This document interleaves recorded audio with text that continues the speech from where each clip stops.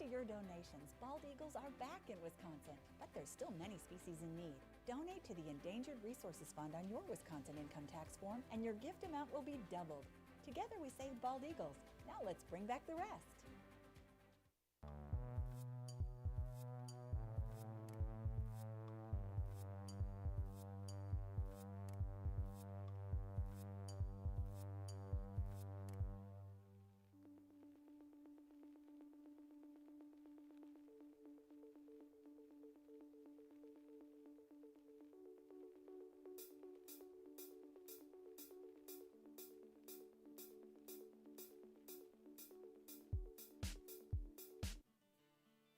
Eagle has landed.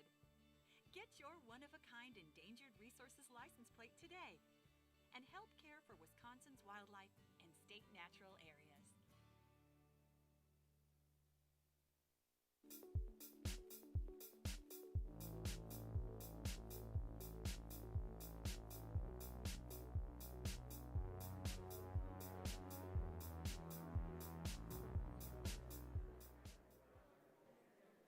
Let's try this again. Are you able to hear me out there in the audience? Sounds like it's all right. Welcome to the 35th annual Bald Eagle Watching Days. It's wonderful to see you here. This is our second pandemic Bald Eagle Watching Days. And the first, last year when we did this, there were none of you in the audience, and we had a remote audience. This year, we're fortunate to have you back, and so we really do welcome you to Sauk Prairie High School. This is our River Arts Center, and we're fortunate to have it. And welcome to the Sauk Prairie area to see this wonderful resource of eagles that are wintering in this area. What we're going to do this year is we have we're live, obviously, with you here in the audience. But we're also going to be live streaming this remotely so that there are people joining us from all over the state, and at least if it's similar to last year, all over the country.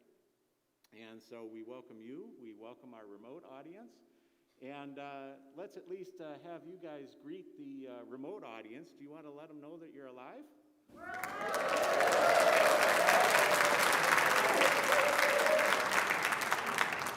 I think they got the message. Can you tell? And we've got an eagle in here too. Do you know, Jen, how many we have remotely logged on?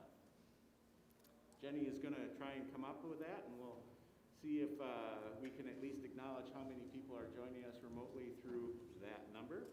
My name is Jeb Barzen, and I'm the president for Fairy Bluff Eagle Council. And this is Jennifer Lansendorf, and we're going to be co-hosting the events today and bringing you the many wonderful presentations that we have. We can switch to the slides, if that's possible. 31 watching. All right, well, so far we have 31 who are remotely linked in, and I imagine that that will change during the day. And so I don't know how we can ask them to do it, but if they can do a virtual clap, they're welcome to do that.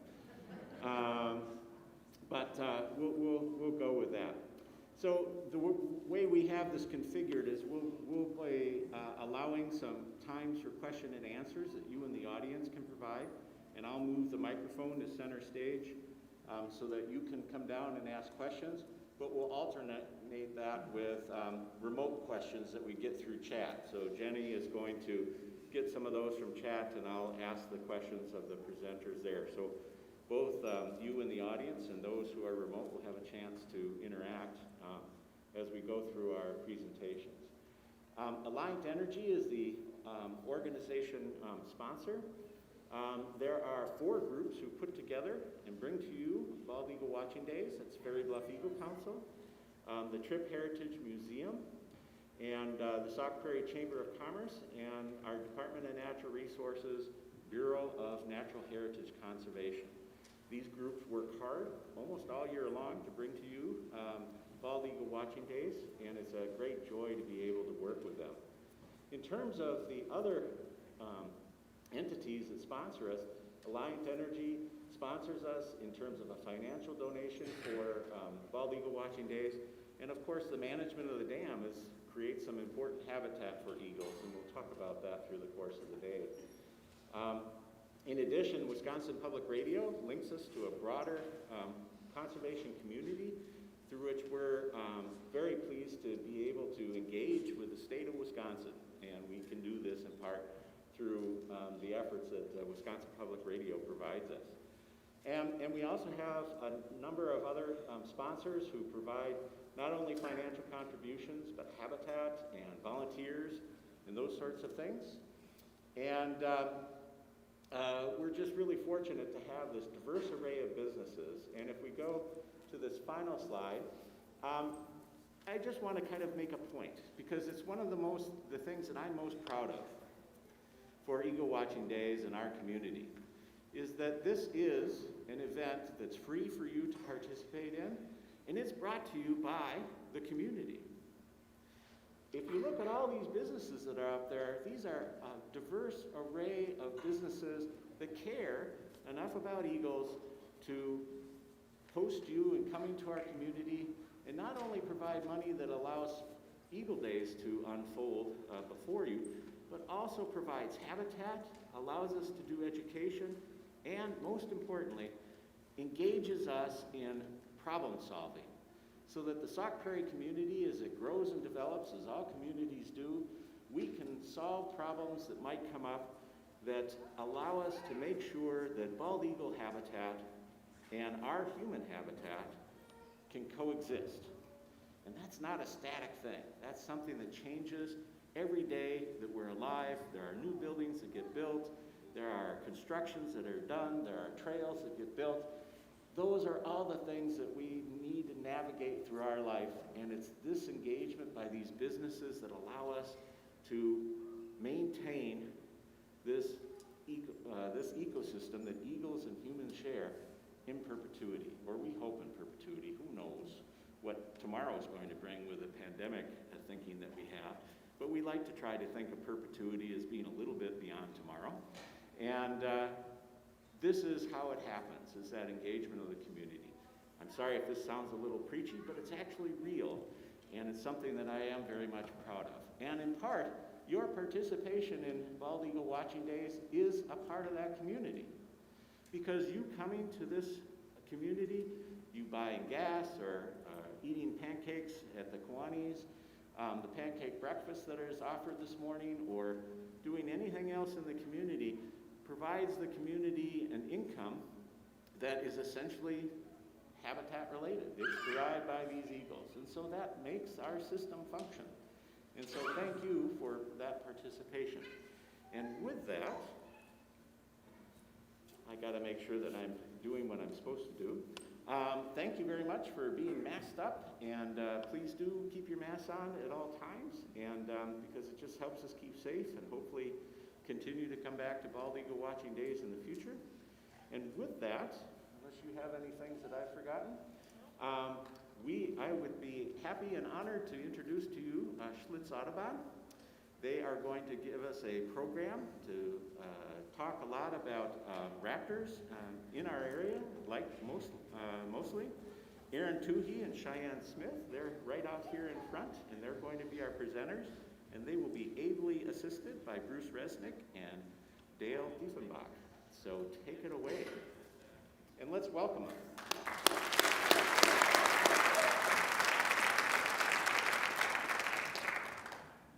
Is this on?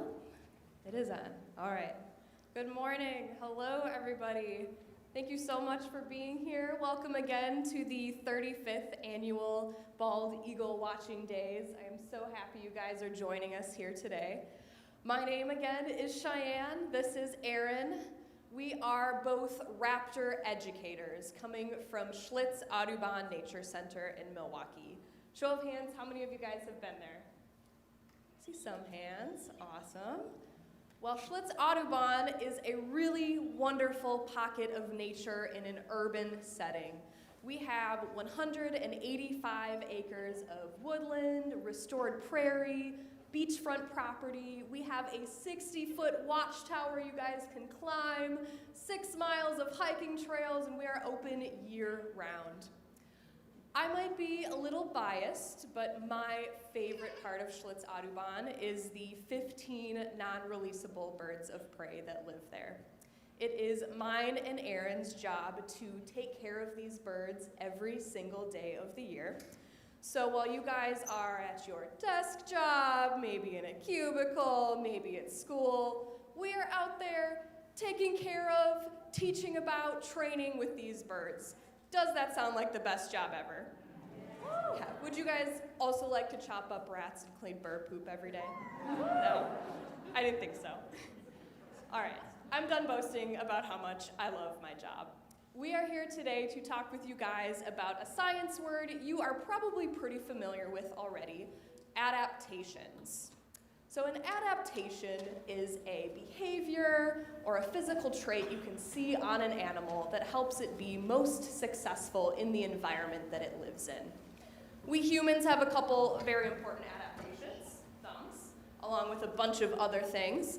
Fish can breathe underwater with the help of gills. Dogs pant to cool themselves down. Lots of animals can camouflage or mimic other animals to protect themselves from predators. Adaptations come in a lot of different shapes, sizes, and forms. But we are here today to get a little more specific and look at adaptations through a little different lens. So I'm going to need you guys' help with this one. I want you guys to think about adaptations that birds specifically have for survival.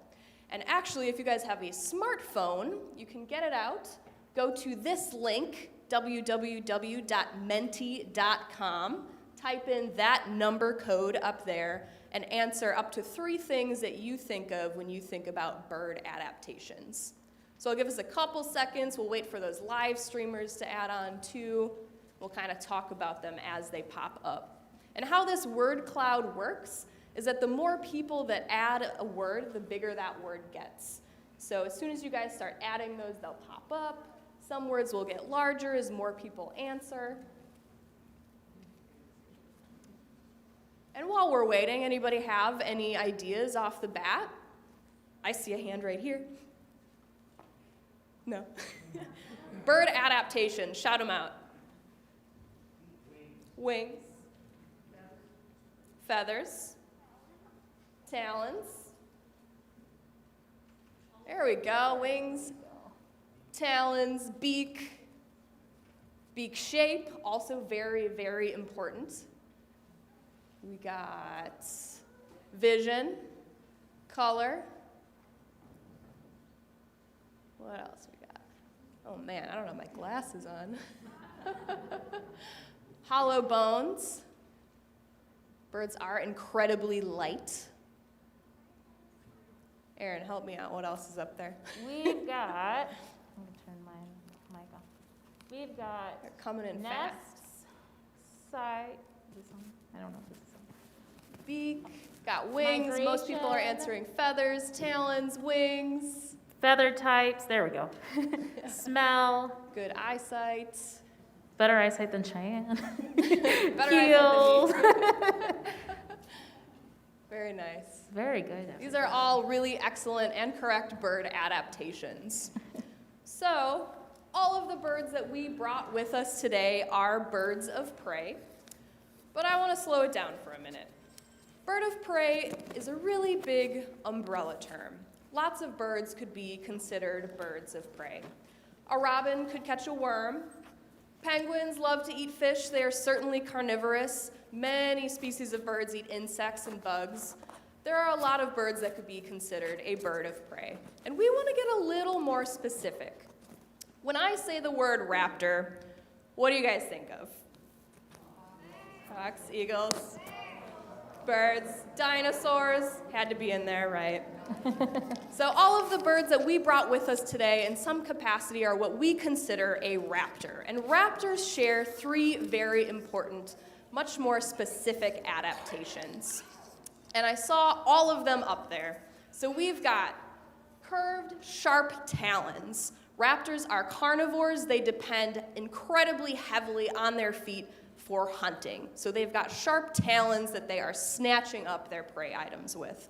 They also have a curved, hooked beak. Somebody said beak shape. That's excellent. Beak shape often dictates what a bird is eating. So some birds have beaks adapted for insects, cracking into nuts and seeds, eating seaweed. Raptors have beaks specifically adapted for tearing off pieces of meat or that prey that they are catching with their feet. And then good eyesight, vision, I saw both of those up there. All raptors have 2 forward-facing eyes, or what we call binocular vision, just like you and I have. So having 2 eyes on the front of their head allows them to see their prey items while they are way up in the sky or perched in a tree. Little rhyme that helps me. Eyes on the side, born to hide. Eyes on the front, born to hunt. A lot of prey animals that hide from predators have eyes on the sides of their heads to watch, whereas predators like our raptors have 2 forward-facing eyes to really keep an eye on their prey items. All right. So all of the birds, like I said, that we brought with us are raptors. They all have those 3 adaptations, but they also have a handful of other behaviors or physical traits on their body that help them be most successful in the environment that they live in. There are some strengths and weaknesses, however. Each of these predators is adapted to their own specific set of habitats, preferred prey items, situations. So there are certainly going to be trade-offs. Every animal can't be successful in every environment. So today we are going to explore some of those trade-offs and what makes these predators perhaps weak in some situations and stronger in the habitats that they live in. All right, so I know you guys aren't here just to see Aaron and I today. Are we ready to meet some birds? Yeah? All right, before we bring out our first bird, we have a few ground rules. It is our job to make sure these birds feel comfortable. We are a lot bigger than all of them, so we are all certainly considered predators in their eyes. So we want to make them feel as comfortable as possible. Now, these birds are all working birds. We have a lot of permits from the Fish and Wildlife Service to have these birds and to bring them to programs like this, and they're used to it. They are used to big crowds. They are working birds. However, there are still a few things that we can do to make them feel the most comfortable. So, as each bird comes out, their handler is going to pause up on stage for a little bit, and then if they deem the bird is comfortable, they will try to get as close to you guys as possible, so we will be weaving in and out of the aisles. While they are doing this, if they do, please keep your hands on your laps or on a camera. No loud noises, no oohs, ahs. Some of them are pretty impressive, but let's keep our voices down. And as well, just please stay in your seats. All right, how are we feeling? We ready for this first one? All right. Here she comes. All right. This lovely lady is Tuskilly, our 24-year-old great horned owl. Guys, when are owls most active? At the night. So most owls, with a few exceptions, are nocturnal. And being nocturnal means that they have a handful of really unique adaptations that are much different from our diurnal or daytime raptors. One of these adaptations is the first thing that I notice when I look at Tuskilly, and those are her 2 giant yellow eyes. Guys, those eyes are so well adapted. So those eyes are so large, and being so large allows them to catch the most light possible in very dark or dim lit situations. Owls, there is a trade-off there.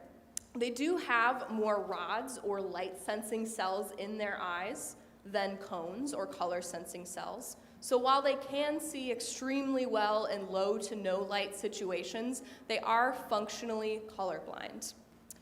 Another trade-off to the size of those eyes is that they are so large, they take up about 75% of the owl's skull. In comparison, our eyes take up about 5% of ours. Being so large means that they don't have much room left in the skull for the muscles surrounding their eyes.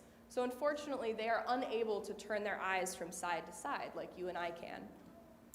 This means that functionally they are stuck staring straight forward. However, there is another trade-off that makes up for this.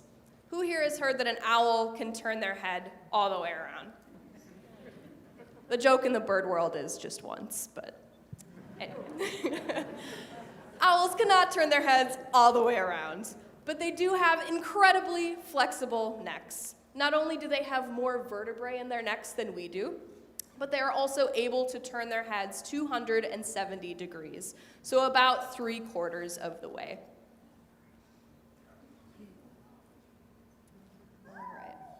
So having that flexible neck makes up for those eyes being stuck straight forward. They also have one of my favorite adaptations, which is extremely good hearing. Who here thinks that Tuskegee eyes are on the top of her head? Show of hands. Ah, very nice. Not many hands. Tuskegee's ears are actually behind her eyes towards the side of her head underneath all of those feathers.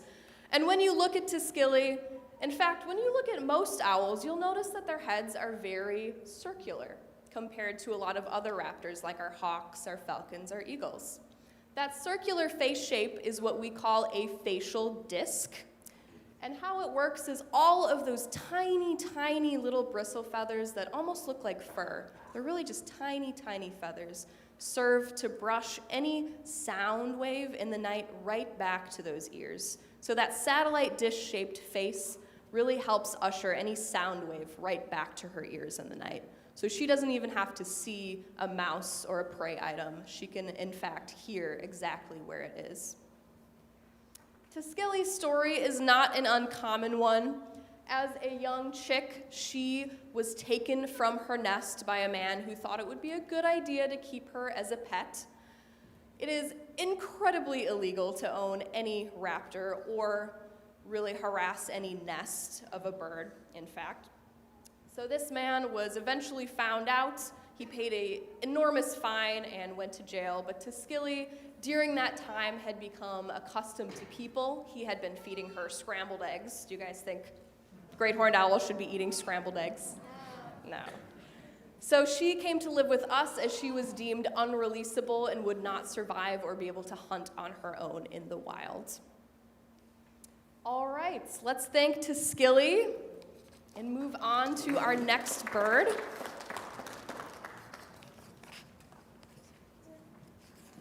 All right, so Cheyenne was talking a little bit about trade-offs and adaptations.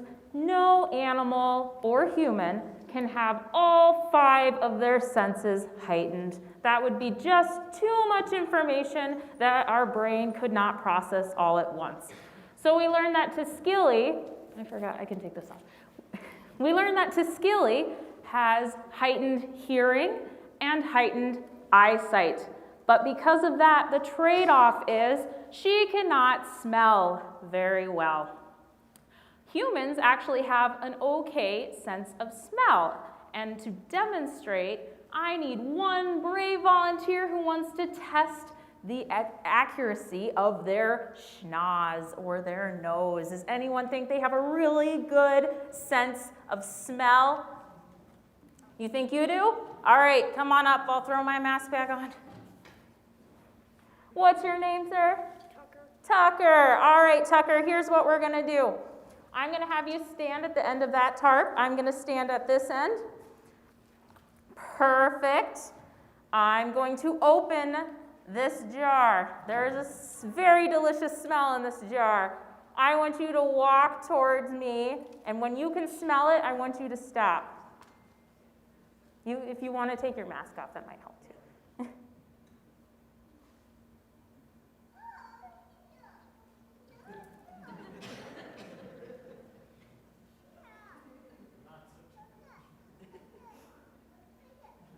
Don't be embarrassed. You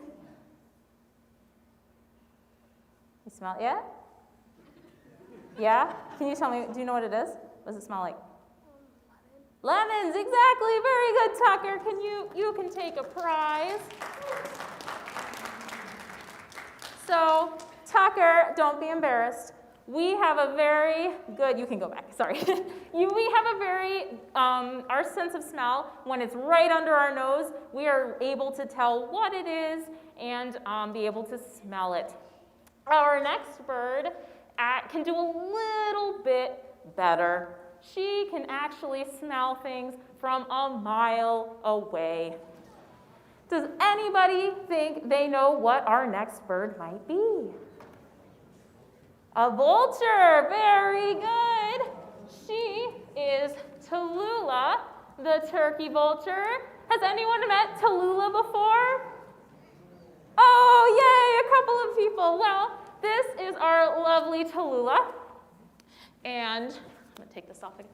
She is a turkey vulture. Now, turkey vultures, if we look at a vulture skull and an owl skull, which will come up on your screen as well, Cheyenne was mentioning that owls have huge eyes. So if we look at the owl skull to the right, we can see that the eye sockets are indeed huge to have those eyes in their head. If we look at a turkey vulture skull, you could see that their eye sockets, they're okay, they're decent.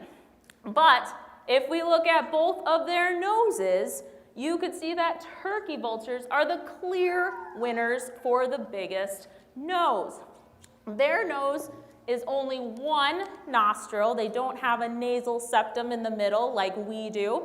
And that allows more smells and more air to get to their brain to be processed by their highly developed olfactory system. Now, turkey vultures, does anyone know what turkey vultures eat?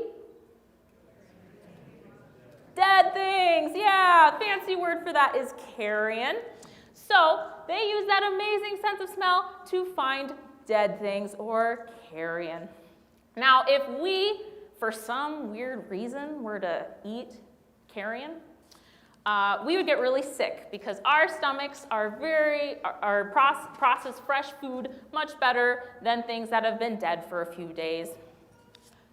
Vultures' stomachs are actually highly adapted to being able to eat carrion that has maybe been on the road for 2 or 3 days. Their stomach is highly acidic. Their stomach is more acidic than a car battery and much, much more acidic than our own. And because that stomach is so acidic, they are able to process a lot of different bacteria and viruses that we would not be able to process. They can process anthrax, they can process botulism and cholera and rabies virus, and all of those things are really detrimental to us as people.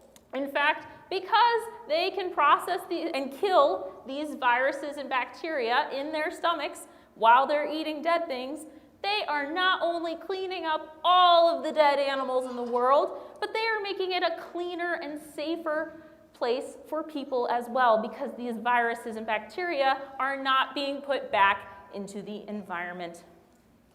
Now, there is one problem that their nose cannot fix for them, and that is wintertime. Has anyone here ever cooked a frozen pizza before? Really? Nobody's cooked a frozen pizza before? Thank you. Well, if you are like me, and it might do this often, you will put the frozen pizza in the oven, and I'm not able to smell it at that point when it is frozen. But as it warms up in the oven, that is when I'm able to smell the delicious smell of pizza fill my apartment.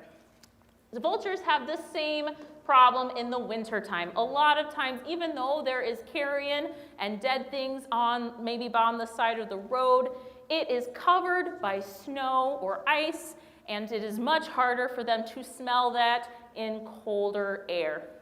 So to fix that, they undergo a partial migration. So in the bird world, you can go under a full migration sometimes or a partial one. As a partial migrant, she only needs to migrate as far as she needs to find food. But the northern populations oftentimes will migrate further south than the southern populations and kind of leapfrog over them so that there are not too many turkey vultures in the same area fighting for that food. Now, as we can see, Tallulah didn't get the migration memo. She's with us because she, like Skilly, is a human imprint, meaning that she grew up around people and associates herself more with us, as well as does not have the skills to survive in the wild on her own. Thank you, Bruce and to Skilly. Let's all thank Bruce and, Tallulah. All right, so Tallulah, she might look like a pretty big bird, right? Anyone want to take a stab at what she might weigh? You can just shout it out at me. 49 pounds, 15 pounds, 3 pounds, 7 pounds, 8 pounds. Wow, 60. So Tallulah actually only weighs 4 pounds. Yes, in the back. But she has that huge wingspan. The wingspan can be up to 6 feet long, which is a little bit bigger than my own. And they use those wings to soar. Because of that big wingspan, they are the birds that are often most confused as bald eagles when flying. So I'm going to give you a few tips to be able to tell if it's a turkey vulture or a bald eagle. Right now in the wintertime, as I said, there are no turkey vultures in Wisconsin. They have all flown south.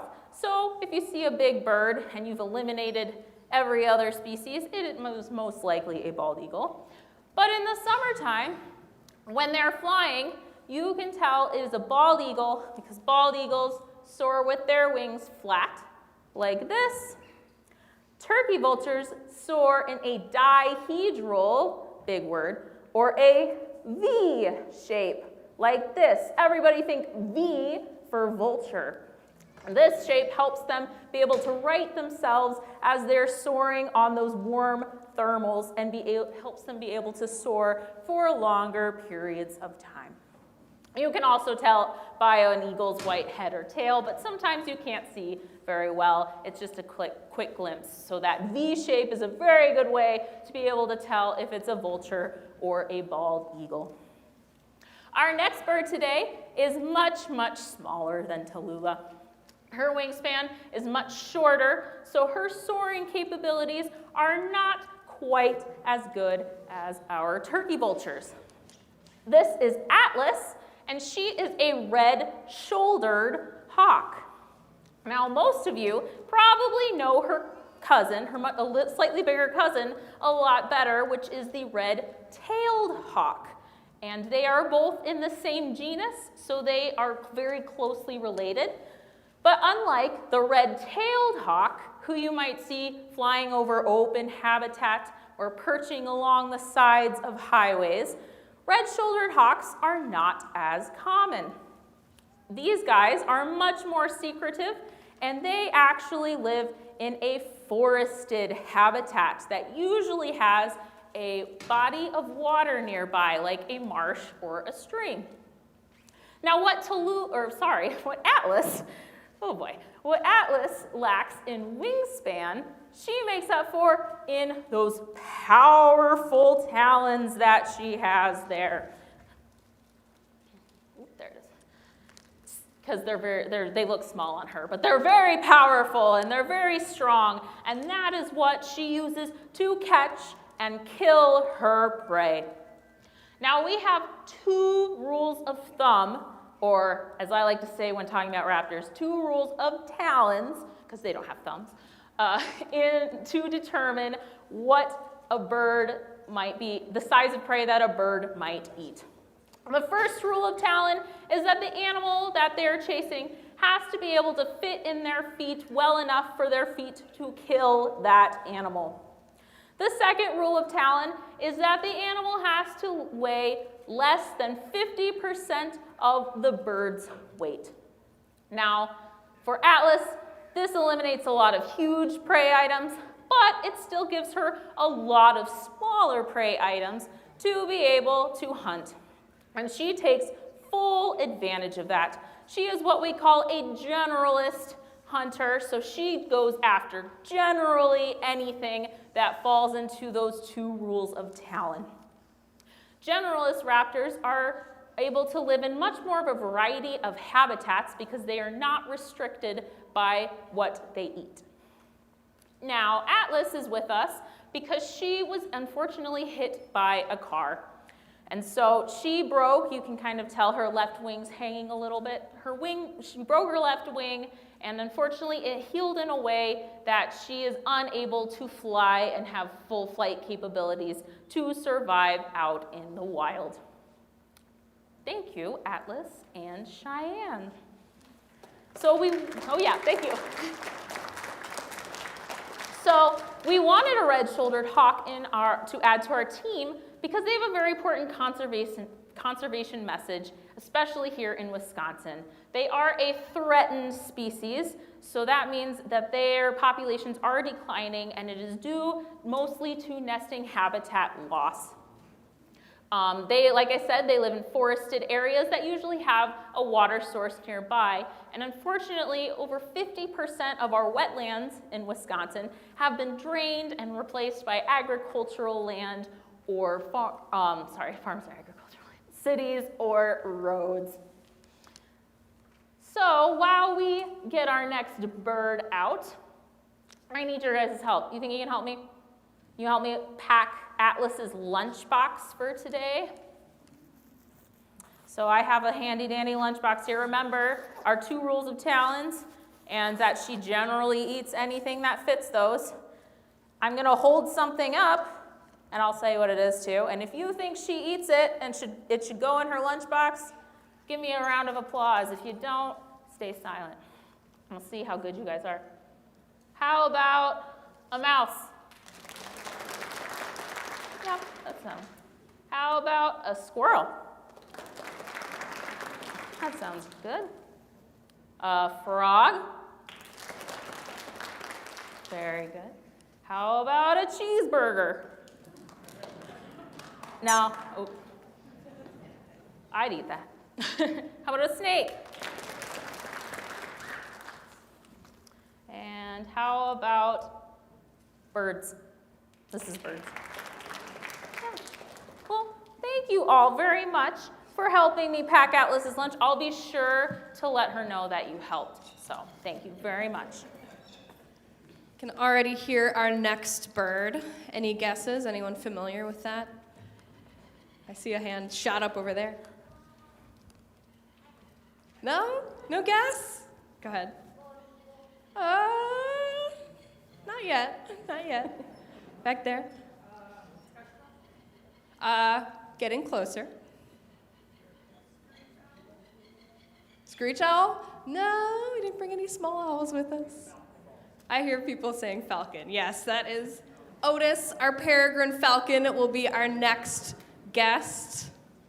Otis is one of our newer ambassadors. He's been with us for about a year now, and he has really been learning the ropes great, so thank you guys for helping him feel comfortable. So like I said, this is Otis, our 9-year-old male peregrine falcon. Peregrine falcons have all of the typical raptor adaptations we went over. They've got that curved hooked beak, those sharp talons, albeit their toes are a little more gangly. They've also got those 2 forward-facing eyes. Not only this, but they've also got a suite of other incredibly important adaptations, because not only are they hunting much differently than the birds we've seen so far, but they're also hunting for different things. So, I'm gonna flash this up on the screen because it's a bit hard to see it on him. Starting on his head, that little tiny bone in his nose, it's not a booger, it's called a tubercle. So all falcons share this little conical bone in their nose that helps break up air when they are diving at incredibly high speeds. That little bone works, imagine if you stuck your head out the highway at 70 miles, out your car, not just on the highway, in your car at 70 miles an hour, and all of that wind started rushing in your face, and it's really hard to breathe. That little bone called a tubercle helps him breathe while he is diving or flying at incredibly high speeds. What do you guys know about falcons? I know someone's dying to tell me. Go ahead. Yes, they are the fastest animal on the planet. So having all of these adaptations is incredibly important for that speedy lifestyle that they live. So not only does he have that tubercle that helps protect him while he is diving at incredibly high speeds, many falcons also have a lot of dark plumage or coloration on their heads. You'll see that Otis here, and many peregrines in fact, have black to dark bluish gray heads. A lot of kestrels, which are another species of falcon, will have dark malar stripes or markings under their eyes.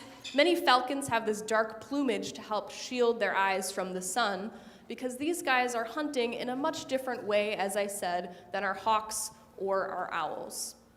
So these guys are not sit-and-wait predators like those previous birds. They aren't just finding a comfy high perch to sit and scan for prey. These guys are typically hunting on the wing or in flight. So all of these adaptations, including those two on his head, as well as his entire overall body shape. So compared to our turkey vulture or our hawk, who have very wide, broad wings from front to back, falcons have a far different wing and body shape. Their wings are far more boomerang-shaped or angular. As well, their feathers are far stiffer, unlike the soft, fluffy feathers of an owl or a hawk. Falcon feathers are far more stiff, and their body is completely streamlined for speed. So when he is setting up for a dive, he will circle, circle, circle to get to incredibly high altitudes. He will tuck those wings back and set up that dive and fall just like a bullet through the sky. So that wing shape, that feather rigidity, really helps him slice through the air with very little resistance. So as I said, these guys are hunting on the wing. They are hunting in flight. And that's because they are hunting something very different. You guys know what falcons like to eat? Birds. Yep. Falcons are not generalists. They won't generally eat anything. They are instead specialists. So they specialize in a specific type of prey. And that prey typically is birds. Birds are the favored diet of these predators. So not only will they eat other birds, they will eat bats, insects, even birds that are larger than them, like ducks. They are incredibly, incredibly fast and specialize in the prey items that they eat. This specificity does come with a trade-off, though. I'm sure many of you are familiar with the pesticide DDT. In the 1950s, we were spraying this pesticide on our crops, and it was really, really good at what it did, which was killing insects. However, what we didn't realize at the time was that this pesticide was really getting into and mucking up the entire food chain.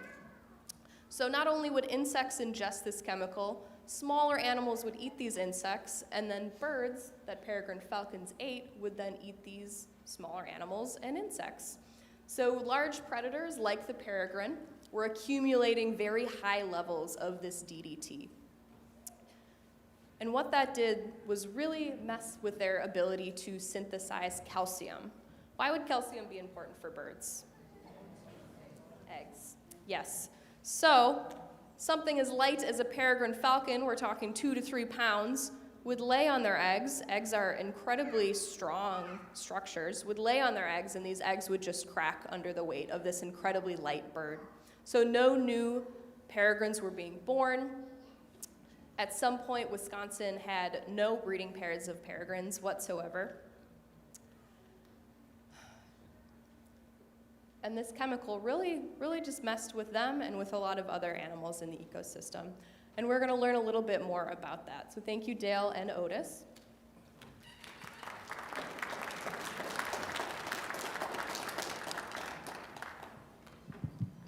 All right, so we're going to get to our last star of the day, but before we do that, DDT did not only affect peregrine falcons, it also affected our national symbol, the bald eagle.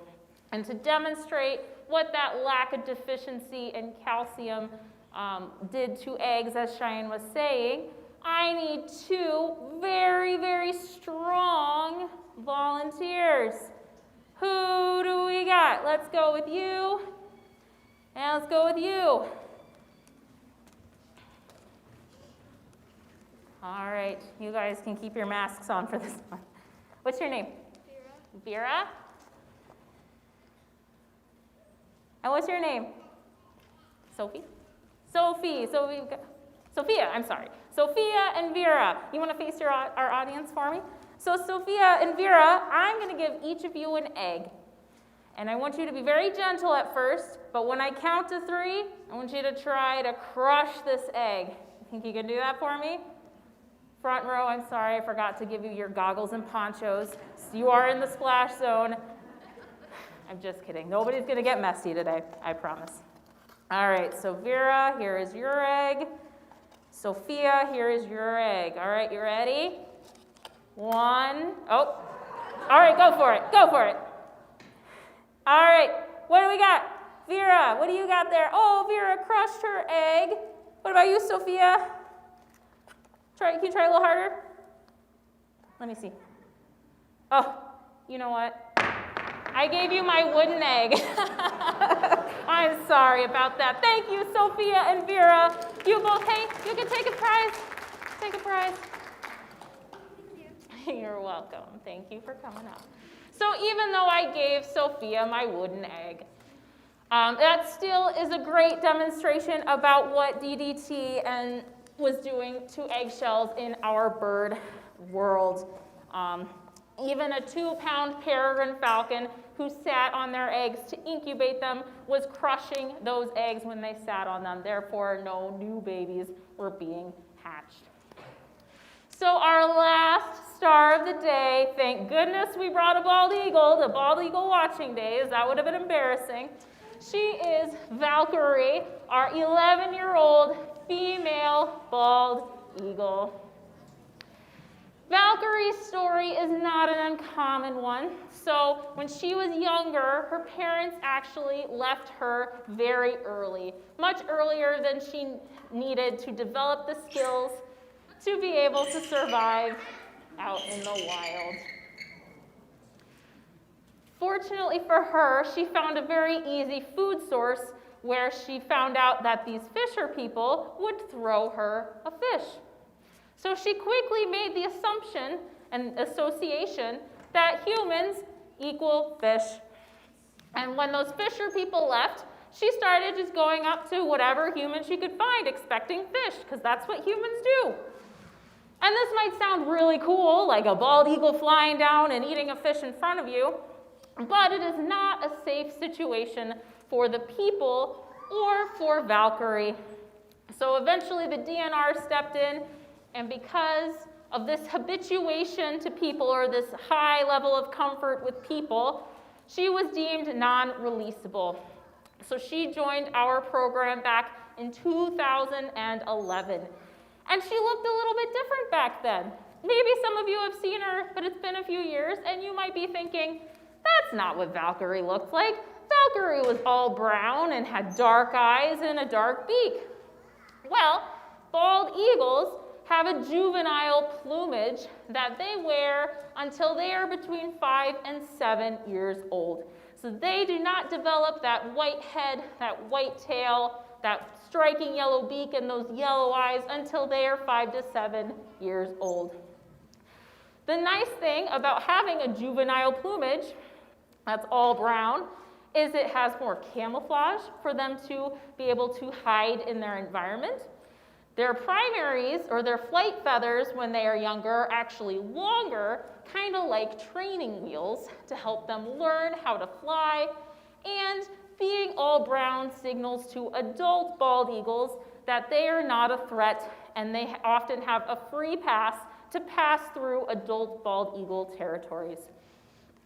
Now, once they get this adult plumage, they lose all those benefits, but they gain some new ones instead. They are now able to have territories, build nests, have babies and mates, and they are now more experienced in the world, so they can make these decisions on their own. Now, bald eagles are a little bit between our generalist and our specialist birds. They will oftentimes scavenge. Sometimes they will hunt mammals, but their favorite food in the whole world, as I mentioned earlier, is of the gilled variety. They love their fish. We've talked about how all raptors, in some sense, have incredible eyesight. But bald eagles really take the cake when it comes to that eyesight. They can see in definition much better than we can. Their acuity is much better than ours. They can see in colors that we can't even imagine, and they can see movement from over a mile away.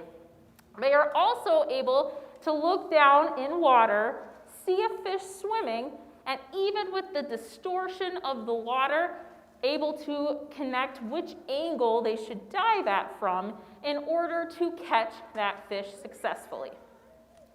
Now, when they do catch that fish, they have some adaptations on their feet that help them hang on because, as many of you might know, fish are pretty slippery.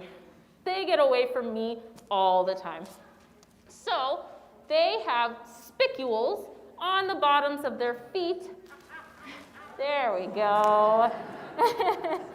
They have spicules on the bottom of those feet to help grasp and hang on to that prey.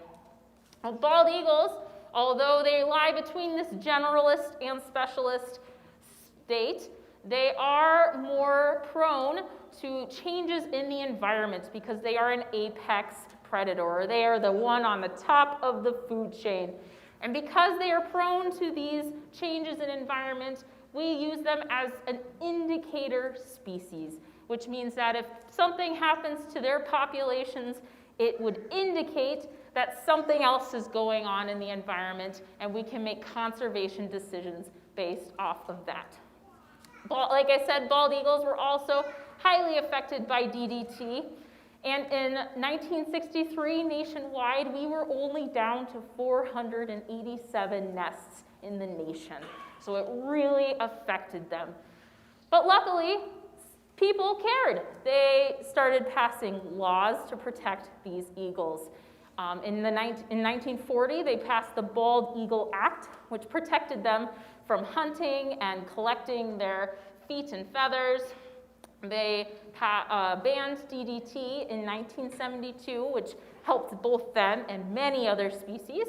And then they passed the Endangered Species Act in 1973, which added all this extra protection to species that were having population declines, including the bald eagle.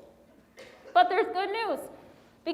After all that, and because of all that, they have started making a recovery. So in Wisconsin, in 1973, after this Endangered Species Act was passed, they started surveying our bald eagles in Wisconsin. And we were only down to 108 nests here in Wisconsin in 1973. But since then, bald eagles have been delisted from the endangered species list and threatened species list in both Wisconsin and federally. And in 2019, we were up to 1,684 nests in Wisconsin in every single county except Milwaukee. But as you can see, our nationwide numbers have also come back, and we are now at 316,000 individual bald eagles in the nation. So it just shows you that caring does help. All right. Well, thank you, Miss Valkyrie and Cheyenne. Before we get to our Q&A, we talked about 5 different birds today. We talked about their adaptations and their trade-offs and what makes each of them special and able to live in their environments that they live in.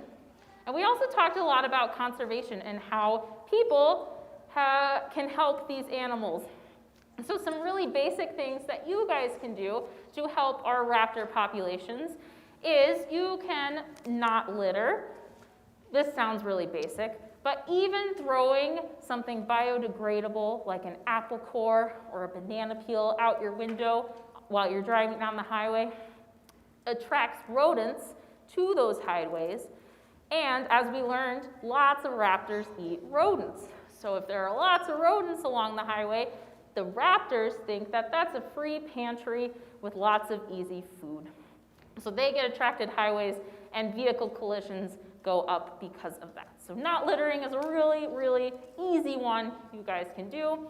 You can plant native gardens with native plants. This not only provides habitat for lots of different wildlife, but it attracts insects.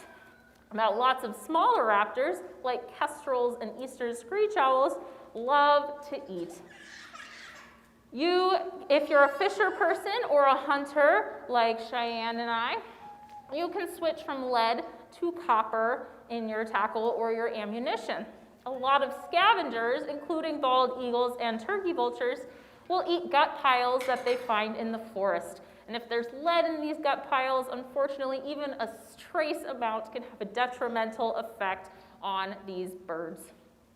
And finally, you can support organizations that support birds, whether that's in rehabilitation or education or research. Supporting these organizations will, in the long run, help bird populations both in Wisconsin and nationally and globally.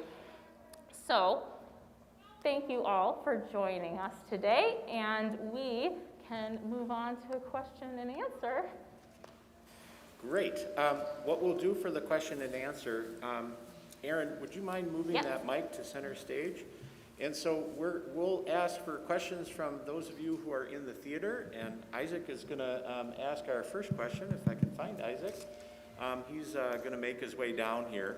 And then we'll alternate your questions from the theater with questions from our remote audience, and those will come in by chat. So those of you who are remotely engaging with us, please get your chat questions in, and we'll take some questions from the theater first. So Isaac, and basically if you can do what Isaac's doing, that will is how you should go about doing the questions from the theater. Isaac, go for it. All right, so out of all the birds that we saw today, which one of those was your favorite? You start off with the hardest question. I love them. This is going to sound like a cop-out, I'm sorry, but I love them all for different reasons. I think turkey vultures are my favorite to educate people about because they have such bad rep because they eat dead stuff. But the bald eagle and the conservation message with the bald eagle and the peregrine are always nice because they are coming back due to conservation. So it's a really good way to tell a feel-good story and how we have helped since humans have hurt their population. So, and then of course, they're all, it's a cop-out, I'm sorry. Thank you though, Isaac. Please feel free to come Yeah, down please and come ask our up. question. I don't bite. Come on up to the microphone, and while you're doing that, since Tallulah is getting great press today, she's the turkey vulture, we have somebody that Tallulah might want to meet, because Uncle Bootsy is going to be at the Eagle Overlook. He's a turkey vulture who could not be released and is used for education. And Lisa Hartman is going to be there with Uncle Bootsy from about 11 to about 1, as long as it's warm enough for Uncle Bootsy to be out.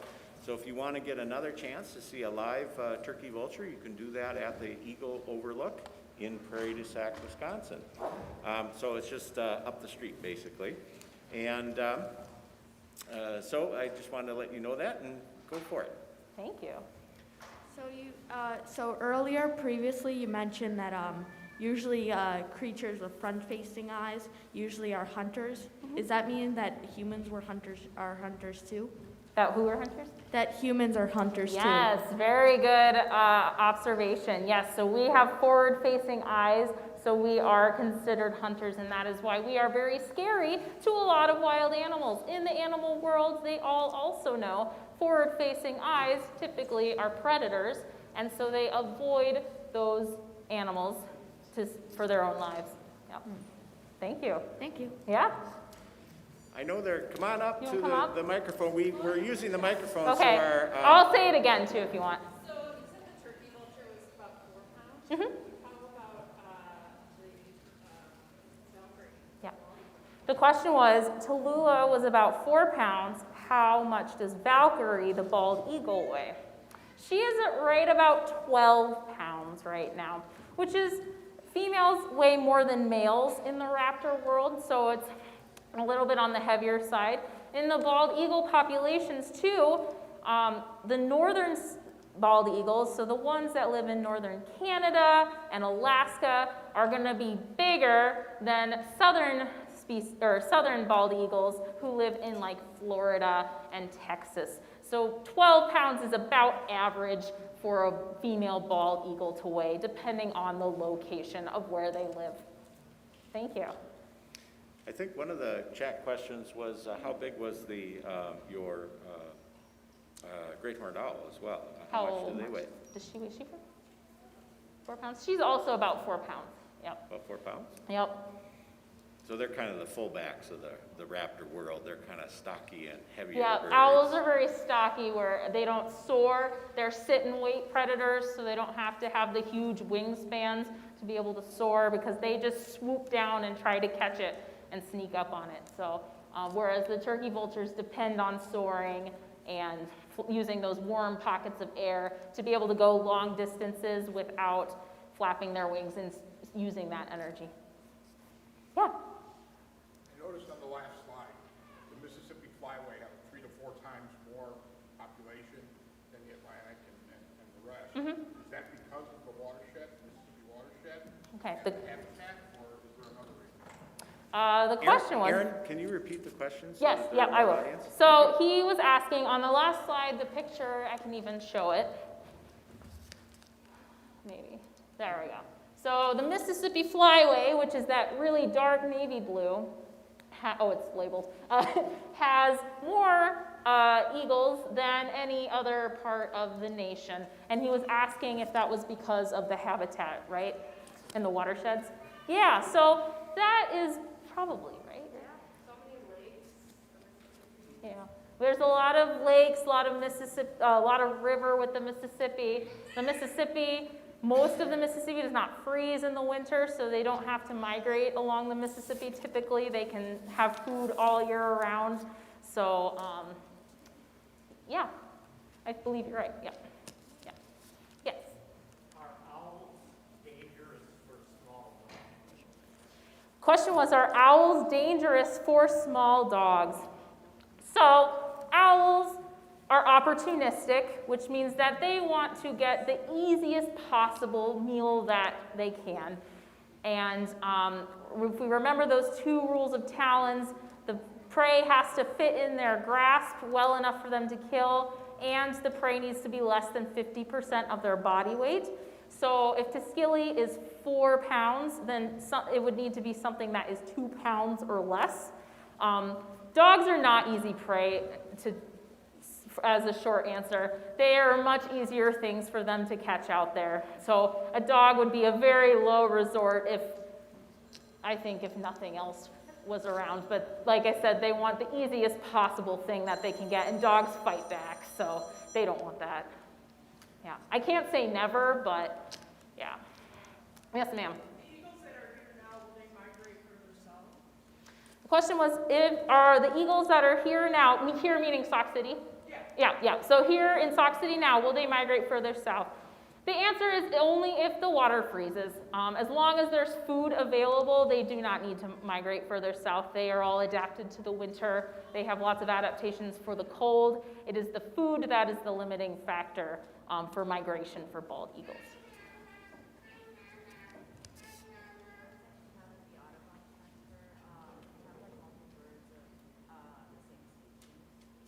Good question. So of all our birds at the Audubon Center, do we have multiple individuals of the same species? And we do. We have 2 screech owls, eastern screech owls, and the reason we have 2 eastern screech owls is because eastern screech owls come in different color morphs, which means they come in different colors. And so we have a gray phase and a brown phase. And then there's even a 3rd phase in the eastern screech owl population called a red-phased screech owl. I think that's the only double. Yep, just the 2 screech owls, though. Everyone else is their Oh, and 2 eagles, I'm sorry. Yes, we have a male bald eagle, Glory, as well. Yes? Do a lot of raptors mate for life, or in general try and stay as a consistent pair? The question was, do a lot of raptors mate for life? It's going to completely depend on the species. Bald eagles do mate for life. Who else mates for life? Red-tailed hawks mate for life. Generally they do, but but again, there's always an exception to the rule in nature. So, yeah. Yes.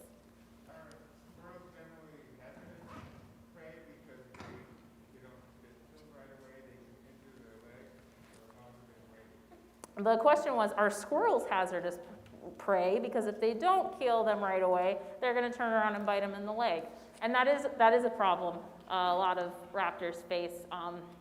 A lot of times they have to be very accurate and try to get their head, and if they don't, they get bit. But if they're strong enough immunity, they can get over that pretty quickly in the wild.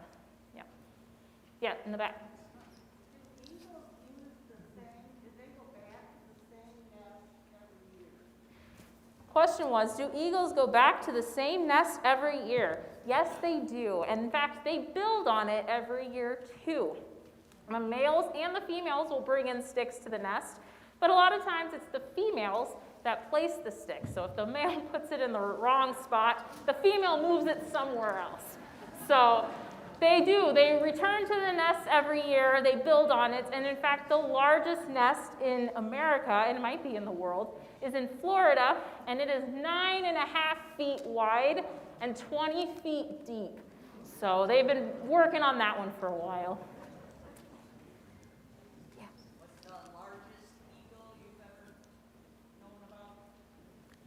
In Wisconsin or in the world? No, Wisconsin. In Wisconsin. The largest eagle in Wisconsin. I don't know that one, actually. We've had a 15-pound female. 15-pound female? 1.5. Okay. Yeah. That's the largest I've heard, so I'll go with that. Females are generally the largest? Yes. Yeah. They are.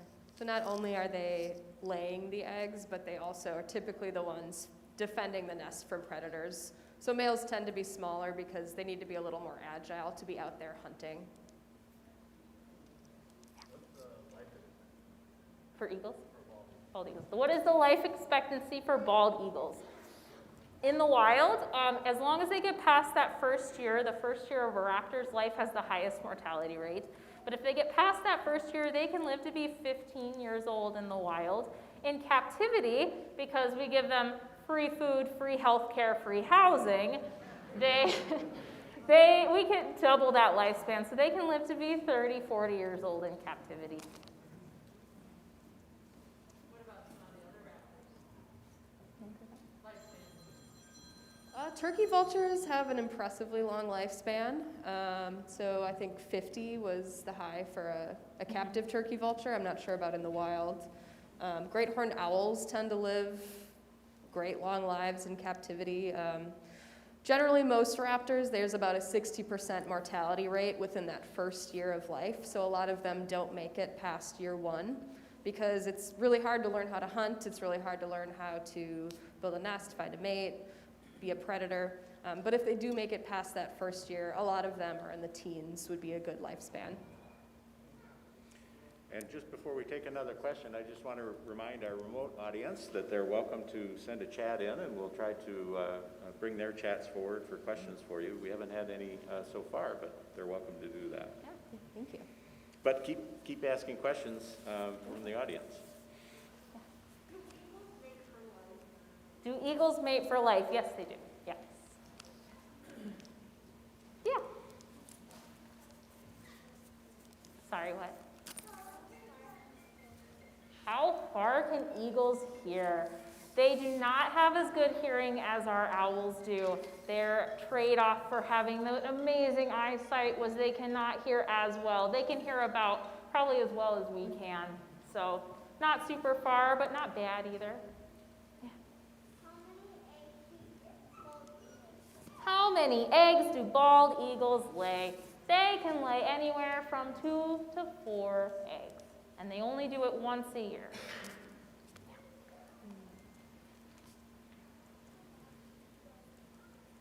much do bald eagles eat? Ooh, how much do they eat? So they can actually eat a lot at once and then go days without eating.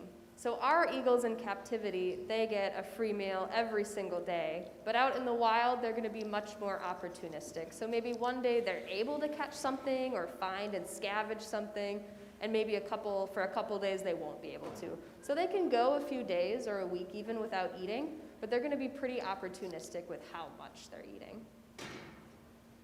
Yeah. We've seen a bald eagle in the neighborhood a couple times in the last 2 weeks. How far is their nest likely to be? Ooh, nest territory. Territories. So in the wintertime, there aren't territories. It's not mating season. Everybody's migrating down from the north. So there aren't typically territories in the wintertime because everybody's just trying to survive winter. In spring, though, they start to mate, and that is when they start to develop those territories. As northern eagles are leaving, they start to defend their territories a little bit better. So right now, he doesn't have, or she, I should assume, doesn't have a nest necessarily nearby. It could be a migrant who came down.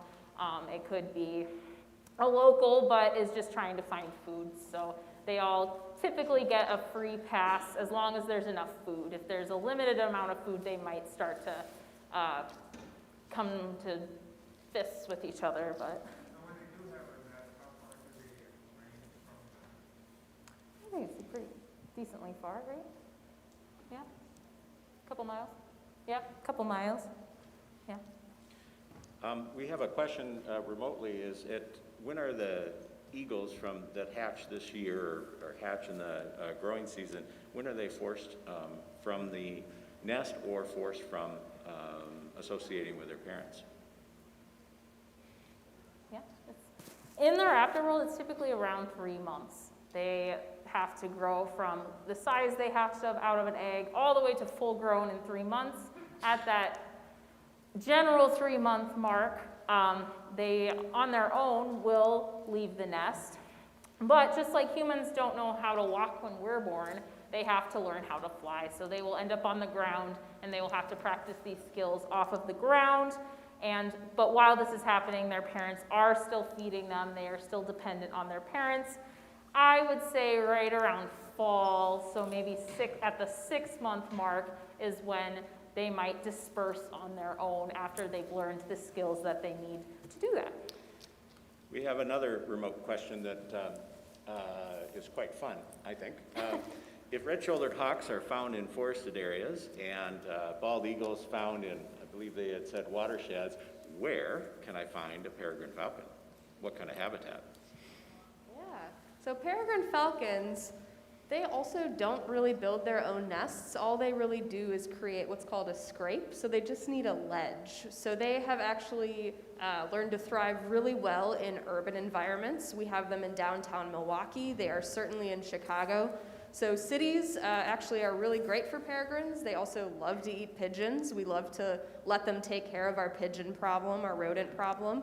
Other than that, they can be found on almost every continent but Antarctica, so they thrive in a variety of different environments and habitats. So anywhere with cliffs, they love to use cliffs to lay their eggs on. You can find them in the mountains. So they are really widespread birds. One thing that I'll add, because we're just about out of time here, but one thing that's kind of fun, how many of you out in the audience are from Milwaukee, or at least Milwaukee County?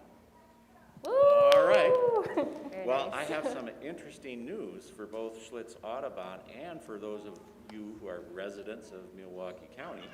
When we were on Larry Mueller this week talking about bald eagle watching days, somebody asked where are eagles in the state, and as Aaron told you, that the 71 of 72 counties have nesting eagles in them, and Milwaukee County was the only county without a nest. But you know how good listeners to Wisconsin Public Radio are.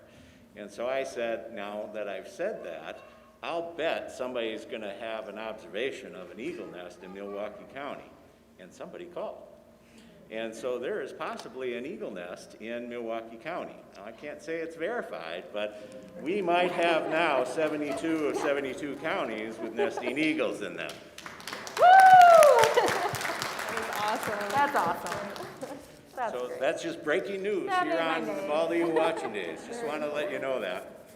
And so one other thing I thought it would be fun in closing, one great example, you guys mentioned the problem with lead poisoning for bald eagles in particular, but many of our raptors and other animals actually, including us, because lead in deer carcasses can get into our blood systems, and we know that lead is not very good for humans as well.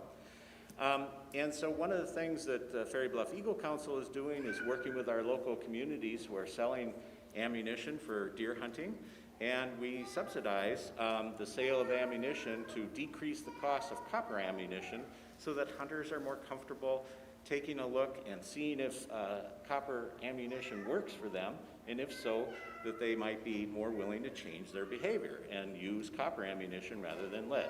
So that's just one of the small things that we, collectively we, can do in terms of solving these sorts of problems, and engaging with that is to find ways of trying to make the world a better place, both for us to live in as well as for eagles. And I really thank Schlitz Audubon for coming here and giving us their perspective on how to make that world a better place for us. I appreciate your ambassadors who have come, and they're always fascinating to see, and I appreciate all of your questions. So we're going to take if I remember correctly, that's a big if, we're going to take 15 minutes to allow people to move out to other venues if they wish, and other people to come in and get set up for our next presentation by David Stokes. So we'll have a 15-minute break. Thank you. Thank you. Thank you guys so much.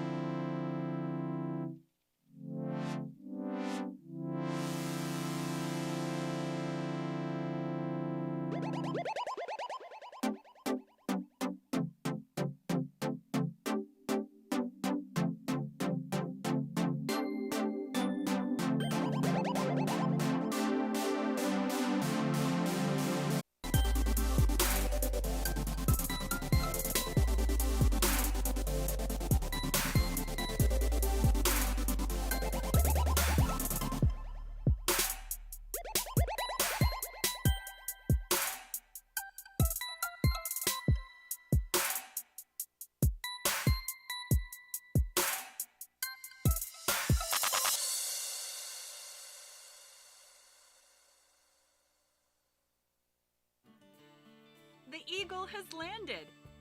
Get your one-of-a-kind endangered resources license plate today and help care for Wisconsin's wildlife and state natural areas.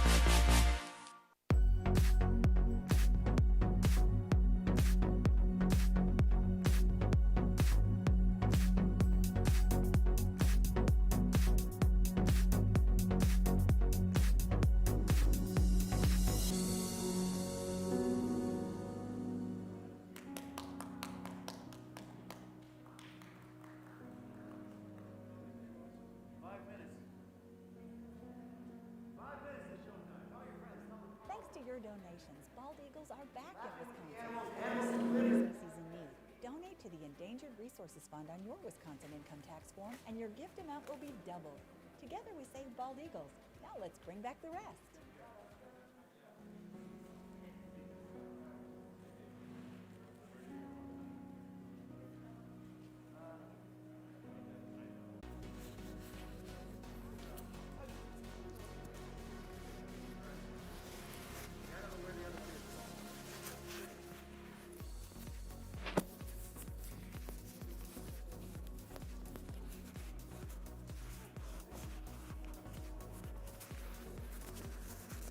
David, do you want me to move that microphone back?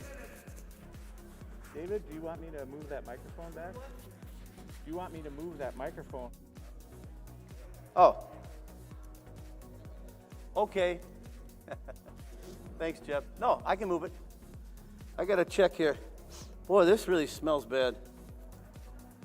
Did you ever cut open a fish?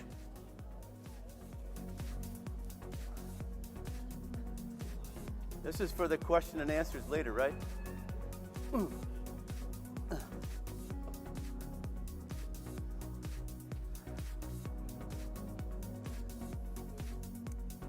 right.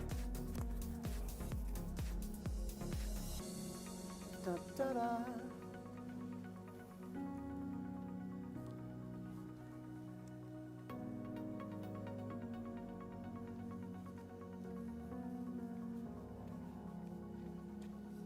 Oops.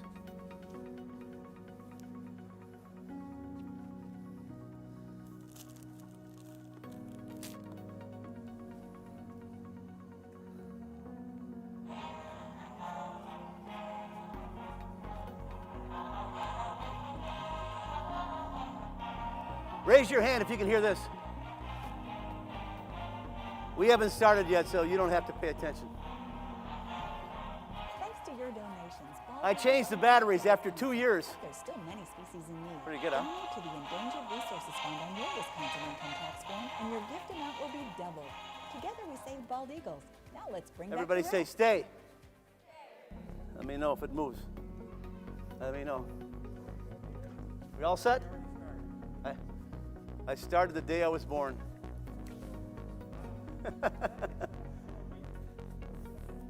It couldn't have started before I was born because I don't think I was planned. What? Okay. Although my dad, he's up there. Thank you, Dad. He said it wasn't planned, but he was happy it happened. Some parents know what I'm talking about. Otherwise, you don't have to worry about it. Don't just. I'm gonna wait for another minute. Nick wants. We're waiting for another minute. Ready? 60, 59, 58, 57, 56. You count. I don't look.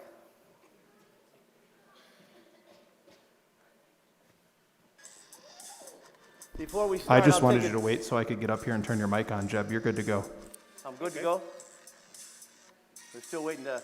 You want to say something? You're going to say something, Jeb? I will. Just a second. I'm technologically challenged, here. Okay. I'm going to take a drink of the liquid of life. Who knows? What is the liquid of life? Water. Make a W. Everybody make a W. Everybody say water. Now make an I. Make your hand look like mine. Everybody say is. Now make two L's. Make two L's. Point at your belly button. Lift up, say life. Ready? Let's try it together. Water. Is. Life. Very nice. Now, everybody say laughter. Get those L going. I think we're ready to start. Are we ready to start? All right. Well, hand. David is a self-introducing presenter here, as you've already told. And David Stokes is presenting Laughing with Animals, but I think he's not only effective at, as you already seen, learning all kinds of different things about how we communicate as well as how animals communicate. But I noticed, did you, David, that on the presentation that Schlitz Audubon did with their wonderful way of looking at adaptations, somebody mentioned that an adaptation of raptors was an added number of vertebrae. And I thought, they just listened to David Stokes. So people are paying attention. I love that. And I was going to ask Jeb Barzen. Everybody say hi to Jeb Barzen. Thank you, Jeb. Thank you, Jennifer. Now, you know what? I was going to ask you this question because I asked Stanley Temple this question. It was a stump Professor Stemple at one of the recent things at Aldo Leopold Foundation. My wife and I went to this thing. It'll make sense in a second, all right? And he said, if you have a question, you got to stump the professor. So I asked him, how many vertebrae do sandhill cranes have? And he said 11. And I found out later it's 18. So I didn't win a prize or nothing. But I wrote him, and he said, yeah, he admitted that it was wrong. So 18, is that what you know? I don't know. But I knew it was more than 11, but I didn't really know. I was learning from your presentation, too. Yeah, 18, which is going to make sense in a minute. All right, raise your hand if you can hear this. Raise your hand if you can hear this.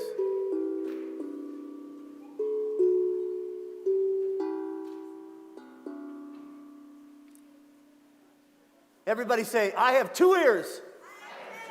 I have 1 mouth. I will listen twice as much.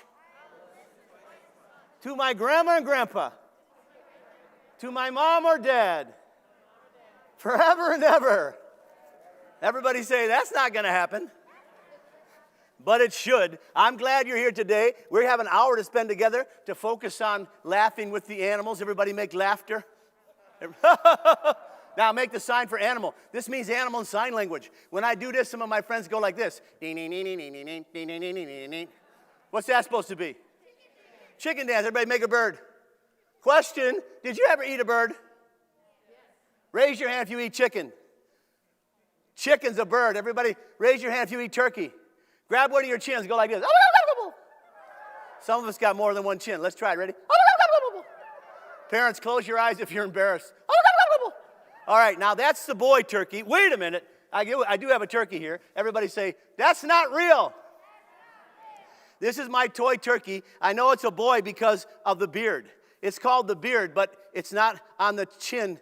I don't know. Forget about it. Everybody feel your beard. Oh, you don't. All right. Yeah. Everybody. Mammals have hair. Everybody feel your hair. Yeah, you're still reaching for your beard. If I did this, you go like bald eagle. Well, turkeys, Benjamin Franklin, there's a story about Benjamin Franklin that he wanted the symbol of the United States of America to be the wild turkey instead of the bald eagle. And here's one of the reasons I was told. I didn't know the guy. I looked like him a little bit, but I don't know.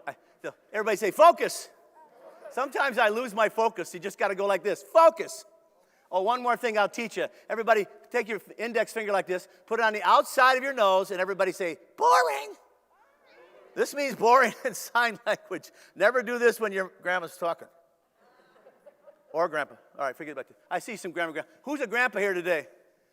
I have an 18-month-old granddaughter, and it's really amazing sort of thing. And everybody say, focus. Okay, so the turkey is very wise. Now, let me say this. Turkeys, everybody feel your head. Regardless of what your brother and sister say, you have a huge brain. So do wild turkeys. Some people say dumb as a turkey. Wild turkeys are very intelligent. Now, if you're going to hunt wild turkeys, who's ever hunted wild turkeys? Anybody ever hunted wild turkeys? What do you have to wear? Randy, what do you have to wear if you're hunting turkeys? Camouflage. So you have to camouflage your face? Yes. And your hands? Yes.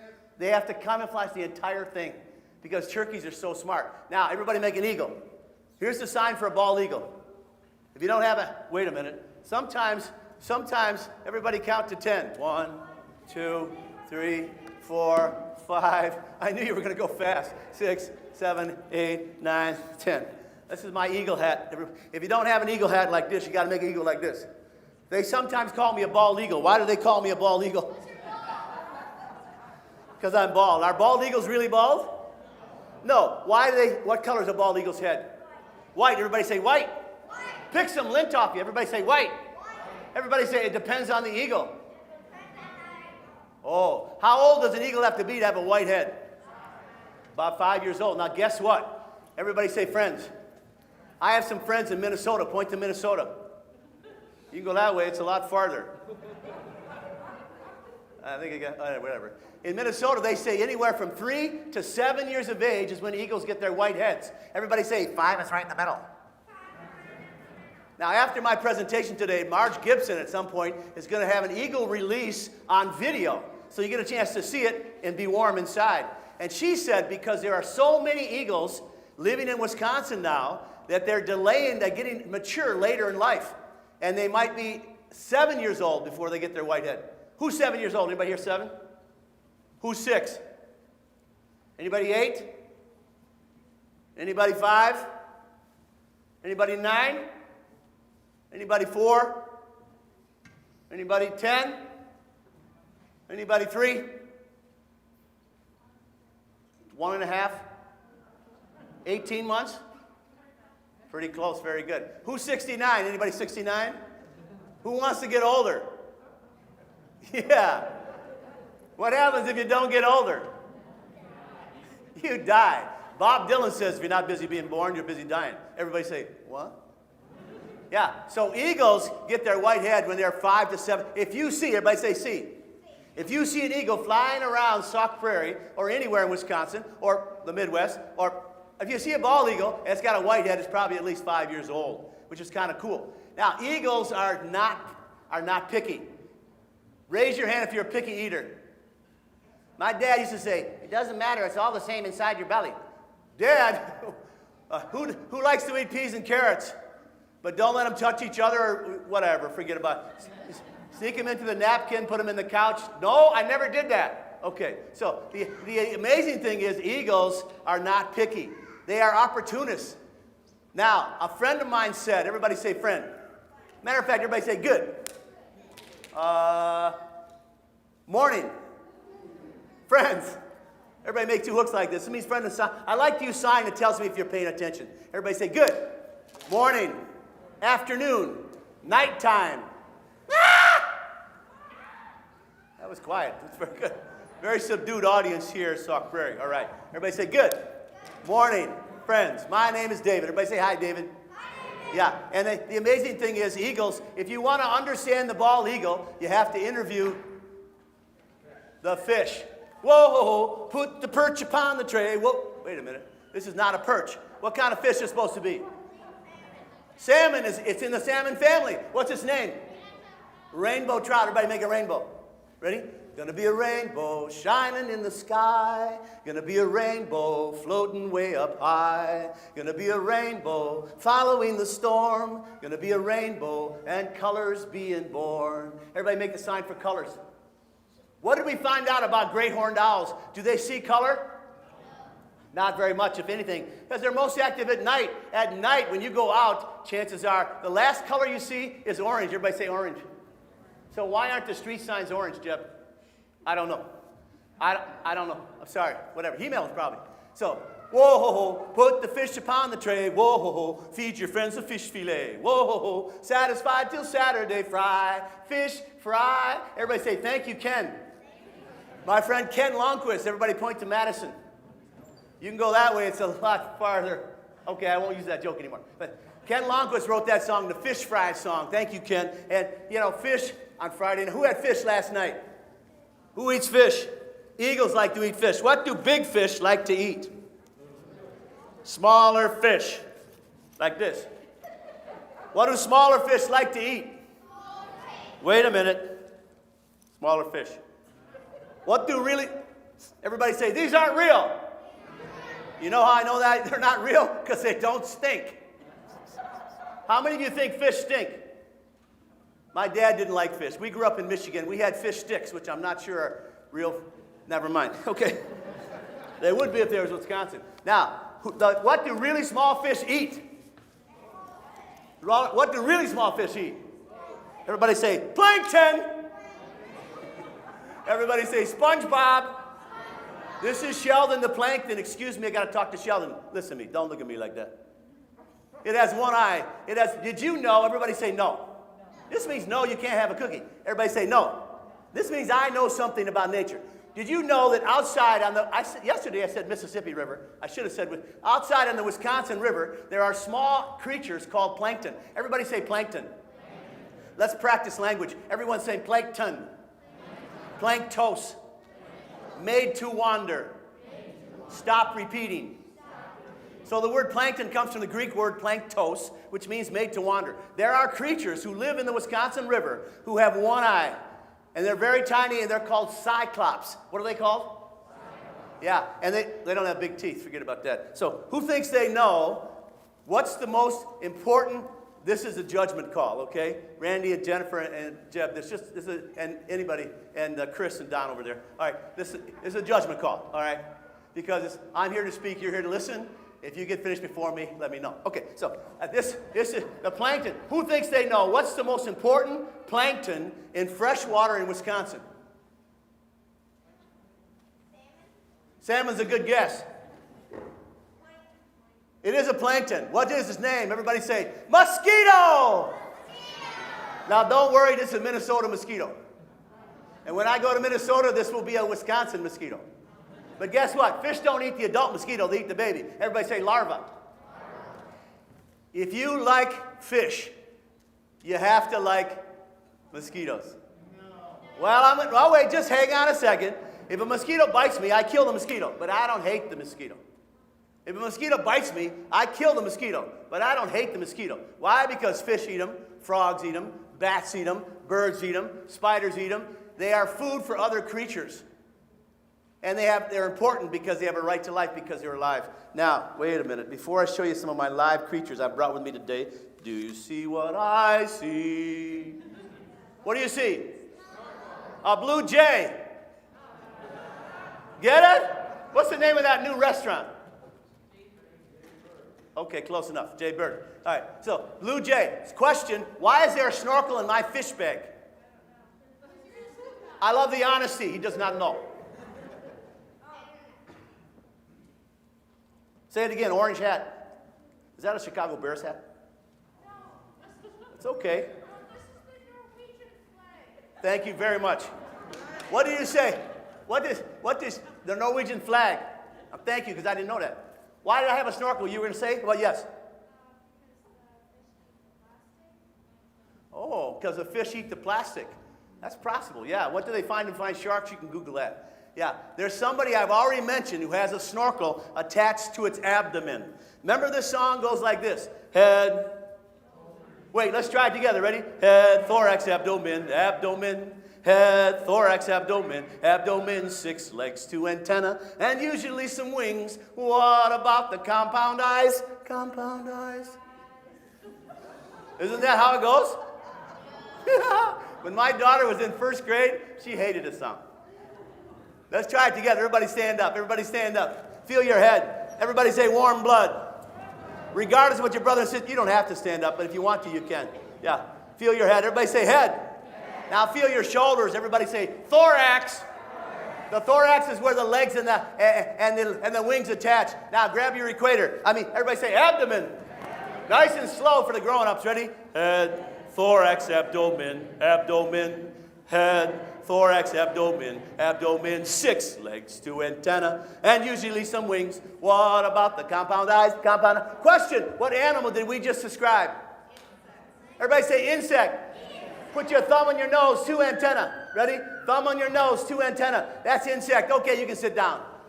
So who invented snorkels? Everybody say nature did it first.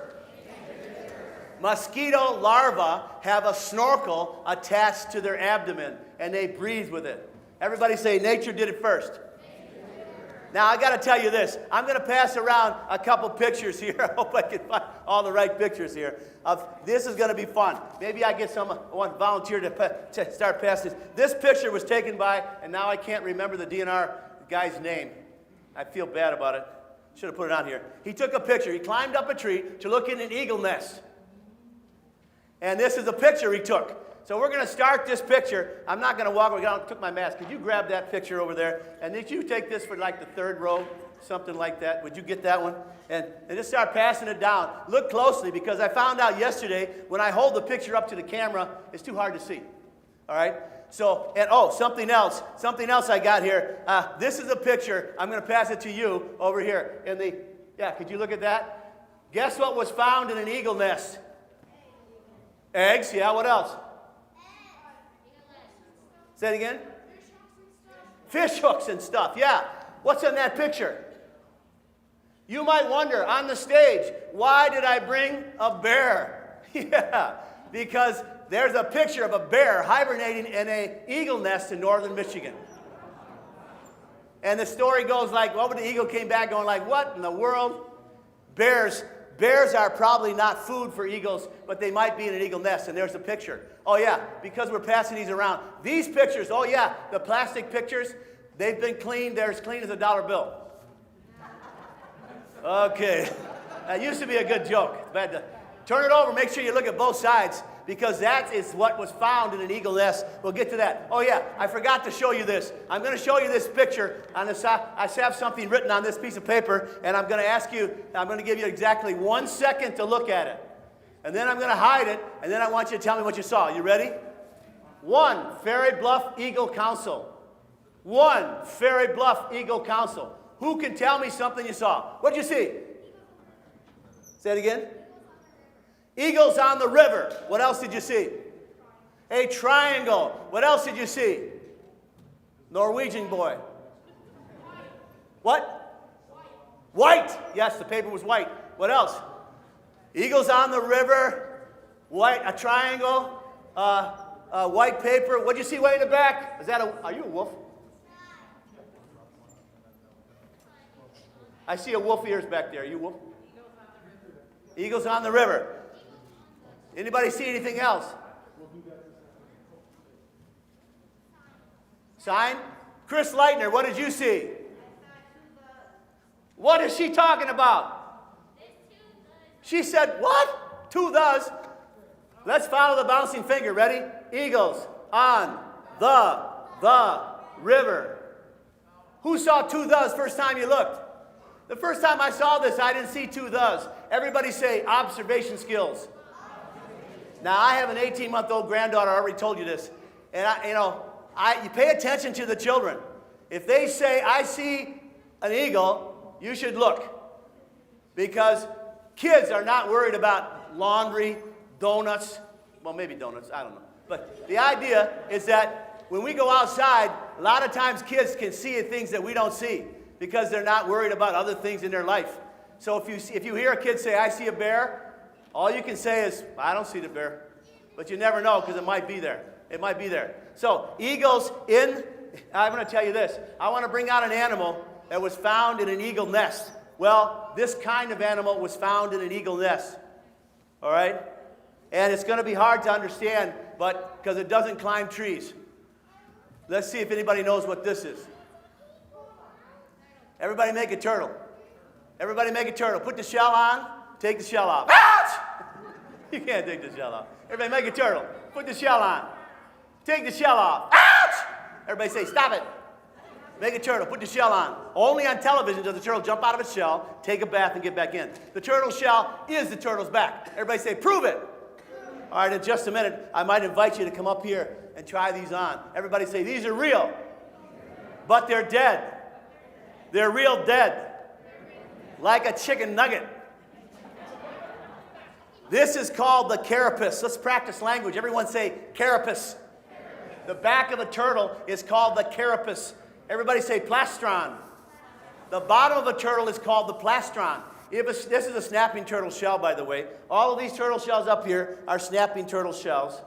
And if you want to touch them in a minute, you can. They have spikes.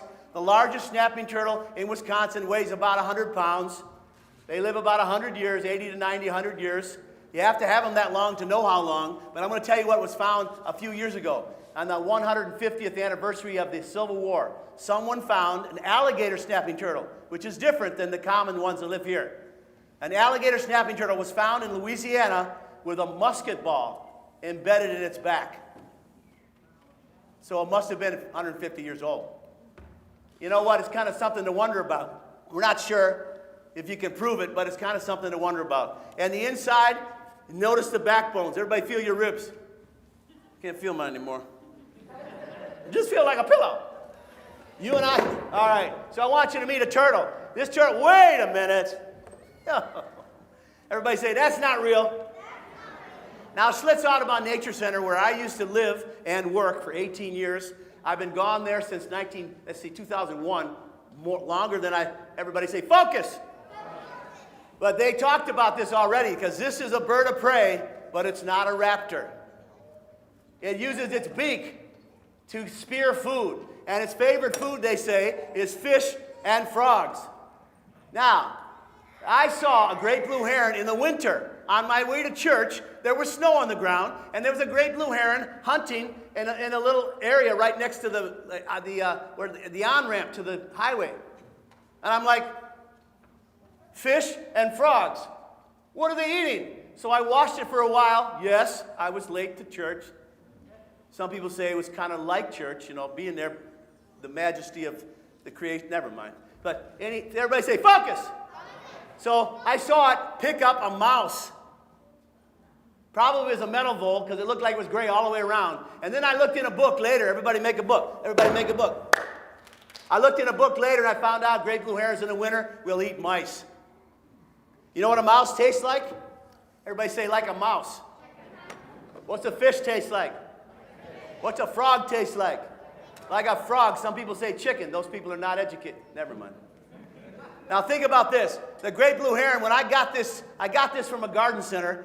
It's not alive, but it looks like a great blue heron because of structure. Because of that adaptation that Audubon was talking about. Adaptation of structure. Now look at this. From a distance, you could, by the way, when I bought this, it was pink. And I still paid, don't tell my wife, $50.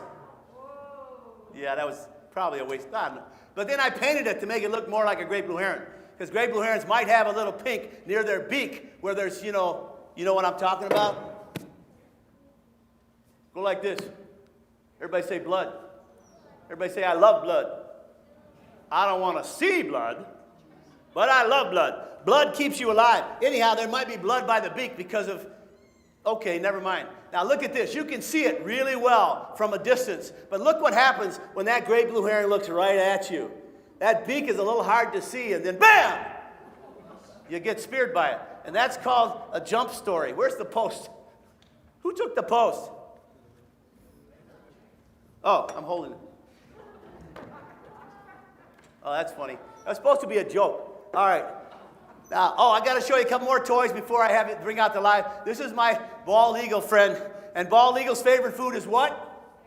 Fish. Everybody say, that's not real. It's not real because it doesn't stink. Get back in there. I don't want to go in there. Pardon me. Just stay in there for a minute. This is a female. How do I know it's a female? How do I know it's a girl? Because it's bigger. Yeah. Here's the boy. Okay. He's not that tiny. Listen. Raise your hand if you can hear this. The sound of the bald eagle. Try it. You might hear that. I hear it more often now when the eagles in the winter are congregating together, and they're not in their pairs. They're not like together. They're just in a group. And you might hear this.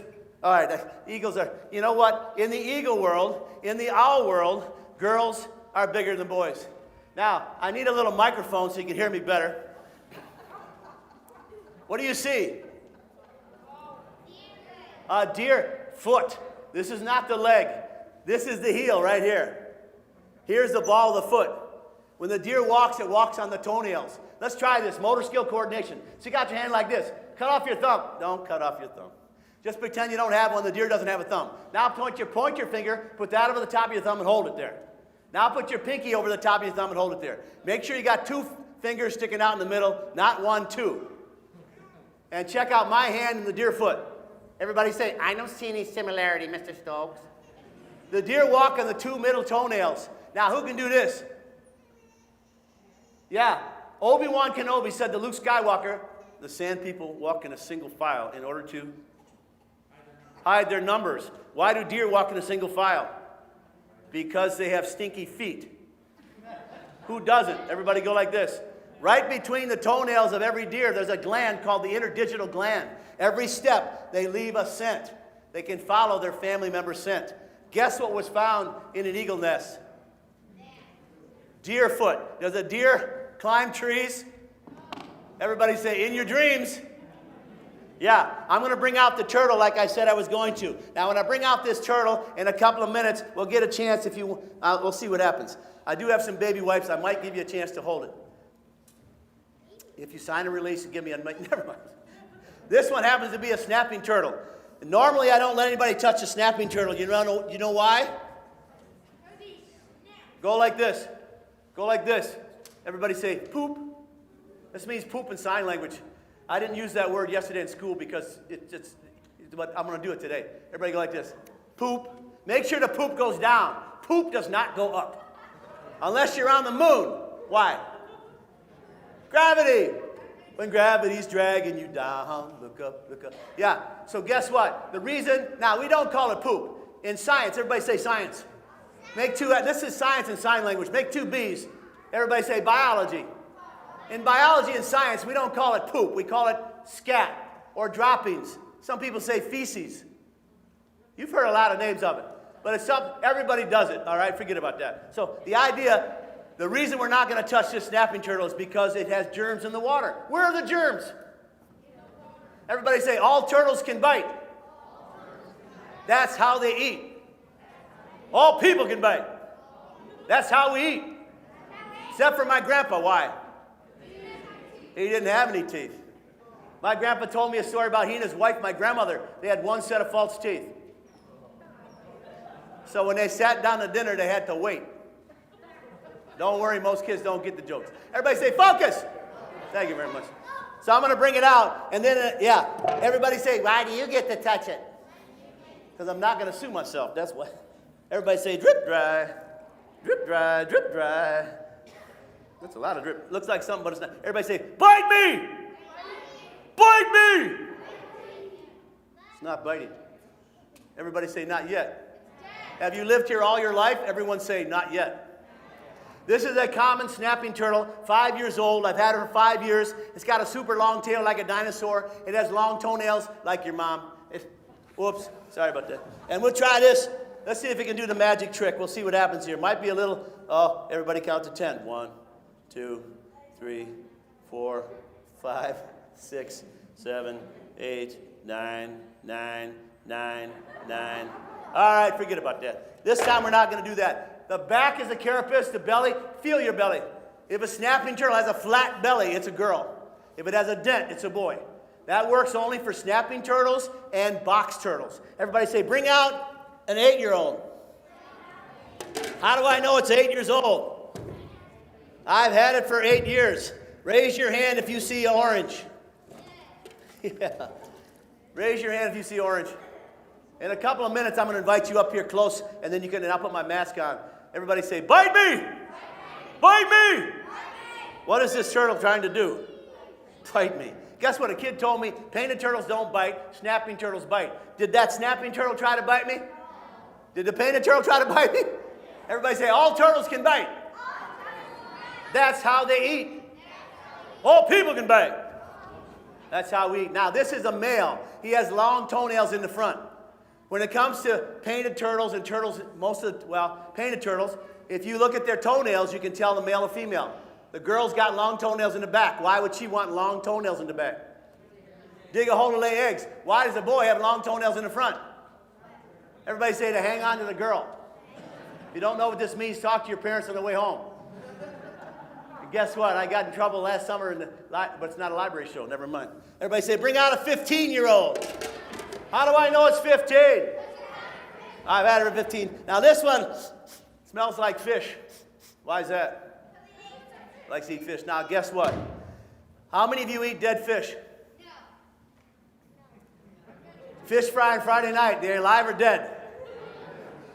Did you ever, Randy, did you ever eat the smelt first one out of Lake Michigan? You're supposed to bite the head off. But most of the time we eat dead. People say vultures are gross because they eat dead things. Do you eat live things? Yeah. Who eats live fish? Well, who eats live? Mommy, the hot dog is still alive. And your mom's going to say, that's what the fork is for. It was just a joke. All right, 15-year-old, come on out. Everybody say, drip dry, drip dry, drip dry, drip dry. Now, a lot of my animals are in cold water because cold water holds more oxygen. Cold water, the densest water is for oxygen, is 39 degrees Fahrenheit. Okay, last night it was 7 degrees in the car. This has a super long tail like a dinosaur, long toenails like your mom. Let's see if it'll do the magic trick. Here we go. Here we go. Oh, yeah. People in the front. What did it do? What did it do?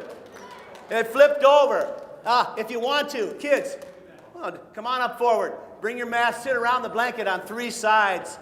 Sit around the blanket on 3 sides, but don't touch the blanket. I'm going to stay 6 feet from you, right here. So like that, right there. You can sit on the floor so you can see these up close, and then we'll pass a few things around. I want you to see this snapping turtle. Look at this. Everybody say, use your head. Now, everybody say, why do they flip over? Nobody knows for sure. We make a guess. We call that guess science. We don't know why an animal does a certain thing. We make rules and we say, okay, owls' eyes are like this because they can't move. But it's something to think about. You could be on the cutting edge of the facts in nature. Now, turtles flip over, we think, because they don't have much protection underneath. I want to bring out a 30-year-old turtle. Everybody say, bring out a 30-year-old. How do I know it's 30? All right, now I touch the snapping turtle. What do I have to do? Everybody say, baby wipes. A lot of you don't like baby wipes. When you were a baby, you liked it when your mom wiped your bleep. I didn't say it. All right, everybody say tortuga. Everybody say chiripaja. You have to try this without moving your lips. You got to move your lips. Chiripaja. Chiripaja is turtle in Russian. Everybody say zhuv. Turtle in Polish. Everybody say wugwe. Turtle in Mandarin. How do you say turtle in English?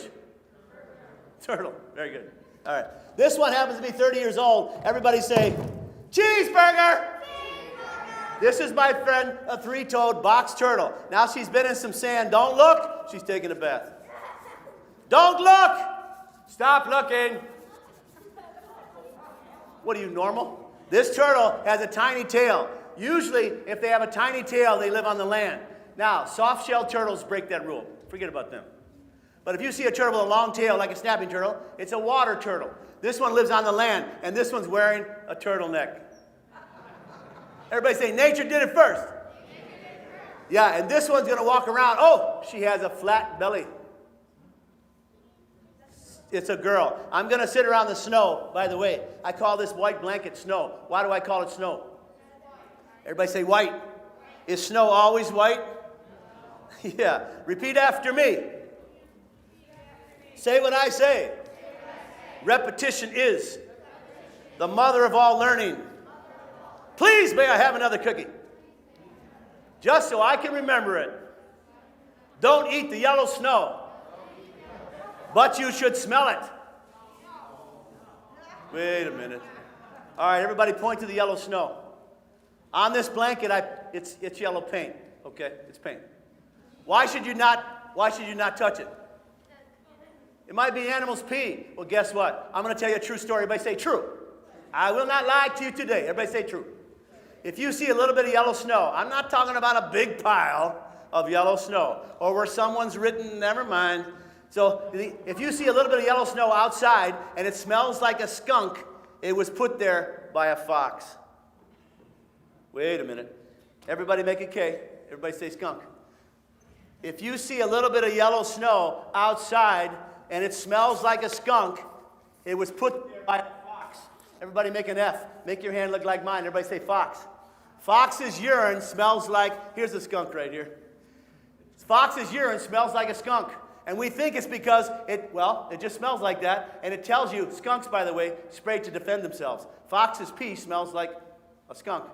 So if you see a little bit of yellow snow, check it out. Is this a mom or a dad?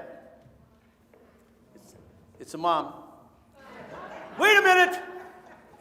Twins! I only have two. You know why? $8.95 a piece.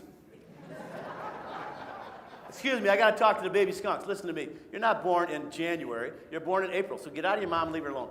All right, so if you want to touch some of these toys, you can. By the way, I'm going to pass this stuff around. Yeah, by the way, well, guess what else was found in an eagle nest? Everybody say raccoon.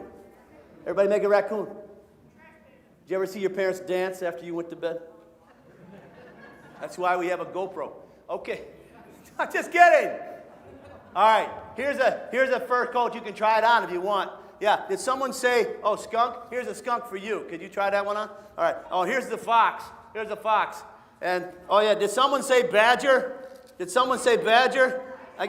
Oh, that's not a badger. That's another skunk. All right. Forget that. I got a badger here somewhere. You said trash can? Okay. Okay.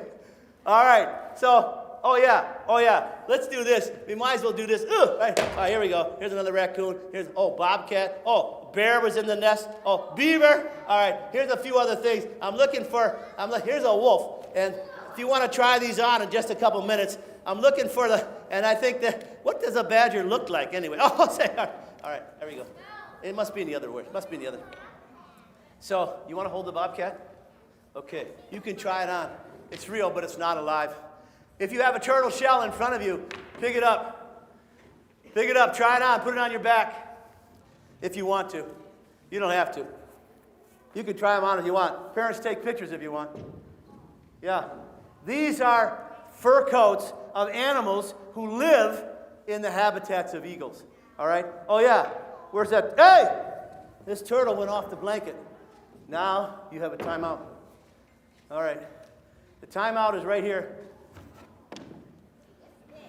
And if you want to touch this turtle, you can. Just don't pick her up. I'll pass it around. Stay where you are. This dish is going to go around if you can kind of do that, all right? Yeah. That is a three-toed box turtle from Missouri. This is a Russian tortoise. This is the official Chiripaha. Chiripaha, a Russian tortoise. Don't look! She's taking a bath. And this sand is calcium sand. It's supposed to be okay for them to eat. Now, this one's going to walk over here. One time, a girl picked up the box turtle, and guess what happened? It pooped on her. And after I took a video and uploaded it to Facebook, then we washed her. All right, forget about that. All right, let's see what else. Oh, I got to show you what's under here. Now, this is my friend, the great horned owl. Everybody say, that's not real. Yeah, it's a toy great horned owl. How do you know it's an owl? Everybody say it looks like an owl. Now, Wisconsin Badger guy, can you back up just a little bit? Pull the blanket back so we stay separate from each other. You can pass that around too, Bellevue School guy. Okay, you can try these on. What's an owl's favorite? It looks like an owl. What part of this looks like an owl? The head, the eyes. Everybody say the eyes. They have big eyes. Everybody say, these are not ears. These are just feathers. We're not sure why they're there. Watch me trace the owl's ears. Ready? Watch me trace the owl's ears. Owl's ears face forward like a satellite dish. Now, what's an owl's favorite food? Everybody say, mice! Yeah, completely undigested. Mice, get back in there. I don't want to go in there! Just stay in there for a minute. All right. So, Audubon talked about owls a lot, so I'm not going to talk too much about it. Tell you what, let's pick this one and put it over here by you.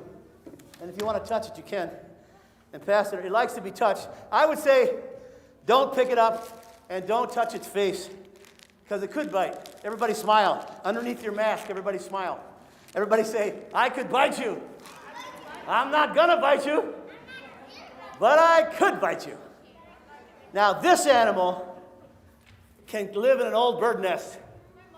It can, your mom, this animal can live in an old bird nest, and it can have babies under the snow. What's snow made out of? Anybody know? H2O, water. Make a W, say water. What else is in snow besides water? Everybody say air. Because there's air in snow, animals can live under it. This tube was filled by my friend Isaac of snow. Wait a minute. He filled, wait a minute. What happened? Everybody say, curses on melted. It melted. So what's in the snow? Mostly air. Do this when you get home. Scoop up some snow. Don't pack the jar. Just scoop it up. Put it on the top of the fridge where it's warm and melt it. You will see that's most of the time about 10% water and mostly air. Everybody make snow. Now make rain. Now make snow. When the snow comes down, it becomes a blanket that covers the earth. And we need snow in Wisconsin to protect the animals who live under the soil. All right, I'm going to bring out this animal. It can climb trees and live in an old bird nest. And I know it was in the bird nest because it left poop. It left its scat. You know if someone's been in the bathroom, right? So this animal can climb trees, live in an old bird nest, have babies under the snow, and it's in this jar. What do you think it is? A frog is a good guess. But do frogs have babies under the snow? Good guess. Everybody say mouse. Everybody go like this, mouse. Everybody say, hello, mouse. Yeah. Oh, baby. I don't know. You tell me. All right, get up there, mouse. There we go. There we go. Get up there. Wow. All right, where's the mouse? No, no way. There's no mouse on my head. Why would anybody put a mouse on their head? Because I don't have to say, may I have your attention, please? Yeah, wait a minute. Did you just pee up there? That doesn't bother me. You know why? Mouse pee is good for hair growth. Everybody say, it's not working. All right. Yeah, these are pet mice. These are, believe it or not, these are $7 mice. If you go to Appleton, $7. I paid for it. You know why? Because I love you guys very much. I'm going to pass these around. I can't let you touch the mice, because if you touch the mouse, you can't touch the snake. Sorry. Snake bites when it smells food. All right, here comes a mouse. You can look at it like this. Don't shake it. Please don't shake it and don't pound on it. Can you look at the mouse up close? Yeah, in Milwaukee, $3.50. What's cheaper in Milwaukee? Mice. I don't know. So if you're ordering food, never mind. All right. This animal and the next animal likes to eat mice. Whoa! Ugh! Whenever you do work, make loud guttural noises. This animal lives in the water. And it has 4 legs. Everybody say frog. Wait a minute, make a book. In a book it says frogs eat flies. You know why they say that? Nobody likes flies. Bullfrog's favorite food in nature is other frogs. But I don't feed them other frogs. I feed them mice. And I got to tell you a true story, but I say true. Frogs have to see their food move. You know what? If my food moves, I don't eat it. Something walks out of your fridge, let it go. Everybody say, hello, bullfrog. Everybody say, I see webbed feet. Oh, what did the frog do last night? Look in the container. It pooped. Yeah, so I'm going to give it a bath in just a moment. I put this frog in cool water. Oh. Don't worry. Everybody say, what if it peed in there? Yeah, it actually did poop in. Oh, boy. I'm glad my wife's not here. Okay, so she can't believe I did that. So, you know what? Frog poop is good for hair growth. That's a joke. All right, I'm going to give the frog a bath, and then you can touch it with 2 fingers. All right? It feels a lot like a pickle. Don't look, she's taking a bath. This happens to be, stop splashing, happens to be a girl because she has little eardrums. The boy has big eardrums. You want to touch it? You can. No kissing, though. It feels a lot like a pickle. Go ahead. If your hands get slimy, wipe them on your pants. If you want to touch it, you can. There's one chance right here. Notice it has camouflage back. I heard from somebody, and I believe it until it's proven wrong, the largest bullfrog found in Wisconsin, you ready for this, was a female that weighed 8 pounds. That's a gallon of water. That's a lot of frog. And notice, and watch this magic, watch this magic. Did you see the eyes? Their eyes pop out of their head. Periscope eyes, looks like alligators. And they have an eyelid that comes up from the bottom. They have a nictitating membrane, just like owls and hawks and eagles. You want to touch it, you can. It feels like a pickle. Did you touch it? All right. Everybody say, no splashing.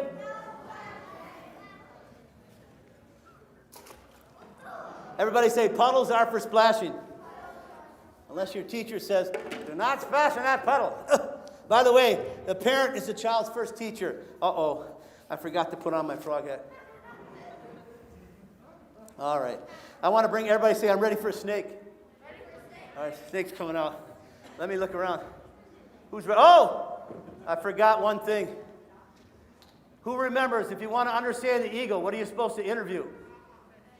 Everybody say, fish! Here are some fish. These fish, some of them are still alive. The big shiner is not. And guess what? The turtles don't care. The turtles are going to eat these later. Now, there's holes in the lids, so there's air. I didn't plan ahead, okay? So don't tip it over. But you can look at the fish up close. Can you hold this? Thanks. These are called fathead minnows. I want you to look at them. Why are they called fathead minnows? I have no idea. Look at their heads. Their heads are not fat. But they're called fathead minnows. I don't know why. I buy them because they're food for the animals. If you're going to keep animals alive, you got to feed them. And the turtles don't care if they're dead or alive. The frog is the only thing I have that has to have live food. All right, everybody say, I'm ready for a snake. All right, check your pockets. Oh, here it is. Mr. Stokes, I have to do one more thing before I bring out the snakes. What? Is it off the blanket? Oh, I can't believe it. All right, excuse me. I asked you to stay on the blanket. Now you have a timeout. Here, you can touch it if you want. Who was here years ago when the mouse got loose and went under? Never mind. That was before Nick's time, I think. And I have a friend of mine. Where's my friend? Where is she? Uh-oh. Oh, over here. I brought a friend of mine in case everybody say, hello, Annette. Hello. This is my friend, Annette. Anybody here named Annette? So that could be a problem when I say, grab a net. Okay, so I've used this to catch animals. Let me tell you a true story. I've caught snakes in this net. I've caught fish. I've caught insects. I've caught bats. Why? This allows you not to touch them. Don't pick up a bat, ever. Don't pick up a bat. You can use a net to get it out of your house. I picked up, now think about this. Who likes to eat snakes? How about hawks? Hawks and eagles might. Great horned owls might. Okay. But the snakes are not. Sorry. Snakes, there are no vegetarian snakes. So guess what? If you grab a snake outside, what's going to happen? It's probably going to bite you. All right. Because here's what I think. Everybody say think. Dream. Believe. Learn. Think. Here's what I think. If you grab the snake, that snake feels the warmth of your body and is threatened by it and tries to bite you. Now, if you pick the snake up in a net, it does not feel the warmth of your body. And then you can pick it up from underneath and hang on to it. These nets, by the way, I love the dollar store, don't get me wrong. But don't buy a net at the dollar store. Pay $20 for a net. Why? High quality. And you can sew them with monofilament line if they get worn out. If this net's too long for your kids, cut the net off. But nets like this should be in every house for catching the bat that gets in your attic or whatever. Or in your car in case you have to, what if you want to move a snapping turtle across the road? What are you going to do? Get a bucket. But guess what? Never pick up a turtle by its tail. If you do, you could break its back, and you wouldn't know it. So what I did when I saw a big snapping turtle did not want to be touched. So it turned around, hissed at me. It did like all this kind of stuff. It did not want to be touched. I made sure that I was very safe on the road. There was nobody else on the road. That's important to realize.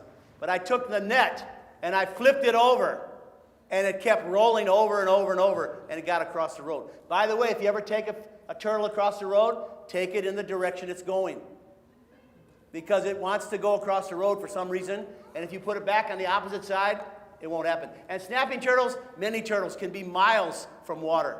So you might wonder why they're out there. All right, so get a good net in case you need it. Now, who's heard this before? I feel very sad today because I forgot to bring my loon hat. This is the sound of a common loon. If you try this in a minute, make sure you always pull it out and wind it back up. Always pull it out, wind it back up. If you don't wind it up, it won't work. Why would I play this? Because in the summer, who's ever been to a lake in Wisconsin in the summer? And in the middle of the day, you hear this. If you do, look up. Chances are a bald eagle is flying overhead. Most of the time, common loons don't really call in the summer, in the middle of the day. If they do, it's because the eagle's flying overhead. You can prove me wrong if you want. Eagles might eat a baby loon. When they eat a loon, they're not mean. They're hungry. They sing this song. I'm not mean, I'm just hungry. Hungry as can be. That loon looks cute to you, but it looks like food to me, and so I'm going to catch him. If you ever, I can't remember the rest of the song. All right, bring out the snake. The snake's coming out. By the way, I'm just hungry. That's the name of the song. This is my snake hat. You could make one of these yourself. It's not a very good sun hat because the sun gets through there. Now, when I bring out this snake is sometimes called the pumpkin snake. By the way, why do I put my animals in coolers? To keep them warm. Everybody say, what? How do you keep a cooler cold? Ice. Everybody say, freeze. How do you keep a cooler warm? Warm water. Warm water. And it has an air hole so they can breathe. This snake is called the pumpkin snake. Some kid said, it's a pumpkin snake. Why would I call it the pumpkin snake? Because it's orange. Everybody say orange. Everybody say anaranjado. It's orange in Spanish. I'm going to bring it out. This snake does not live in Wisconsin except as a pet. Everybody say, hello, pumpkin snake. This snake is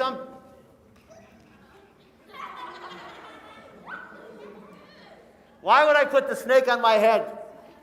Get your tongue out of my mouth. What's a snake taste like? Everybody say, like a snake. Like a snake. Everybody say, you can pick your friends. I didn't say it. This snake, I put it on my head because I don't have to say, may I have your attention, please. This snake is kind of cool. And it likes my warmth head. This is called a red, everybody make an R. Make your hand look like mine, say red. Rat, snake. It's in the rat, snake family. It's related to the fox snake. Fox snakes and gray rat snakes are native to Wisconsin. The red rat snake is not. Now in a pet store they call it a corn snake. I don't like the name corn snake because they don't eat corn. There are no vegetarian snakes. They don't live in the corn, children of the corn. This snake is very shiny because she shed her skin just a little while ago. And she likes to eat mice. Now I'm going to give her a bath. Don't look! She's taking a bath. Don't look! Stop looking! Now, some people say snakes are slimy. The only time they're slimy is when they poop on themselves. Yeah, my son was the same way about 35 years ago. All right. I may be the same never mind. I don't know if anybody gets that joke. So this snake is a red rat snake. It likes to be touched, I think. You're going to get a chance to touch it if you want. I'm going to bring out both snakes. And if somebody, Isaac or somebody wants to hold the snake and walk around with? Yeah, you want to help? Is that Sandy? You can hold this snake, unless you want to take pictures. She's gonna hold the snake, and you can touch it. I would say don't pinch it. If you pinch it, you could break its bones. You and I have 24 ribs. Snakes have 186 ribs. I'm also going to bring out the ball python. The ball python came from India.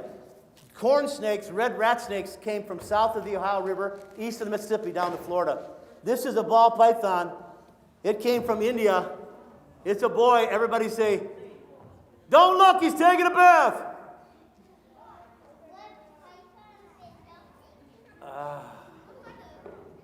I look like a girl, okay?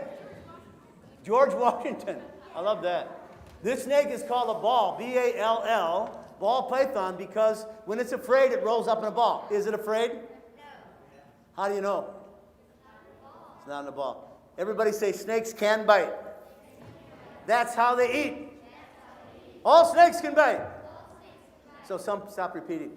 I'm going to give you a chance to touch it, and here's what we're going to do. Just before we have the question and answer part in about 2 minutes, you can look at these. If there's a cover on the animal, don't open it. If there's no cover, did everybody pass around the mice to see them up close? Touch the turtle if you want, touch a turtle shell, try on a fur coat. Get ready for your questions if you have any. Is there what? Are there 2 dead fish? You tell me. There started out being 1 dead fish. So now there might be 2. Whatever you see is what you see. Okay. It might be on the bottom.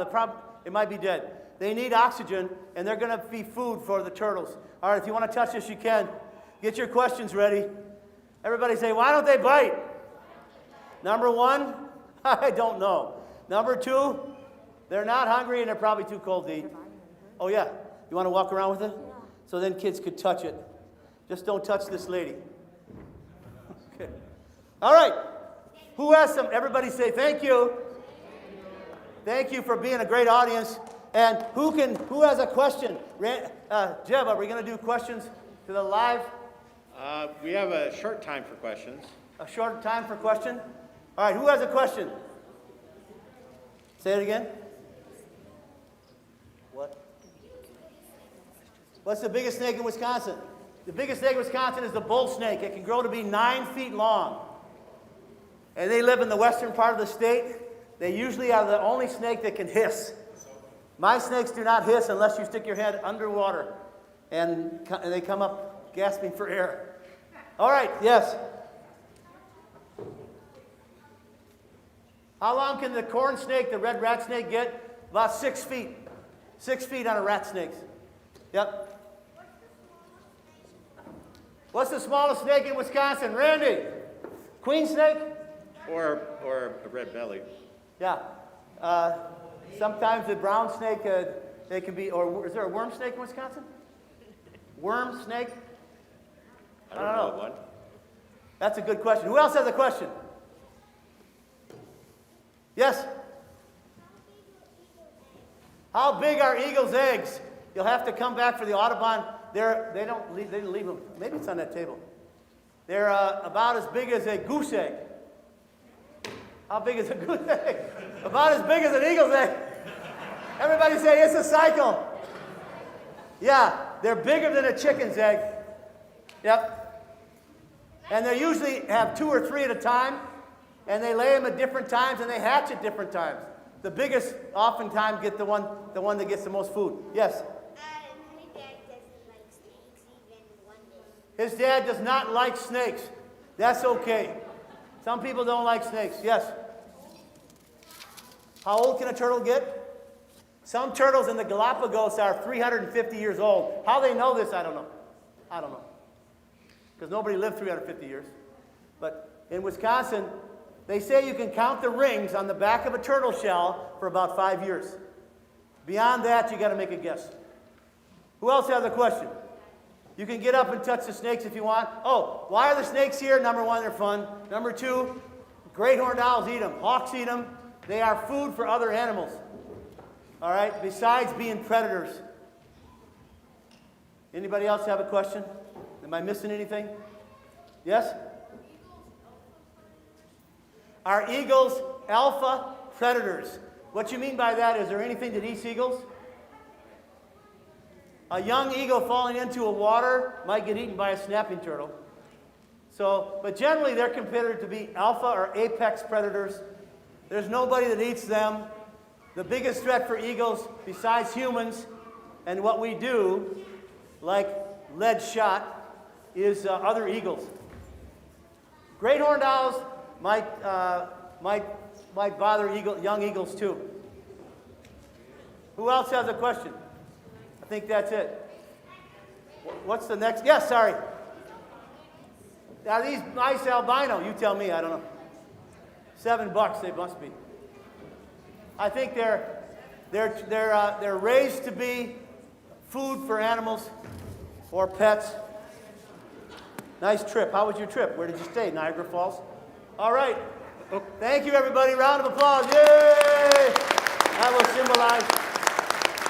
Is there anything online we need to pay attention to? Nope. No? Okay. What's coming next? Who's going to tell us? Okay. For those of you who are in the audience, just for safety's sake, in terms of we have limitations on how many people can be in the theater, we need to clear the theater for a short time, and then we can reconvene in here. So we can reconvene at 1 o'clock, so you have a chance to get some lunch or to stretch your legs. For those of you who are on our remote audience, at 12:45, we're going to show a slideshow talking about our local eagles, and I'll introduce that at 12:45. Thank you very much, and we'll take a brief break.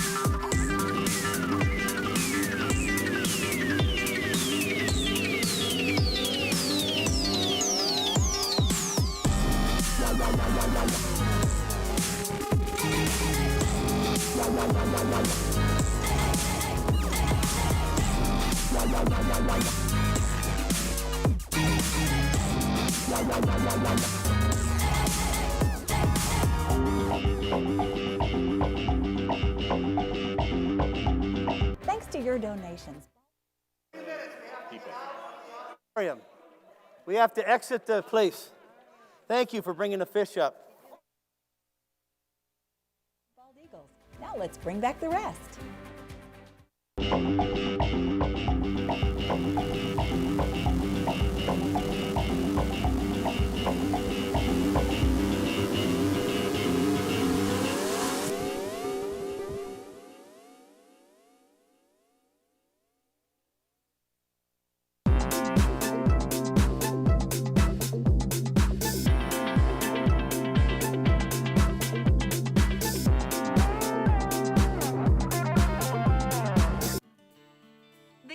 Has landed. Get your one-of-a-kind endangered resources license plate today and help care for Wisconsin's wildlife and state natural areas.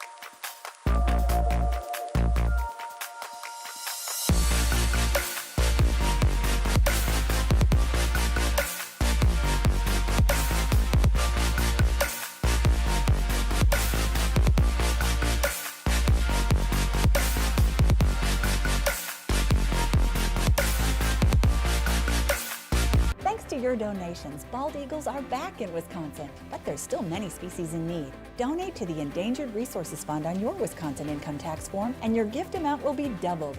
Together we save bald eagles. Now let's bring back the rest.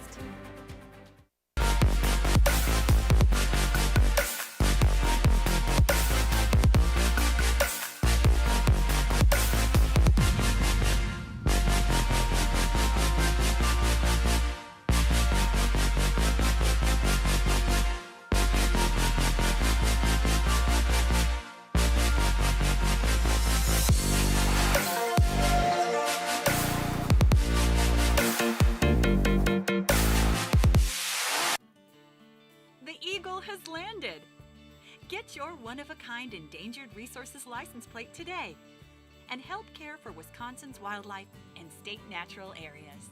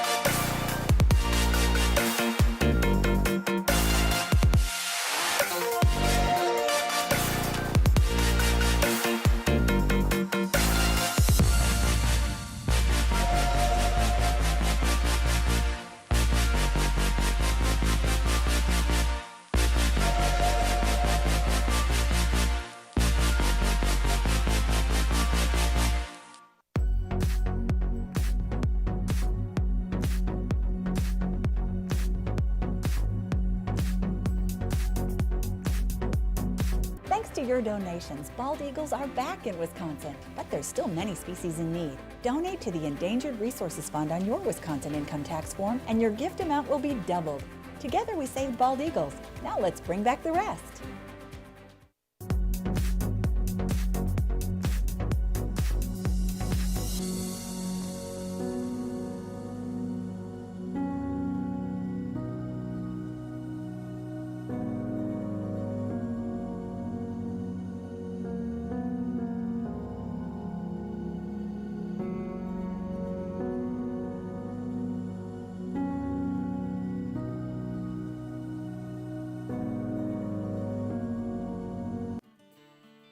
Eagle has landed.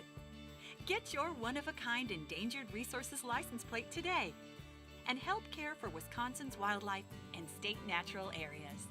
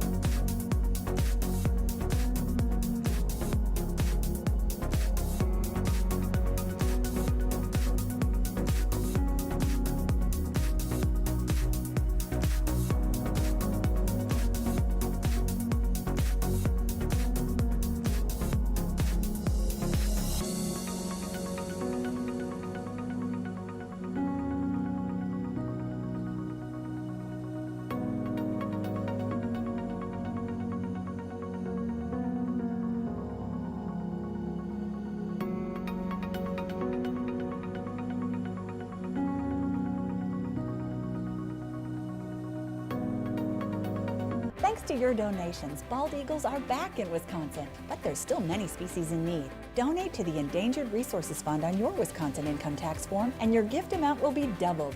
Together we saved bald eagles. Now let's bring back the rest.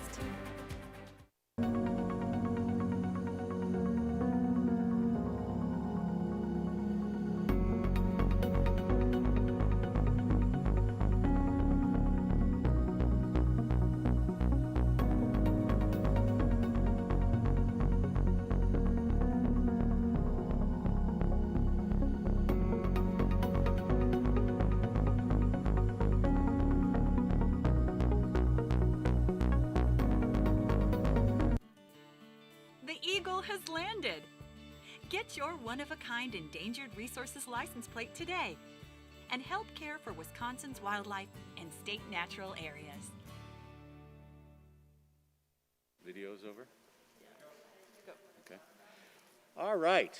So for those of you who are remotely live streaming for our Eagle Days here, our 35th annual Eagle Days, we have an empty RAC, or empty River Art Center right now because we're changing over to an afternoon crowd.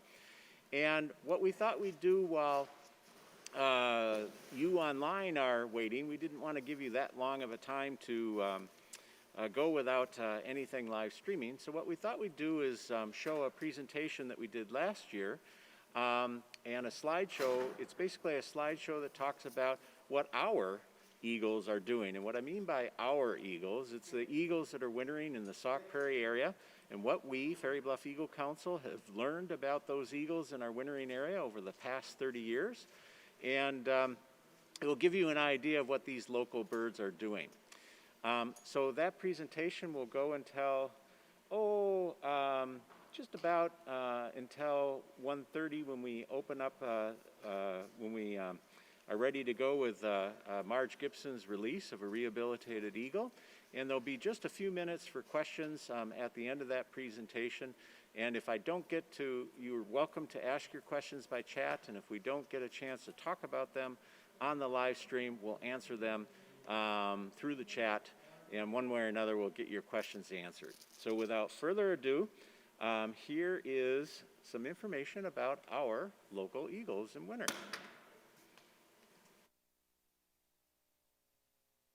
Two slides here and talk a little bit about why eagles are here in the lower Wisconsin River, along with perhaps answering why you are here. And so let's talk about that winter ecology a little bit. These eagles are graceful, beautiful creatures that can move great distances, and they are here primarily because they get fish. And fish being their primary food, though not their only food, and we'll talk about that in a little bit, but their ability to capture fish in the open waters of the Wisconsin River are a great reason for why eagles come to our particular area. But there are lots of places where there are open waters and not necessarily places where there are eagles. Now, most people will look at the dam at Prairie to Sauk, operated by Alliant Energy, and say, that dam is why the eagles are here. And they're right, for the most part, in that eagles do use the open water downstream of the Wisconsin, or downstream of the dam at Prairie to Sauk, but that might not be the only reason why eagles are here. In part, there are 26 dams located on the Wisconsin River, but there are not 26 wintering populations of eagles at each one of those dams. So there's got to be something more in this area that is offered than just the dam alone. Some of that more kinds of habitat that might be critical for eagles are the bluffs, in particular the bluffs that are located close to the lower Wisconsin River. And it is in these bluffs that eagles will often fly and gather together in groups, sometimes as large as 100 birds, and they will sleep there at night. Why they sleep there at night might be because they have a slightly warmer climate in the bluffs, especially if they're protected from the prevailing wind that's occurring that night. But they also might be able to find out where there's some good food. If a bird's coming in with a full crop, they might follow that bird on the way out in the morning and find out where it's been feeding and be able to find some additional food resources. We really don't know. There's quite a bit that we don't know for eagles, but we think that those are some of the important things for those nighttime roosts. But again, the kinds of habitat that eagles needs are undeveloped shoreline along the Wisconsin River. So that eagle that you see perched there is not just conserving energy by staying perched and not holding its wings out, but it's actually actively foraging by watching what's coming by on the river and being able to find when there's some food so that it can swoop out, pick up the food, and go back to its perch and comfortably perched in that area and conserving energy. And so that undeveloped shoreline along the Wisconsin River is an equally important habitat component for eagles in winter. And finally, something that might surprise a lot of you, eagles will be in agricultural fields, and in particular cornfields. And no, eagles don't eat corn. They're pretty much a meat eater, either eating fish that they capture alive or dead in the river, and also carrion that they'll feed in open areas. But it's these big open areas that a cornfield provides that allows an eagle to be on the ground safely. An eagle can see a predator coming from a long ways away, and that is a much better thing for an eagle who is slow to take off. Those big wings, that 6 or 7 foot wingspan, it takes a while for an eagle to get airborne. In fact, one of the leading causes of mortalities for known deaths of eagles in Wisconsin is being hit by cars. And being hit by cars occurs when eagles are feeding on carrion that have been killed along a roadside, and they perceive a car coming, but they don't react quickly enough. And so they're just taking flight as a car begins to pass and a collision can occur. And so these big open fields where they can find carrion can be important to eagles. So these 4 components, all located in close approximation to the river, can be very important for eagles in our wintertime. But, you know, though the dam can be important for eagles, we don't see eagles at the dam all winter long. We only see eagles at the dam in concentrations during certain parts of the winter. And so there's more to it even than just those 4 habitat components on a static basis. These eagles gathering on the shoreline, when they concentrate in this area, this is Eagle Island, just out from Prairie to Sauk, and they're here this early December because they can't find food elsewhere.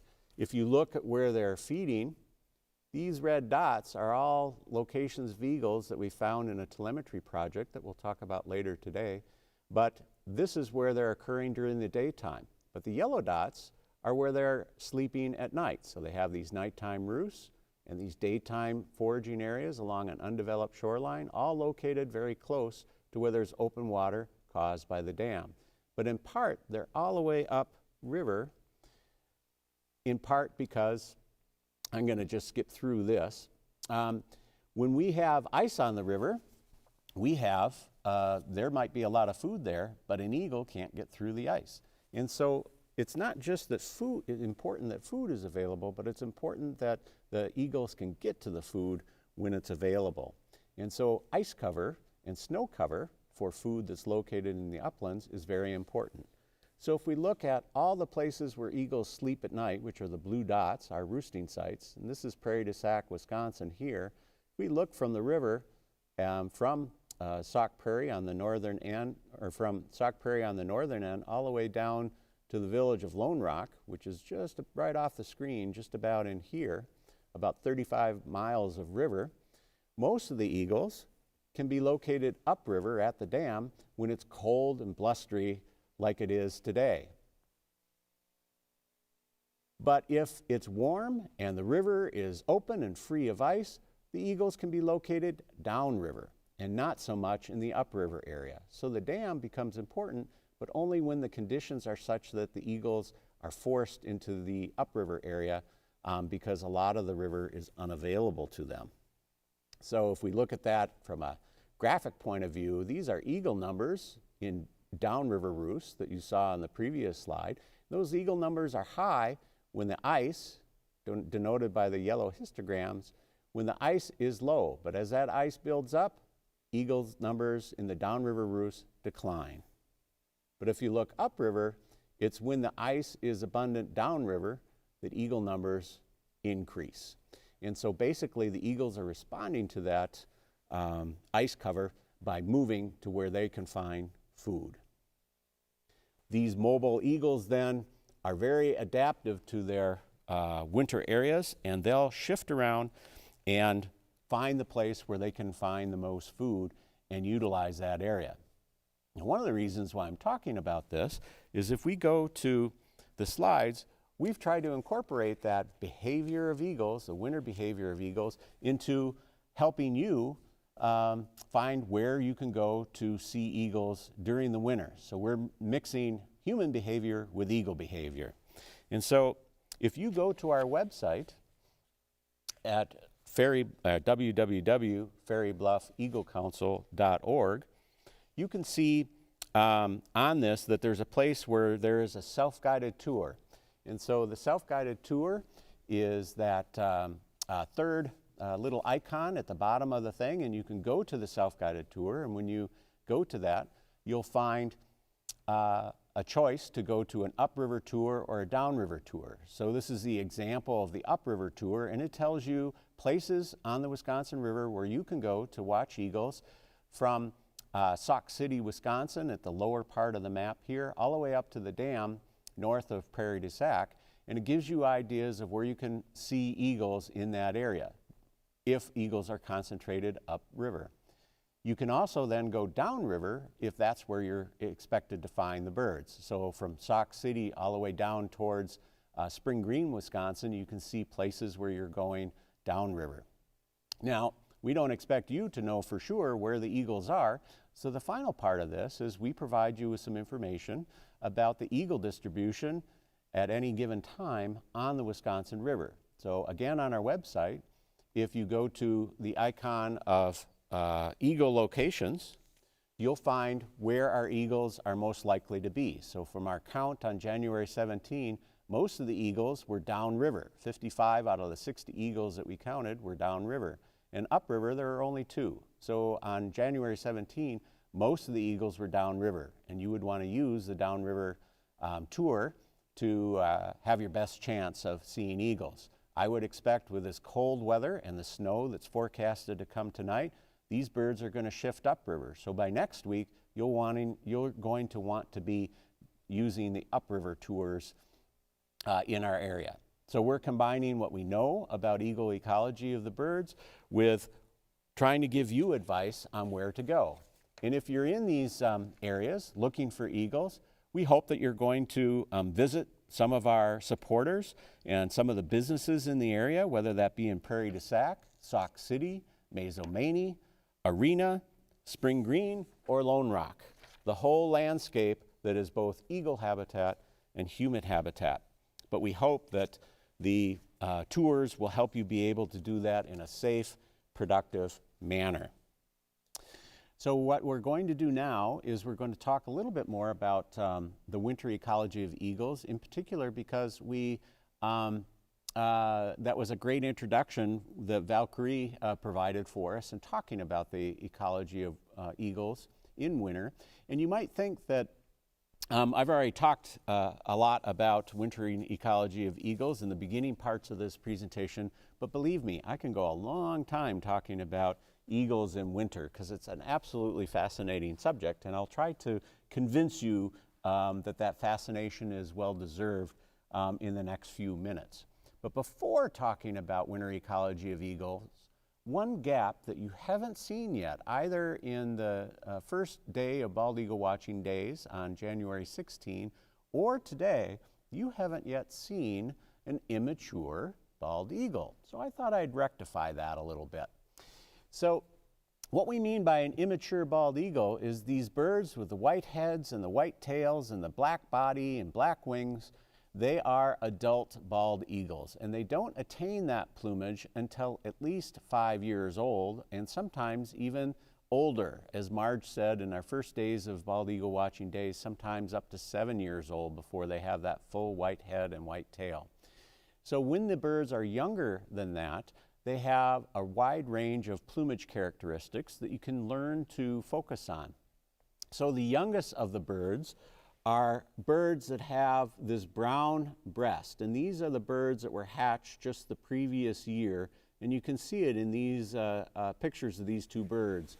And what's wonderful about this picture by Ted Thousand is you can see how worn the tail feathers, what we call rectrices, are. And this is very typical because these feathers were worn by the bird when it was still in the nest. And so they become very worn by the time the bird is almost a year old. And you can see the wear on this juvenile bird.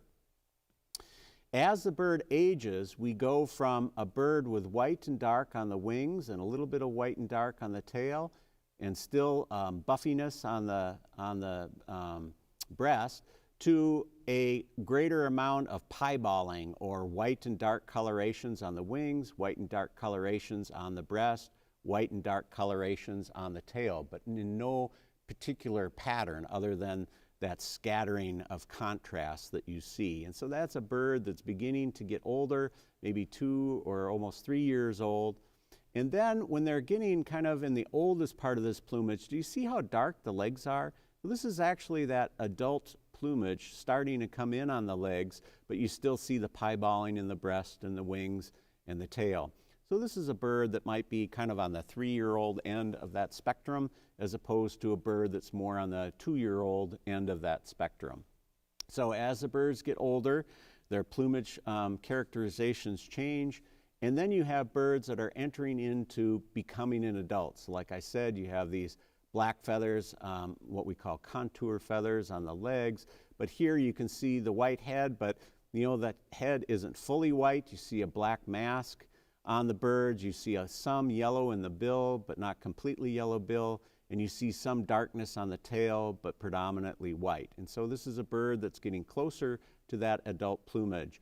This is a bird that's a little bit farther from that adult plumage, but see how dark the body is? Not buffy like the younger birds, but it's quite a bit darker, more uniformly on the breast. And you can see this eye band, which is of an older bird, but probably not a bird like this, which might be 4 or 5 years old. This is a bird that's maybe 3 or 4 years old, and you can see a little bit of yellow on the bill, and then this very dark tail band and white.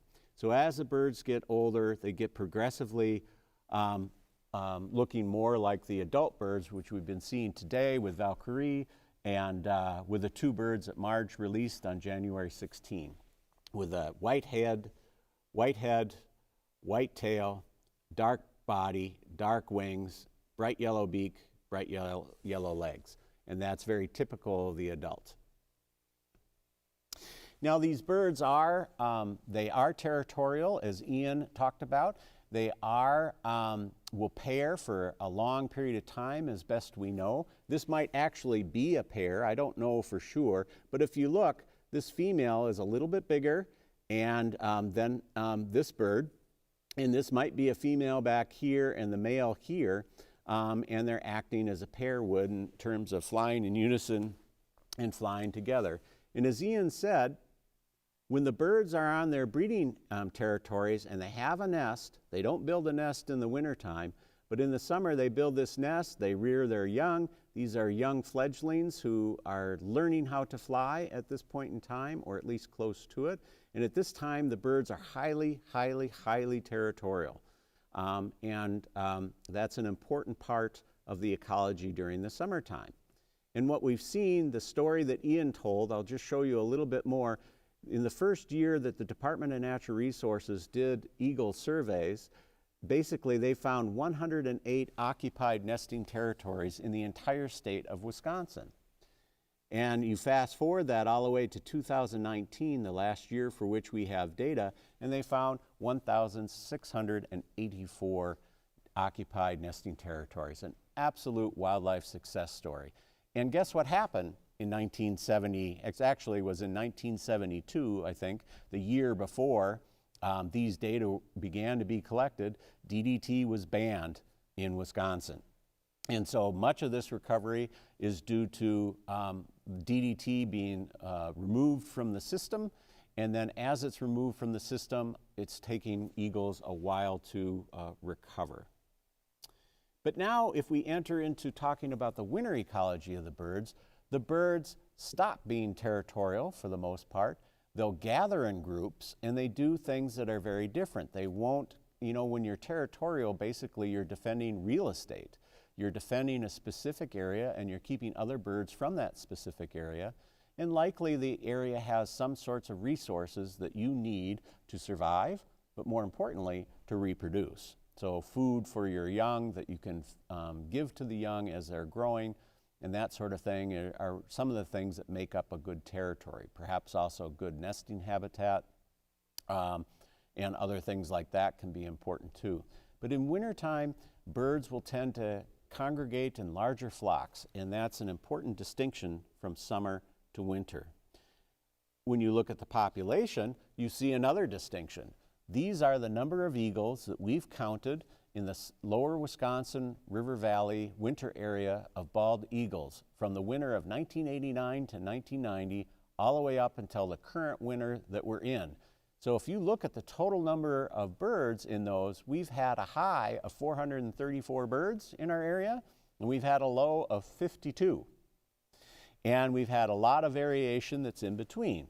So if you look at the total number of eagles that are wintering in just along the lower Wisconsin River over the last 30 years, and compare that to about 40 years of population growth of birds in Wisconsin, you see a very different pattern. And it's this different pattern that I find particularly fascinating.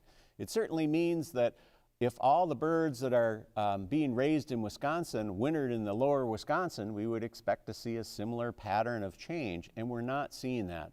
So at the very least, it means that the conditions that occur in the wintertime might be a whole lot more variable and harder to predict than occur on breeding areas when the birds are territorial and defending real estate. And what eagles may be able to do is they may be able to trade real estate for flexibility, in that they can go to some extent where conditions allow them to do well, and that might not be the same place from one winter to the next. So let's explore that a little bit, because I find that particularly interesting.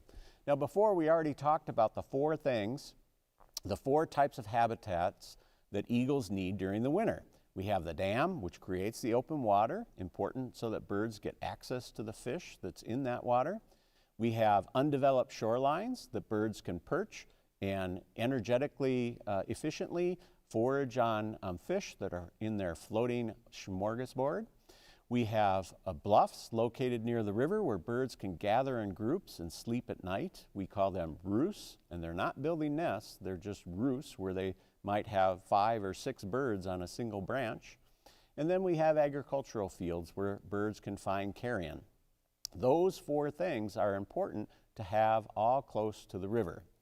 But one of the interesting things about this is the amount of cornfields in the Sauk Prairie area, the amount of roosting habitat in the Sauk Prairie area, the amount of undeveloped shoreline in the Sauk Prairie area, or the amount of open water that exists in the Sauk Prairie area don't vary all that much from one year to the next. And yet we've got this wide oscillation of eagle numbers in winter. Why would that be? If the habitat characteristics are somewhat constant, why do we have that variability in eagle numbers? And the simplest answer is that eagles are mobile. They take that 6 to 7 foot wingspan that both Marge and Ian talked about in presentations a week ago and today. They take that big wingspan and they are mobile. They can move, and we'll see several examples of that today. And what we wanted to do is, if we were going to understand such a mobile bird, we had to follow them. We had to follow individuals and see what those individuals were doing. And we did that using a technique called radiotelemetry. We would put a radio on a bird that would allow us to locate that bird whenever we needed to, and then we could follow where that bird went from point A to point B. Now, of course, if you're going to do that, there's one minor detail. You have to capture the birds. You can't just kind of throw the radio up and the eagles will take it and everything's just fine. So the first part of this story is the actual part of capturing so that we could then turn to observation of these eagles. And so I worked with a graduate student at the University of Wisconsin-Madison named Kristen Hall, and we did a winter study of eagles in the Sauk Prairie area or wintering along the lower Wisconsin River. And this is what we found. Now, first of all, to capture eagles, you got to know what you're doing. And so our first attempt was to capture garbage cans. And I want to tell you that no garbage cans were harmed in the process of this study. So we were able to successfully capture garbage cans with no harm to it. And so with that, we figured that we had enough training that we could use recoilless rocket charges and capture eagles with them. Now, of course, eagles aren't going to let you get very close, so you have to construct blinds and you have to use something that will attract eagles. And in the river, you would maybe try to use fish, but we chose to use agricultural fields, and the foods that they're looking for there are carrion, mostly dead deer. And so we used roadkill deer, not hunter-shot deer because of the problems with lead poisoning, but we did use roadkill deer, and we would put them out into the fields and try to attract eagles. And this is an eagle who's starting to think that perhaps the food that we're putting out for it might be something worth considering. Once the eagles are attracted to our food, we can fire the net when the eagles are safely positioned so that the net movement wouldn't harm the birds. And our ultimate goal is to have the net over the bird and an eagle able to be captured. This eagle is probably not happy with the circumstance it finds itself in, but we did everything possible to keep the eagle safe, and we worked with our local veterinarian, the late Dr. Joe Kelly, and we still appreciate all the work that he did to help us process these eagles in a way that was safe and of no harm to the eagles. And what eventually we did is we would put a radio transmitter on the back of the bird using a harness system that is designed to fall off after after the radio has died, and then we release the bird. And that's the goal, is to capture them, get the radios on, and get the birds released as quickly as possible. And this is what we found. If we follow these birds, we learned a great deal in our area. And the way radio telemetry works, it's actually a pretty simple system. The radio goes beep. That's it. It goes beep, beep, beep, beep all the time. But it's a directional signal. And so how you work with that is that if you're standing at this crossroads between this road and, in this case, Highway 14 near Lone Rock, and you're standing here with the antenna, you can get a beep going in this direction. And so you draw that on a map. And this is a beep with a frequency of 0.665. It was 143.665. And then if you move to this crossroads and you get the beep, you can chart that azimuth, and you'll get something like this. And you drive along to here, and you get another azimuth, and you have a line crossing like this. And that means that the eagle is located somewhere within this triangle, which is why it's called triangulation. And you assume that the bird is located pretty much in the middle of that triangle. And so from this location, we are tracking two birds, 463 and 665, and we calculated that one bird was perched here on Long Island, and the other bird was perched probably right on the shore of the Wisconsin River in this area, both birds near Lone Rock, Wisconsin. And that's how radio telemetry works, is it just allows you to identify where the birds are. Our results are that we had birds. Let me give you an orientation. This is the Sauk Prairie area here, Baraboo up here, Portage here, Wisconsin Dells here, and Lake Delton here. And so our study area went up towards the Wisconsin Dells and Portage and all the way past Lone Rock. Lone Rock is, I think it's hidden right about in here, and this being Spring Green in this area. And so all these white dots are eagle locations. And we had a few birds in the upper Wisconsin River above the Prairie du Sac Dam. This is the backwater held back by the Prairie du Sac Dam.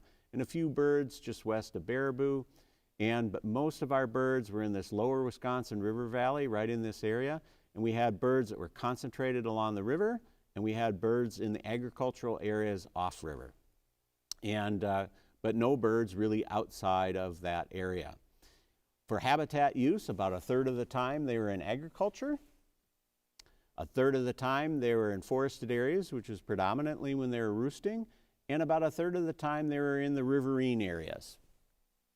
And so that's about what we were talking about in terms of the habitats that eagles need during the wintertime. But here's where that dynamic nature comes in. The ice cover and snow cover takes food abundance and makes it a highly difficult thing to predict. So if there's a lot of ice, you have a smaller area of open water where you can find food. Or if you get a lot of snow, that may cover up carrion that's located in those upland areas. And so the dam becomes important, not necessarily all winter long, but it becomes important when the ice occurs downriver and birds basically face a choice. They either move out of the area and fly maybe a couple hundred miles to the south to find open water again, or they shift within their winter area from the downriver areas to the upriver areas closer to the dam. And they can do either. We learn more about the longer shift of where do the birds, when they're in the Sauk Prairie area, go if they leave our area altogether, and this is what we found. So here, this is the Sauk Prairie area where all of our birds were captured, and they're all wild birds. When we had very cold weather, the birds moved downstream on the Wisconsin River or much further down on the Mississippi River near Iowa and in Illinois. In warmer periods, the birds might shift further north, and they went further north in the Stevens Point area, on the Black River, and on the Chippewa River. And so birds were shifting to the south in cold periods, to the north in warm periods, just as much as they're shifting back and forth along the stretch of the lower Wisconsin River, depending upon what the food conditions were really teaching them. But another thing that I find quite fascinating is a complementary study has been occurring in the main Mississippi River Valley that Brett Mandernack has been working on, and we have the great fortune of being able to compare what they're finding with the eagles that were captured on the Mississippi River with what our eagles did captured in the Sauk Prairie area. So to orient you, this is the Sauk Prairie area, this star right here, and the area where the eagles were captured on the Mississippi River by Brett using the similar techniques that I described to you for the Sauk Prairie area come from this area. Now if you look, this is the Wisconsin River area here. The birds were captured here. All the birds during the wintertime that were captured on the Mississippi River went either upstream, but mostly downstream in the colder periods, and you can see that they actually went quite a bit further downstream, almost down to navigation pool 20 or 24, getting into Missouri. But what I find really fascinating is of all the birds that were captured and followed in winter in the near the junction between where the Wisconsin River joins the Mississippi River, virtually none of them came upstream to the Sauk Prairie area. So the birds that were captured in winter on the Mississippi River were using the Mississippi River, but very few came up this way. But in contrast, most of the birds that were in the Sauk Prairie area, they were birds that would breed in Wisconsin, in the Upper Peninsula of Michigan, in northeastern Minnesota, and a few in Ontario. And the Ontario birds were in this region coming through Michigan probably down to the Sauk Prairie area. So our birds that winter in the lower Wisconsin River Valley are distinctly different from where you saw the birds that Brett captured in the Mississippi River where they went to breed, because those birds who had satellite transmitters on them, they went north way into Ontario, into Manitoba, and actually all the way up to Nunavut for their breeding areas, or as immature birds that were not yet on territory, they were just kind of cruising the broad Arctic areas. This is high Arctic by the time that you get up into Nunavut. And so the birds that are wintering on the on the Mississippi River tend to be much more northerly oriented birds or local birds just to the Wisconsin area, but not so much our Wisconsin, Michigan, and Minnesota birds, which tend to be in the lower Wisconsin. But those birds in the lower Wisconsin will join birds in the Mississippi River, so that's why we see these dots that will come further out from our capture areas. And so there's a subtle segregation of birds breeding versus winter. So the high mobility of these birds ecologically is really important to the winter ecology of these birds. And it also helps us understand conservation needs for these birds in the Sauk Prairie area. So if we come back to here where we were seeing all the birds using these undeveloped shorelines that are important, but the nighttime roosts that are located close to the river also being important, we have an understanding of the kinds of habitat needs that the birds have so that when development is occurring, we can answer the question, will this harm eagles? We use these radio telemetry data then to guide or to try to give people an idea of what kinds of development might harm eagles versus what won't. And sometimes it's not an all or nothing sort of situation. So in this example, this is Prairie to Sauk, Wisconsin, so this is right across the river from us, and there was a parcel that became available for purchase. And this is the property boundaries of that parcel.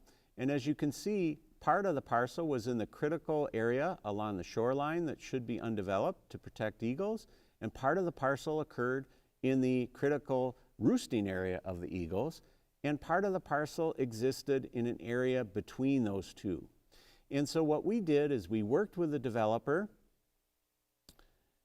And as you can see in this picture, this is the whole parcel that you can see, and we worked with the developer to focus their development in this area and to try to have that development at a low density, which would be more acceptable to eagles because they weren't using this area for perching directly.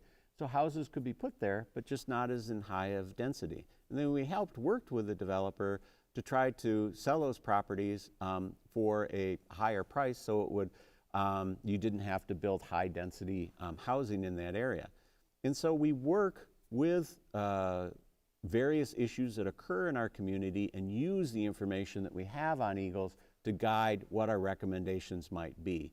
And people within the community don't always agree with us, but they are aware that we have these data and they are willing to work with us. And that conversation is absolutely critical for conservation to be done on the ground in our homes. This is our community, and if we're going to solve these problems, we need to be engaged in it. So these birds inspire us, but that inspiration is not enough unless we can use that inspiration to make tangible decisions on the ground, to consciously decide that we want our homes to be homes of eagles at the same time. And to me, that's the fundamental question for eagle ecology in our area.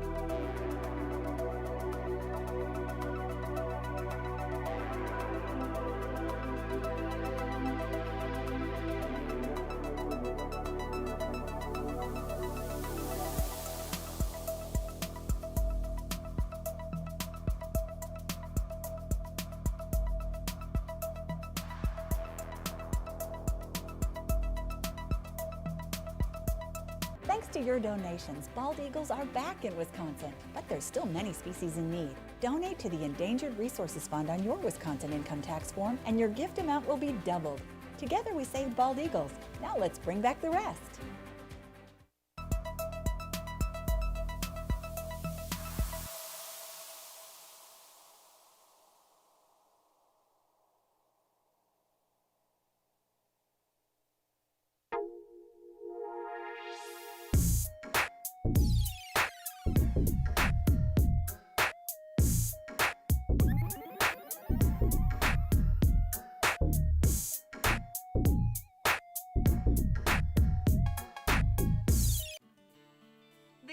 has landed. Get your one-of-a-kind endangered resources license plate today and help care for Wisconsin's wildlife and state natural areas.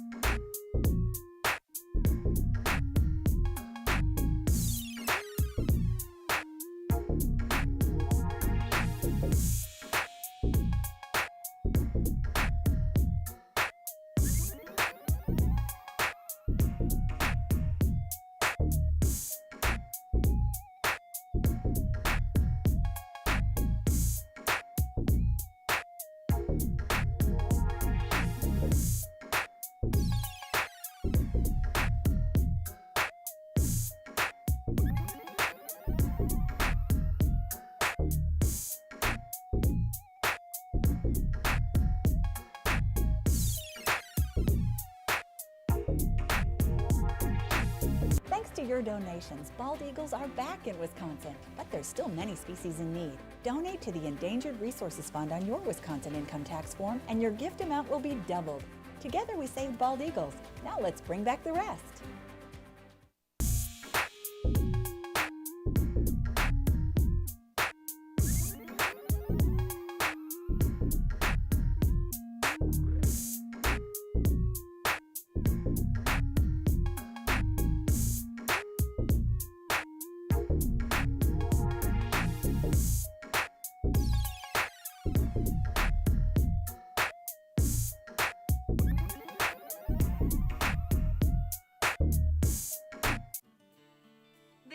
Has landed.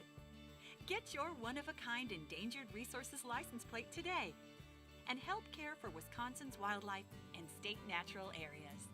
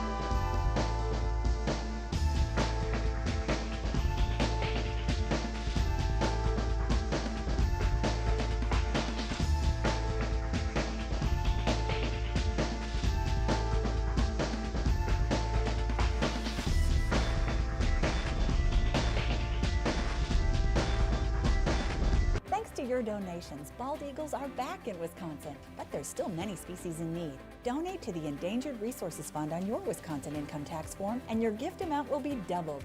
Together we saved bald eagles. Now let's bring back the rest.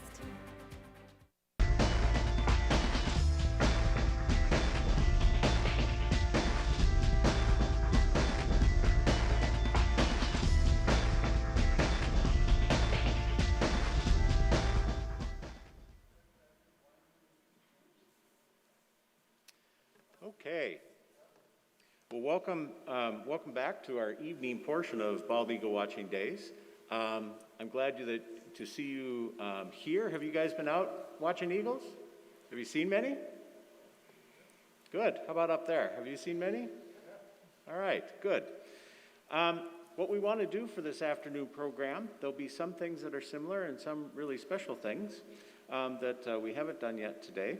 But before we get involved, I should introduce myself. My name's Jeb Barzen. I'm the president for Fairy Bluff Eagle Council. I've been a professional wildlife biologist for most of my life, and so that's what I do actually for a living. And Jennifer Lansendorf is here, and she's, together we're trying to do a hybrid Bald Eagle Watching Days program, which means that we have you here in the theater, which is wonderful to have you, but we also have an audience live streaming remotely. And so we'll try to make sure that this is an active program for both you in the theater as well as the people who are viewing us remotely. So we'll entertain, when we're finished with various presentations, we'll entertain questions from you in the audience here in the theater, but we'll also entertain questions via chat for our remote audience. And so we'll try to go back and forth between the any questions that you have here in the theater and those questions that people have in the chat. So that's what we'll do as we move on.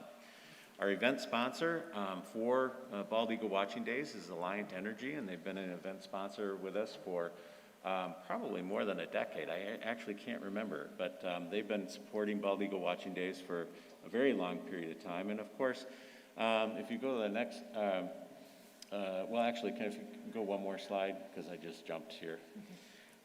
You know, the dam at Prairie to Sauk is where perhaps you saw some eagles already today. And that does create open water that eagles are able to feed at, especially when we've gone through a period of cold weather like what we've just experienced. And so birds will tend to be located upriver quite a bit.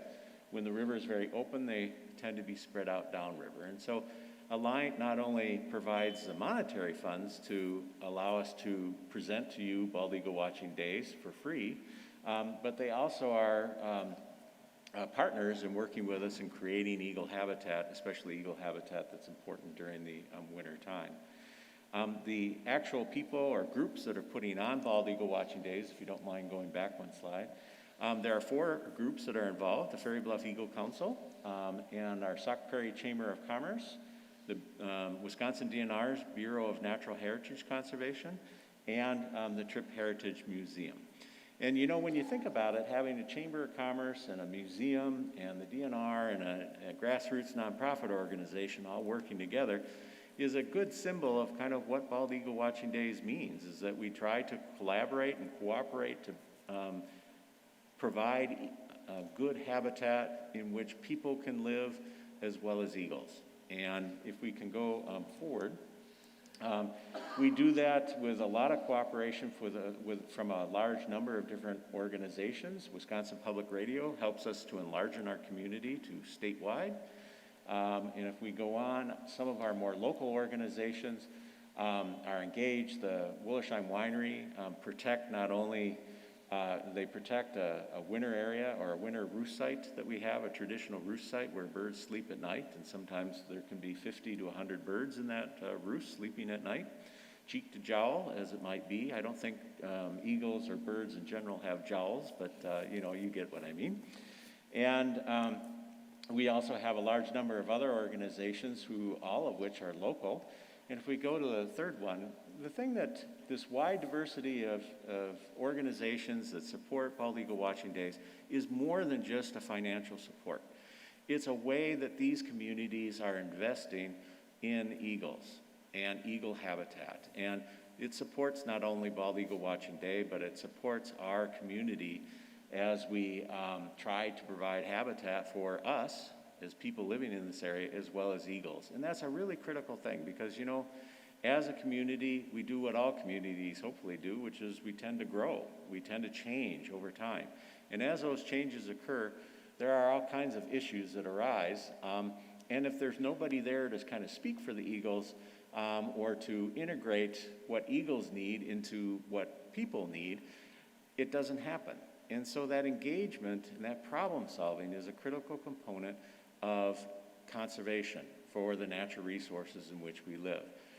The sponsorship of our local community, investing in that, is critically important, and it's probably one of the things I'm most proud about with Bald Eagle Watching Days. But your participation in Eagle Days is also important, because when you come and if you go to a restaurant or if you buy gas or if you stop at Ace Hardware to get something en route, you're supporting our local community, and they understand that. And so it's a mutual investment that we're all making in bald eagles or in our natural resources in this beautiful area, and your participation in it is most appreciated.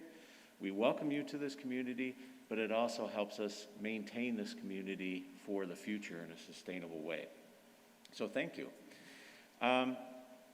Some of the final things, what we're going to do in this next section of our program is we're going to see an eagle release, and you're not going to freeze to death. That's kind of a nice thing. So Marge Gibson released a pair or two eagles earlier in December, and we filmed that, and we're presenting that to you today. We didn't want to do a live release because it draws too many people too close together, and in this COVID era that we're living in, that we didn't deem would be the safe thing to do for us people. It'd be fine for the eagles, but it wasn't fine for us. And so we're going to show you that video. And then one of the things that we're going to do right after that is we're going to show you an additional video with something that you can't do other than in this particular way, which is Marge and her staff are going to give you a behind-the-scenes tour of REGI, the Raptor Education Group Incorporated. And so you're going to get this nice behind-the-scenes tour, as well as seeing a wonderful release of rehabilitated eagles, all from the comfort of the River Arts Center, or the comfort from those of you who are following us remotely. And so we're going to be happy to bring that to you. And then we've got a nice amount of time for questions and answers for you to engage with Marge directly. Marge is going to join us virtually, so you'll see her up on the screen. But this camera here will mean that Marge can see you. And so even though it's perhaps not the same as Marge in person, it's the next best thing.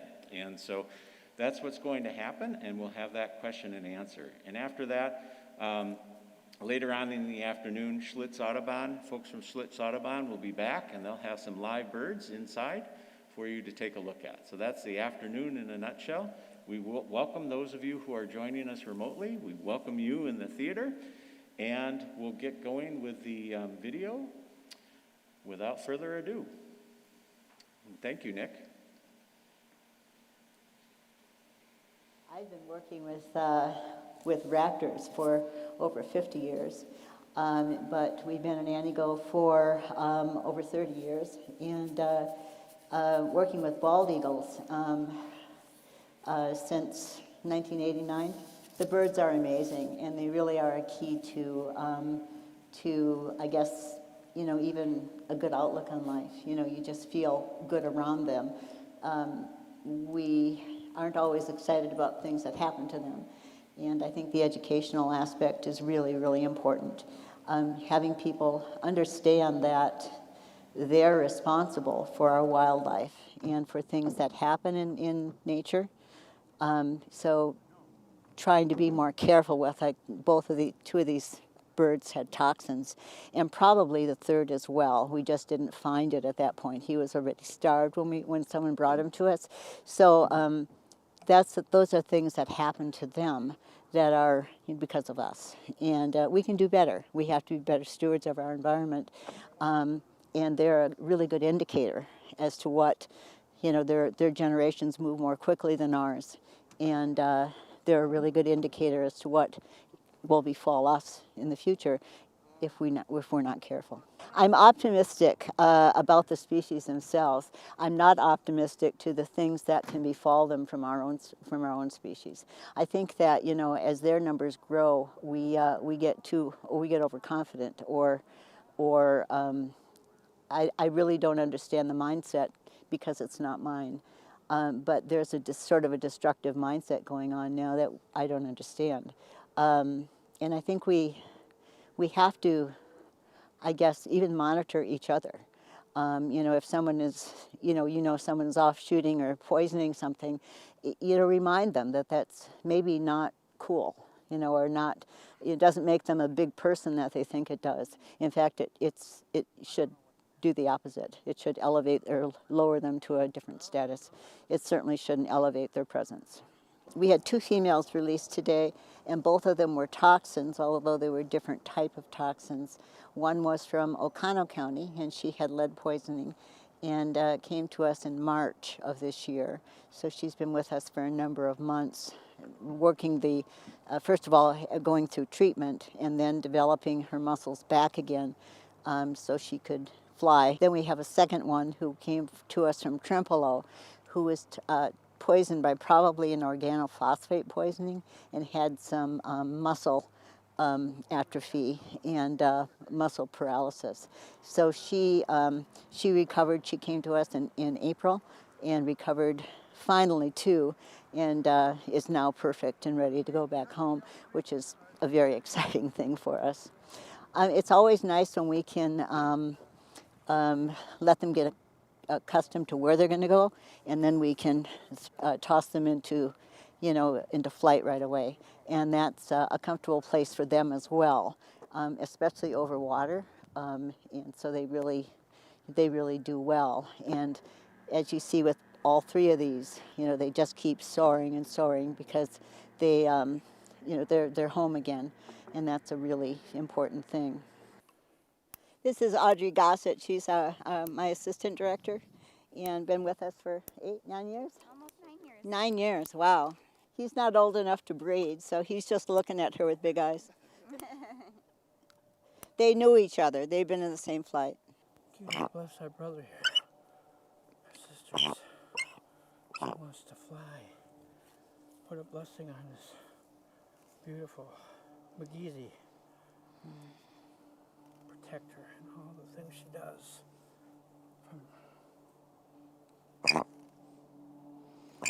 From lead poisoning. From poisoning. She's talking to us. We thank you for being with us. Protect us and watch over all of us. Carry our prayers. Fly good, my sister. Fly good. What happened with this one here? Probably from a toxin as well. I think Audrey's going to release him first. She's a little bit cold out here. Audrey is. I've got a bigger bird against me. I know you're excited. So we usually do a count of 3. And you want to do it toward there? Okay. Okay, either there or through here. There were. Doesn't matter. Whichever way you're good with. She's going to do a count of 3 and let him get acquainted to where he's going. And then at 3, now he's focusing. He's focusing on where he's going to go, which is a good thing. He needs to do that. He is a little intimidated that the female is here. 1,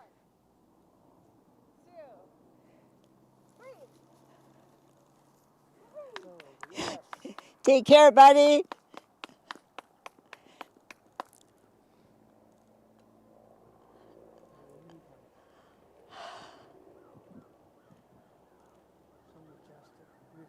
Yep. So beautiful in flight. So beautiful in flight. Now he may go down and take a bath. That's the one thing that they haven't had is a river below them. Good, we don't get water in the winter. Yeah, good release, good release, good release. Look at him. Yeah, he's happy now. Very strong. We have large flight buildings, so they're really incredibly strong when they leave us. There's no, you know, people are always worried how will they be okay when they leave us, but they're perfectly fine. Look at him, he's not landed. Ringing up even. Heard the crow's call right away. Yeah, right. Are you ready? Okay, I think she's ready. She's been watching, and boy, is she ready. This may go pretty quickly. Are you ready? I know he's up there. Are you going to go? What do you think? I think it's time. Take good care of yourself, okay? You're pretty wonderful. Yep. You try to stay away from lead. We'll do our part to try to get people to stop using it, all right? I know. She's like, hey, guys, it's your chance to get my picture.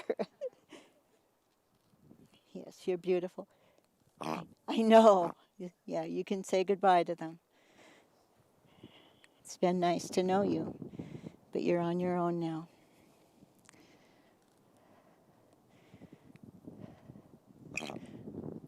Yes. You leave people behind you now, sweetheart. It's on your own, okay? Look out where you're going, not where you've been. There you go.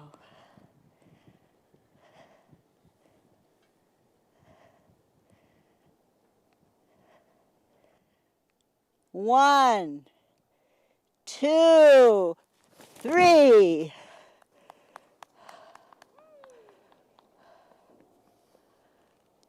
Take care, big girl.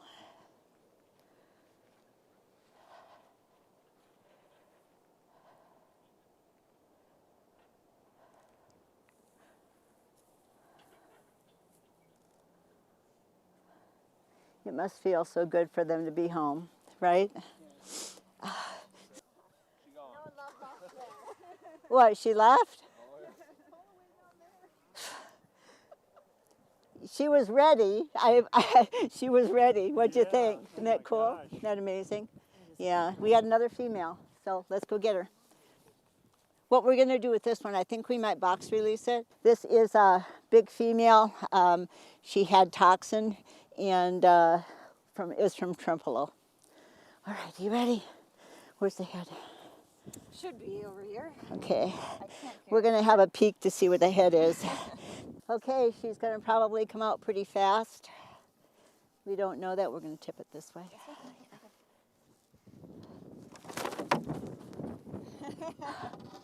Take care, sweetie.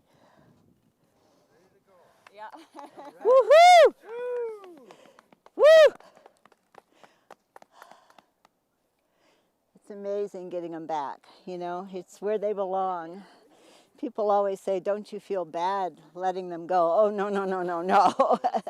They've been my guests for a lot of months now. And she came in about March or April as well. So she didn't have a wild summer either.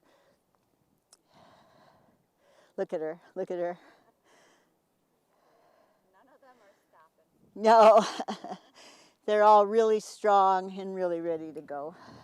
We have a big flight barn, and they're flying the whole time. So to get them down, it's I think it took an hour and a half. Look at her, isn't she beautiful? The female that I released was about 6, the male 4, and the other female was about 6 too. We've gotten about 100 eagles, so we've released several. We had 6 youngsters this year. And those are going to go back in the flight barn now and be released within the next month. They'll be with their. We had so many that they weren't all able to be in the flight barn at the same time. We're not as thoughtful as we used to be. I think that, you know, when I grew up, it was important to, you know, to be good stewards or to, you know, really appreciate what was around us. And I don't find that as much in our current society, and that is frustrating. The interesting thing, and we're doing a lot more education now, a bigger part of our work is educational.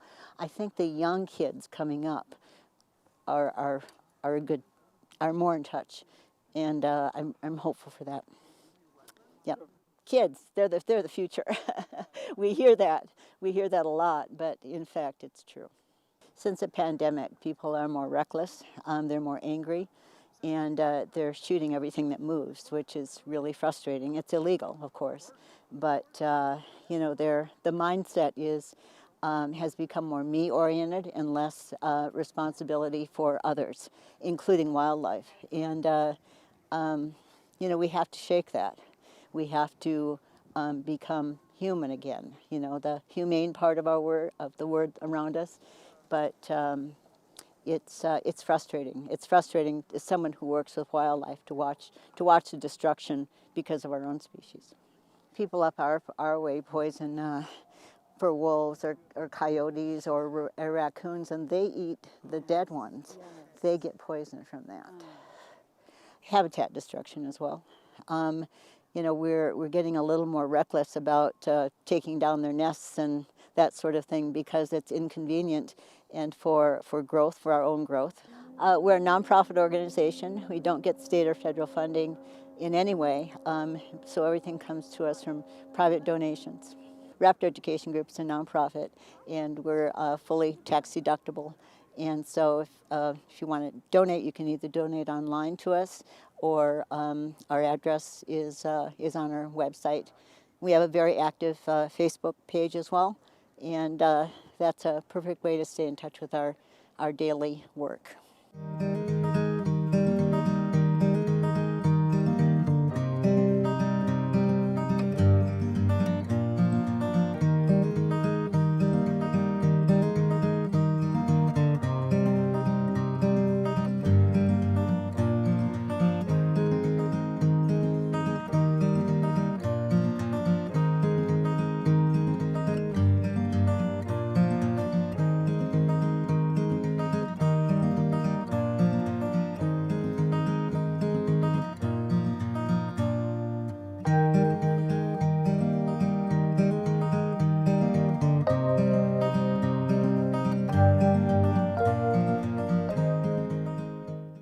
Welcome to Raptor Education Group. I wanted you to see a little bit of our outside area as well, so you can kind of put together where our birds are cared for and how they're cared for. This is our native plant area, and it really is lovely in the summer. And we put an emphasis on anything that's native, whether it's native plants. We do a lot of education for children and so on and so forth, and adults, and try to put all the conservation pieces together so we can have a really uniform program. Over here is our clinic. Our clinic is, we'll be going in a little bit there, but it's about 3 years old, and it has been a real benefit to us. As our patient load increased, we really needed to have more space to take care of them, and this has been a real benefit for us. Over to my left is our intern house. It's also called the Nest, and our welcoming center. The interns live on the top floor. We can house 9 interns, and we also have a separate room for our visiting professionals, and that would be professors or veterinarians that come from out of country or in country that want to stay for a while and learn with us. So it's been a huge benefit and a huge help for us to have the intern house. The intern house was donated by Wausau Homes, and we're extremely grateful for that. It has really allowed us to grow and to do much more education, which is a huge part of the work that we do. We have our flight building, and the one thing, and we will be going in just a minute, but the one thing that people don't quite always understand is that how our birds are so well conditioned. And this building is 110 feet, and half of it is separated so the eagles can fly there, and they condition themselves. So it's a huge building, and they really do well. They have to recover from broken legs, broken wings, starvation, which means that their muscles have atrophied. So there's a lot of conditioning that's necessary to get the birds back on the wing. So they're 100% when they leave us, and that's really important. Here is on this area, we have an area for an eagle display, not in the winter, of course, and we have an area for our trumpeter swans Right now I think we have 7 or 8, and cygnets as well. We do raise cygnets here with our foster parents, so they're not imprinted to humans. An extremely important situation. If they're imprinted to humans, they get in trouble with people. They often approach people, and that can be dangerous to them. They also then don't breed with trumpeter swans, which is the reason that we want them to be out in the wild so we can increase the population. We're going to be going into our trumpeter swan compound, and of course it's frozen right now, and we do have geese here as well.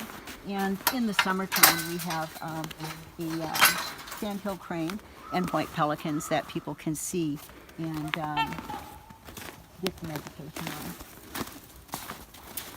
Yes, we were just talking about the trumpeter swans, and here they are. One of the adults is our foster parent, and she raises the little ones for us. Little ones come from other areas. Because we have the foster parent program, it's really important. So we get them from all over, and they're raised by our foster parent.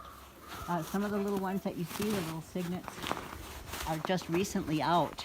They were, actually one was shot, one was had a fishing hook that was attached to it, and had some tears in its body. So it's here now, and they're starting to get more acquainted again.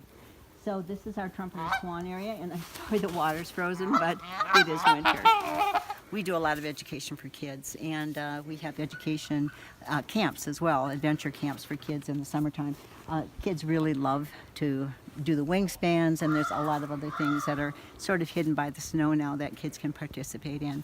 So it's a lot of fun for them, and it really, education is one of our huge ways that we teach about conservation and try to get people engaged in conservation topics, and not just raptors and not just birds, but everything that will make a difference. I'm going to take you into the flight building now, but before we go, it's always interesting that when people drive up that it looks like we've had some deaths here. And what this is, of course, is when deer are hit by cars, often they're brought here so we can utilize them for our raptors. And this is where we cut them up. So we just had 2 deer here brought in, and so the blood is not staph, it's not mine. It is definitely deer or any sort of wildlife that gets hit by a car, and we can use to feed our birds so they have natural food, and they have a natural search image for what that is. All right, let's go in. Here we go. Come guys.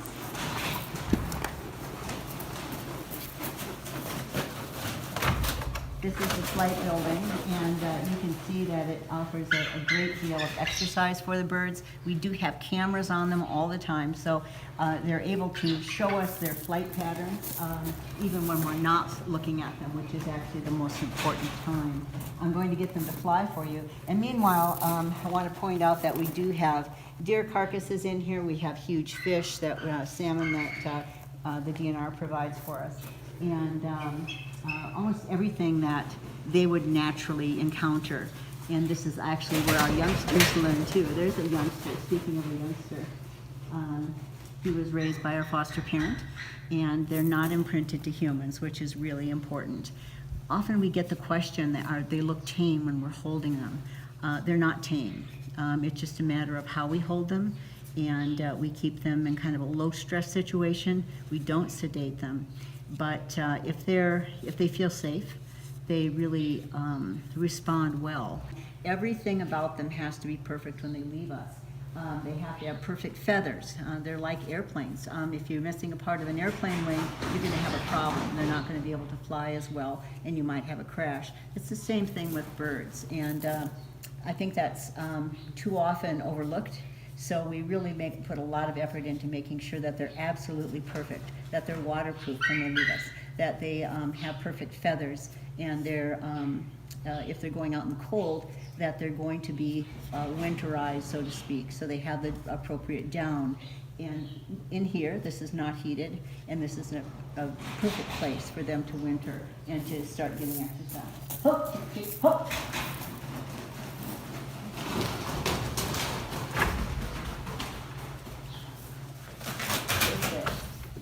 Now, when they're flying up, they go from ground up. This is the 28-foot tall ceiling.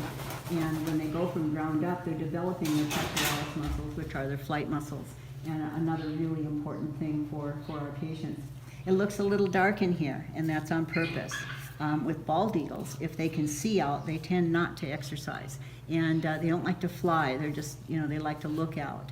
Very different than golden eagles, very different from red-tailed hawks. So this is made specifically with bald eagles in mind. We have a very deep pea gravel on the ground that goes around their feet when they land. Remember, they're recovering from various injuries, including broken legs, car hits, so they have abdominal injuries or muscular injuries, broken ribs sometimes. And they have to, when they land, so it doesn't impact their feet. Their feet are extremely important. We put a lot of effort in making sure their feet are good. This is round, and it doesn't impact them. It doesn't cut their feet. And people think, oh, well, they're big, strong birds. Well, they are. But when they land like a feather. They don't crash into things, or shouldn't. So we have bounce boards in the flight here, so they can bounce off it.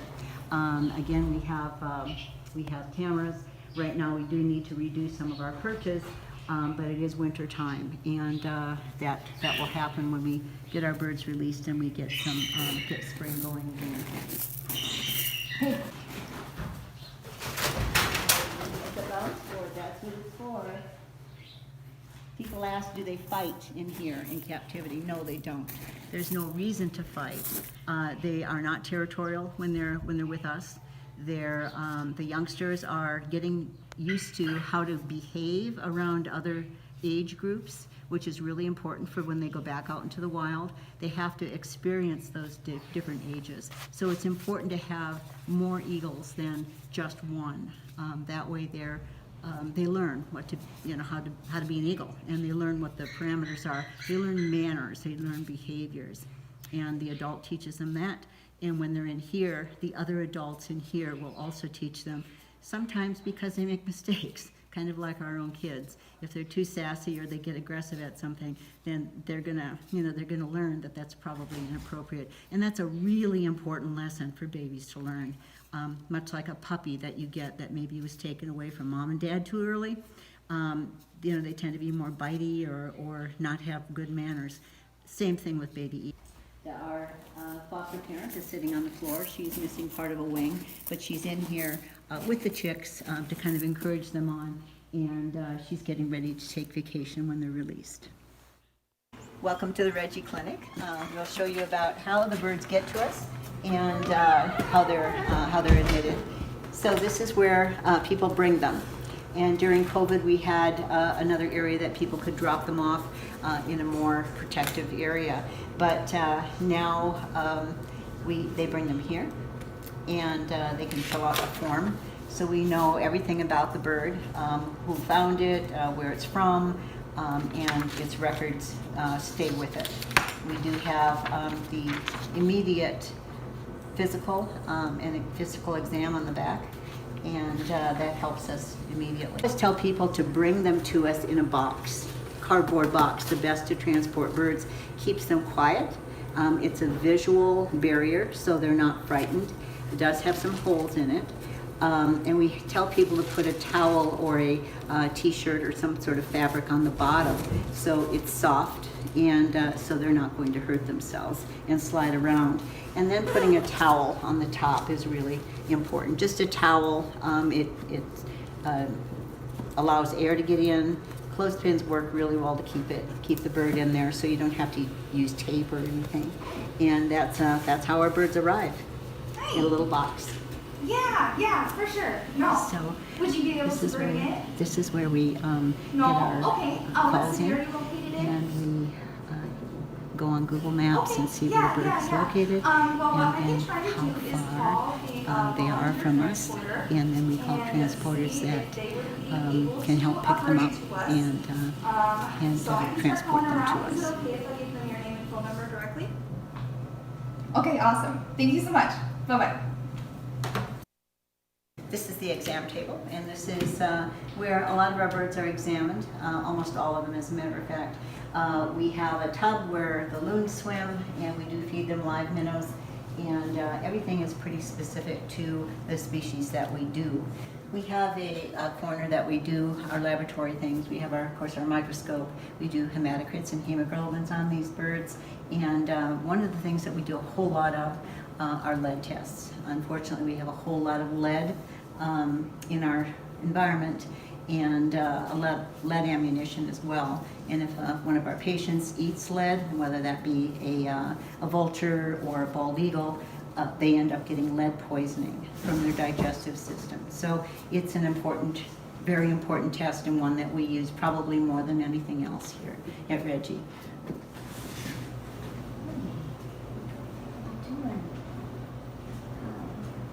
How you feeling? Not feeling so good? I'm sorry. Lead poisoning is a terrible toxin, and unfortunately, they have access to way too much of it. Whether it's in our fishing tackle, lead sinkers and lead jigs that people unfortunately lose, and usually it's trumpeter swans or loons that pick that up in ponds or rivers, or whether it's lead ammunition that's fragments when it's in a body that's been shot or harvested, and they eat carcasses more than people realize. So I think it really is important. He does have some green on his tail. He does have lead poisoning, quite a bit of it. When he came in, he was at about a medium range, but he has the pellets in him still. Hi, buddy. Hey. Hi. So you can see from his eyes that he is not, he doesn't have a normal mentality at the moment. And so he is a bird that's a little more, what I would say, uncomfortable. It does affect them neurologically. It affects us neurologically as well. And he was extremely dehydrated. Not so much anymore, but his mouth is still a little blue, so he still is having some oxygen depletion. Again, he's not sedated at all. Hi, how you doing? So when we admit a bird, it takes us about 10 minutes to get it out of the box that it comes in and do a full physical on it. We do a physical to see if their legs are moving okay. We stretch out their wings, make sure that everything's moving all right. Obviously, we talk to the people who've rescued them or who have seen them. We ask people to send us photos. We ask people to send us videos when they see them, so that way we can give a good indication as to how they're walking, if they're able to move well or not, or if they're drooping a wing, for instance. He is not doing any of that, which is a good news, but he is a little thin. Hi. Raven, can you hold his feet? Hi. I just Raven. Hi. Yeah. When we work with them, we always announce ourselves so they aren't surprised. We are dealing with predators here, and this one has some confusion because of the toxicity, the neurologic toxin. And right now, I'm just examining his abdomen so we could see, and he's very thin. That happens too with lead poisoning. The birds can't eat. It shuts down their digestive system. So he hasn't been able to eat much and was able to be caught up really easily. He is about a 5-year-old, so he's still got a little bit of brown on him.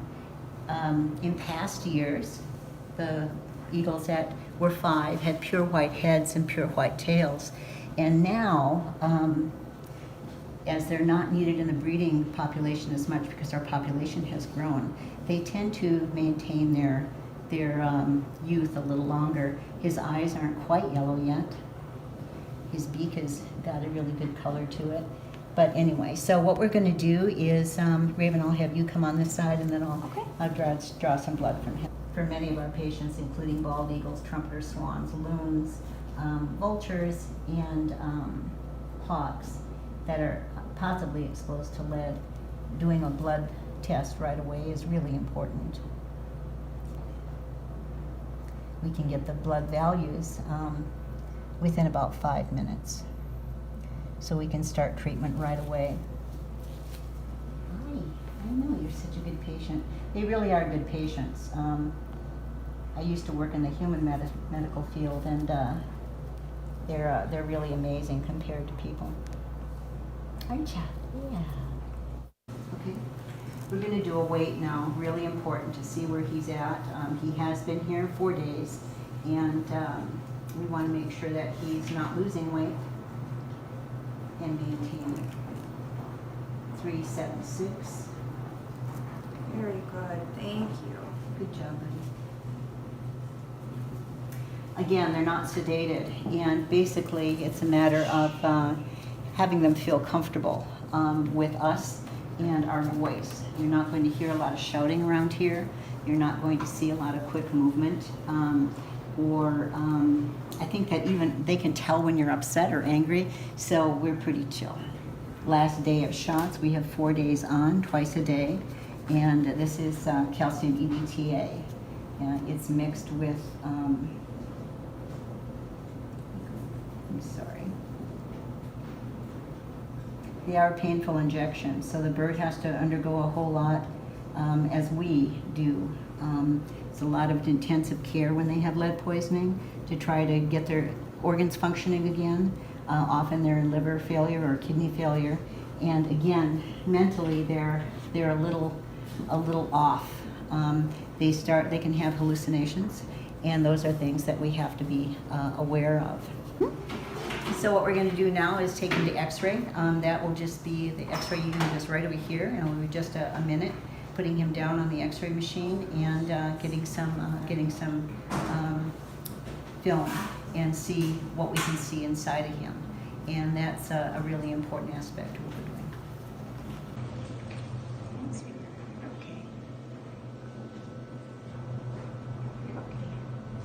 I got him.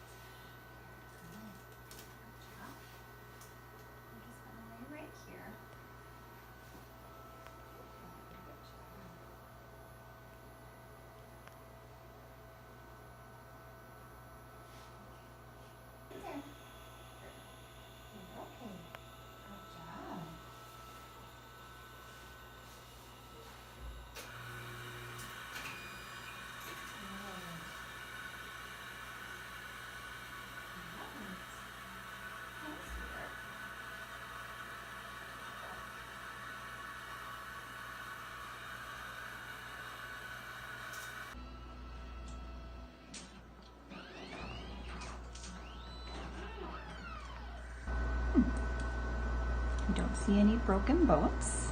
That's good.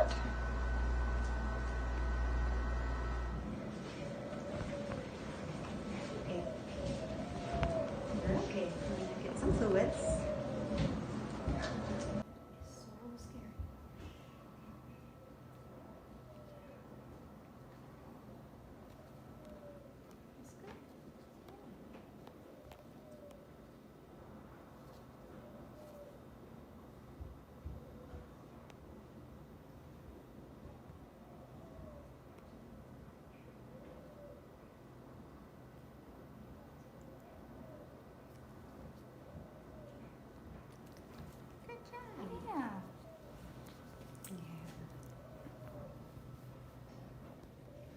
So it's been just a couple of minutes, and he has everything that he needs. We did an exam coming in. We have x-rayed him. We've done blood work on him. We've examined his eyes and his reactions as well. And now he's going to be going back into the box so he can rest. Resting is a really important thing. We don't want to keep them highly stressed because that increases their heart rate, and it just increases the possibility of a problem with them, and we want them as relaxed as possible. So again, we don't use big boxes. We use, we don't use big cages, I'm sorry. We don't use ever cages. They can see through it, and they get frightened, very frightened with that. So he's going to go into a box for the night. It just has a light cover over the top. They're very comfortable with that. And he will be continuing treatment in a few hours. Yeah, there you go. Hopefully, we'll be able to see this guy released sometime soon, and maybe down in Sauk City. Well, that's about it. We were able to show you an eagle being admitted and how they're treated, how we handle them, and how they're kept in care. People always say, are they tame? No, they're not tame, and they're not sedated. It's just a matter in how we handle them. I was happy to be able to show you the flight building, which is an important aspect of the work that we do, and in getting them back conditioned and getting them back on the wing in 100%. So when they get out there, they can hit it and survive, and that's what it's all about in wildlife rehabilitation. In the summer, we have tours. We have adventure camps for kids. So please jump on our Facebook or on our website and find those times and dates, and give a call and come on up and see us. We won't have snow in the summer, so that'll be a positive. Anyway, thanks for your support. We appreciate it. Take care.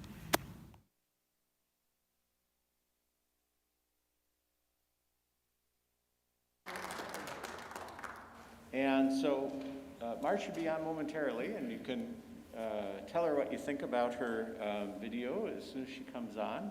Nick is working on getting that link up. Come on in while those of you who are just entering. And Aaron, if you are around, Isaac, if you are around, is Isaac around? Could one of the ushers move the microphone just to the middle of the stage, please? There's Marge. Hi, Marge, can you hear us? Hi there. Okay, you can good. hear me okay?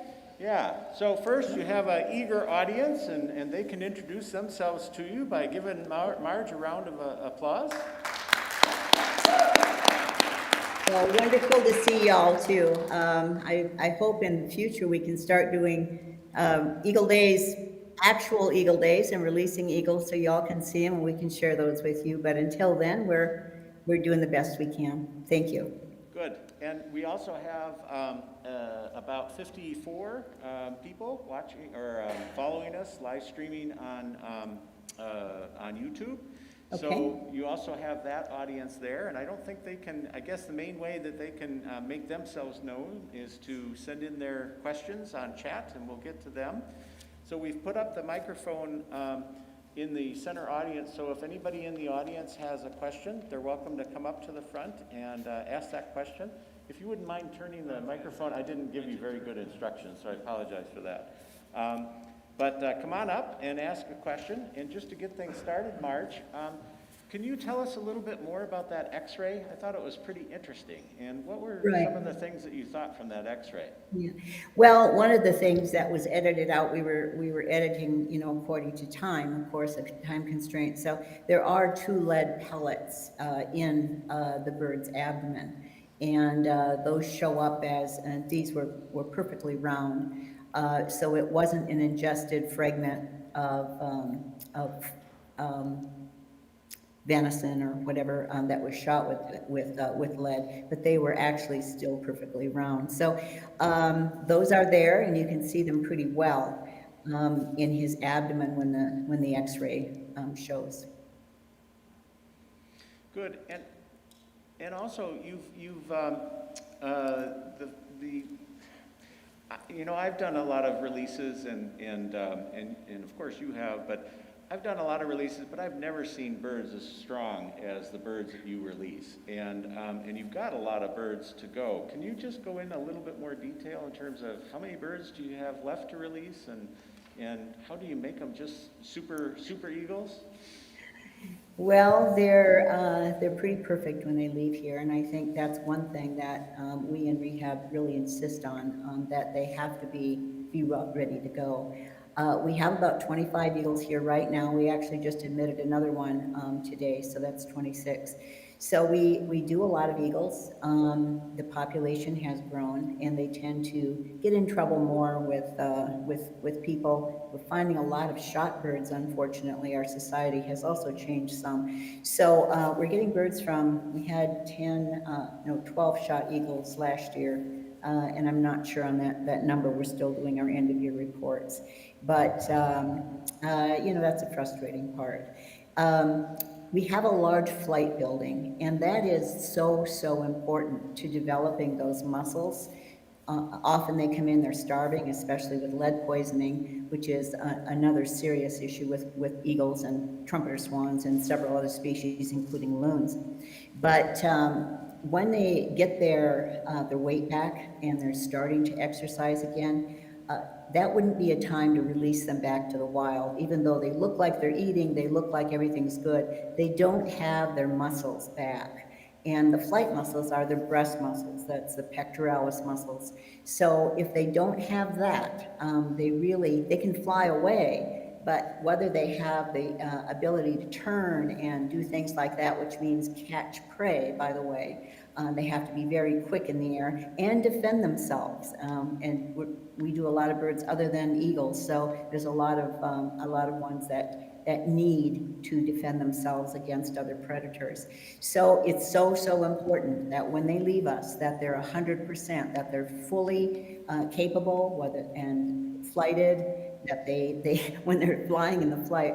Years ago, it was kind of funny because y'all down there at Ferry Bluff would sort of, say, well, you have to be on time to eagle release. And yes, it's about 3.5 hour drive. So we did have to catch the eagles in the morning, box them, and drive down to Sauk City. So it was quite a morning for us.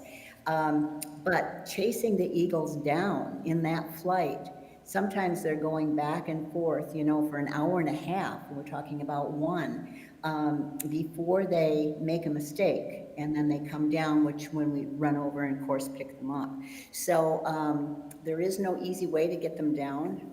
We don't do anything that will harm them at all. And we wait for them to kind of get a little tired. And like us, that's like running on a treadmill or climbing stairs. When they're in the wild, they're soaring, they're using thermals, they're flying in other ways that they don't have to be flapping all the time.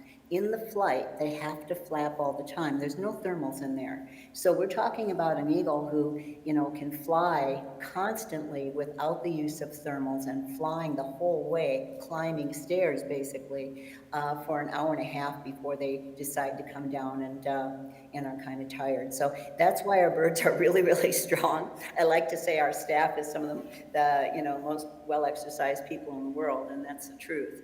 And we tell our interns that the exercise program here is totally free. So anyway, but they're well exercised, and so are we because of it. Wonderful, thank you. Don't be shy, come on up, and if you have a question, we've got a couple people coming up, and for those of you who are following us remotely, chat in your questions, and Marge is very happy to address them for you. But we have a gentleman who's just about going to ask you a question. Marge? Yay! Be brave. My name is Arnold. Marge, my sister here asked me a question that I didn't have an answer for, so I'm up here on her behalf. I have two questions. One is, what is the life expectancy of the bald eagles? And the other is, what kind of collaboration goes on between you guys and the feds, like the Eagle Repository folks? Okay. Is that, okay, so that's let it. me... Thank you. Stay there in case I don't answer it well enough for you. Okay, but you can come back. Let's see, what was... So the relationship with the feds. We have state and federal permits to allow us to do this work. If an eagle dies and it's not a illegal activity, in other words, the shootings and trappings and those should be legal cases. And if there's a legal case tending on it, then those birds go to usually the federal agent who send them to the repository or to the forensics lab in Ashland, Oregon, where they can follow up and do a cause of death and that sort of thing. And that's really important for a legal case. So that's what happens to them. If they die with anything else, other than some poisonings, which, the birds need to be sort of kept from the public, so nothing happens to people that are around it. They're shipped to the feather repository always. We are not allowed to keep feathers. So any of the molted feathers as well as the bodies go to the feather repository, and that's where you can access them with permits, of course. So that's our part in it. We're not able to give pieces, parts, or feathers to anyone other than through the repository, and that's us. We don't get state or federal funding. If that was part of the question, I don't know whether it was. But we are a nonprofit, so but we don't have any control over the federal requirements for the feathers or for the permits that go into it, because we ourselves are permit holders by the same process. Let's see, what was the first question? The life expectancy of bald eagles? Okay, I'm glad you asked that. Actually, this is kind of breaking news. I've not told anyone yet, but my eagle from the Exxon Valdez, who was over 50, just recently passed away. So we lost Kushkaluk, unfortunately. And I think she was older because she was in captivity, so she didn't have to hunt on her own. She didn't have to protect herself. She didn't have to do those things that a bird living in the wild would have to. So she did have a longer life expectancy. We have had some reports in the past of zoos having eagles that lived, into their 40s. And of course, again, they're protected and they're fed, only the best food and that sort of thing. So that's, in the wild, we have gotten birds in as patients that were banded. 30, I think the oldest one was 36 years old. And that one was from the Hayward area, Hayward, Wisconsin. So, they can have a long life. Unfortunately, with our environment now, there's so much lead in our environment. There's so much illegal activity. The shootings are some of the worst, and that's something that I'm hoping to address this year, actually with the public, because I think the agencies are not able to keep up with the pace of all the shootings that we're getting. People can be so important in that, though. The public, these are things that happen to our birds that are human-oriented, so we really count on the public, and it's actually the responsibility of the public to help them not be have to encounter these poisons and these, fishing lines and hooks and the things that we ourselves, with a little bit of forethought, can prevent, and it's important that we do that. So I had one more question. Since I was up here, I got to thinking about COVID. Has that affect the birds at all? We don't think so. It is a virus, a SARS virus, of course, but we haven't had any indication that it does.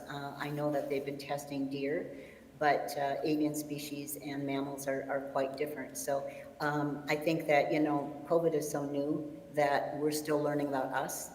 And, I think we really don't know that. Well, Annan, thank you. Thank you. So we also have a question, Marge, from, I think it was from Jenny, either that or it was from chatting. But you released, I think it was the male that you released, had a missing primary, missing flight feather. And is that going to be a problem for the bird? Will it grow back? Could you tell us a little bit about when we see these birds with missing flight feathers? Well, molt is natural, and I think that, I did make a big statement that, their feathers have to be perfect, but what I'm talking about is they can't be banged up, they can't be, sometimes in cages. We never use wire cages, because wire cages, they try to get out and they come up against it and they break off their feathers. So those feathers, if the feathers are broken, the tail feathers, the rectrices are broken, and that makes the tail shorter, for instance, that affects how they can navigate in the wild. Youngsters have longer tails than adults naturally. It's kind of like training wheels for, flying and learning how to capture prey. But having one missing primary, that's why when they molt, they molt one at a time. So you will see a uniform missing primary on the other side as well. When the bird's flying, there's usually two, and it's usually uniform for the side. So he's still uniform in flight. And missing one, and that's a missing one, it'll be coming in because it's molted. It's not broken off. Broken off is the very difficult thing, and that's when they get into trouble. And you can, just thinking about the previous question with the federal repository, you are still able to imp feathers in if you need to balance out those wings, right? And imping is just, you can describe imping as well in terms of one way to manage that? Imping is actually using another feather, cutting it at a certain length, and then gluing it with super glue into the follicle, into the quill of the other feather. And that works on a lot of species. It's somewhat useful in bald eagles. The fact is that they're heavy-bodied birds, and they really, when they move air, it's very strong. So in fact, sometimes the imp doesn't work as well in the big-bodied birds. And birds like pelicans also, trumpeter swans, it's just not as useful. A tail feather is a little better because they're not pushing as much air. But we do imp a lot of species, a lot of owls and everything else, including hawks. But eagles, it's a little more touchy. We can do it if it's one feather, but beyond that, we like them to molt. You have another question from the audience? Yeah, hi. You guys do great work. Thank you so much for all the work. Well, thank you for coming, and I appreciate your questions. Yeah, I actually have two. Now, I saw that, obviously we talked about the pellets in the body. Is there any way to force that through the bird so they can get rid of it and get it passing? Well, there's a couple of different situations. With him, we're not 100% sure yet. We think it's past the gizzard, the proventriculus. And we are doing x-rays now to make sure that it's dissolving. Lead is a very soft metal, and there's kind of the good part about lead and the bad part about lead. The good part is we're treating him, and the intestinal system will dissolve that. Those are big pellets, however, and that is a scary situation. I honestly don't know whether that will work with him. What I do know is we can't go in and do surgery on it. Birds' intestines, unlike mammals, are very vascular, and they have connective tissue between the intestines. So anytime that you breach that in an effort to do surgery on the intestine, it causes a lot of bleeding, it doesn't go back together, and maybe if it's in captivity, it would be one thing, but if we're wanting them to go out and be wild again, it's a totally different thing. They have to be perfect. So it's a waiting game for him. We're hoping that it can push through. It's beyond the point, however, where we can get it out with lavage surgery, which is what you see us do with loons and trumpeter swans sometimes. If we can pull it out from the gizzard, the proventriculus and the ventriculus, then and get it out the mouth, that's the best way. But this has gone past that. The other thing is that sometimes when they're shot, a lot of people feel that if it's in the muscle tissue or shot, that it's, even if it's lead, that they don't develop lead poisoning. That's not true. If it's touching any part of a very vascular area, including lung, laying against the liver, that sort of thing, it does absorb into the blood. And that's what lead does. It goes into the blood, it's stored in the bone, and then when we chelate it from the blood, we have to, then the blood goes back through the bone, picks up the lead, and comes back out, and then we have to do another round of treatment. So it's 4 days on, 4 days off, 4 days on, 4 days off, and it's a very expensive treatment, I might add.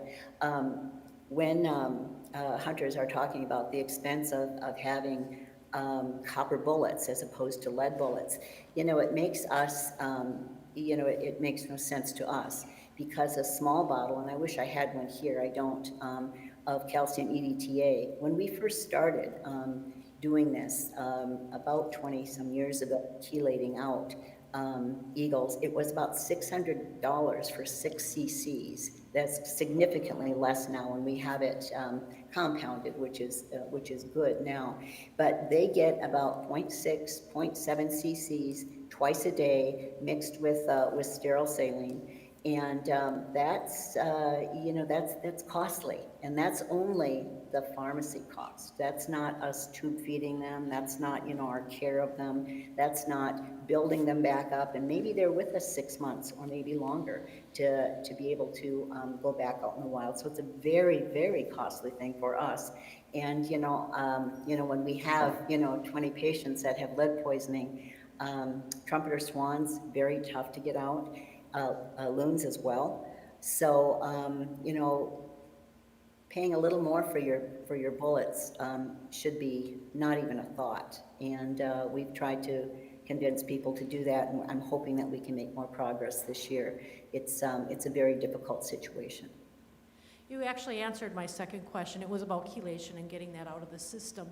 So, Yes. So it varies obviously bird to bird because of how long they've had it in their system, huh? Exactly. Well, how long, but also the amounts. And if the bird has been down for a while, it shuts down their intestinal system, so they're also starving. So, then we have this more complicated case. And it would be one thing to get a bird who just, swallowed a lead sinker. And in loons, for instance, we can do surgery on that, and lavage surgery, and can get it out. And then treat the bird, and the lead is gone at that point. We're treating the blood, and the blood that then goes through the bone and then picks it up until the bird is ready to go. There is some problem though that we're starting to see and starting to pay more attention to, the mentality of the bird afterwards. We can't check that. We can't give them those tests, and say, is everything perfect? So we don't know if their behavior is 100% perfect. We know when it's at certain levels that they can recover fully. When it's a high level, there's more of a question. We know they fly well, they eat well, they do those things, but how they behave and interact with their own species is a different thing.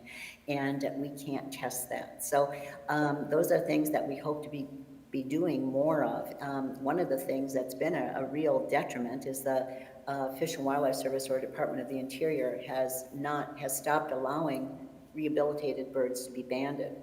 And that really, with that, there's a lot of information that's lost. So we're hoping to kind of address that, and I hope the public can join us in that as well. It's been a frustrating time, I guess. There's a lot of lack of funding for state wildlife agencies and federal wildlife agencies because they don't vote, but we do, and we need to protect them and honor them with making sure that they're looked after. So what would be the reasoning behind them not allowing you to ban the rehabilitated birds? It takes more time to look it up, and in their minds, when a bird comes into rehabilitation, I think that perhaps the agencies haven't caught up with the success of rehabilitation and the fact that there's professional rehabilitators now, and they're still seeing in their mind's eye, the little lady down the street that wears tennis shoes and, takes that occasional robin. That's not the case anymore. It's a very different situation, and I think that, it's imperative that we can study the success or failures of the birds that we rehabilitate, and so we can learn about how that works, and if indeed they can recover fully or not. We do know in humans that it causes mental slowness, it causes learning disabilities, it causes anger, explosive anger moments. It causes a lot of things that, quite honestly, we are not testing children that are eating a lot of harvested game, and we should be. I don't know why we're not. We put a lot of emphasis on water, which is important. I'm not saying it's not, but I think that we need to expand that. And unfortunately, when we talk about hunting, it's sort of a very protected topic. Anything to do with guns, which I'm not anti-gun, by the way. I'm not.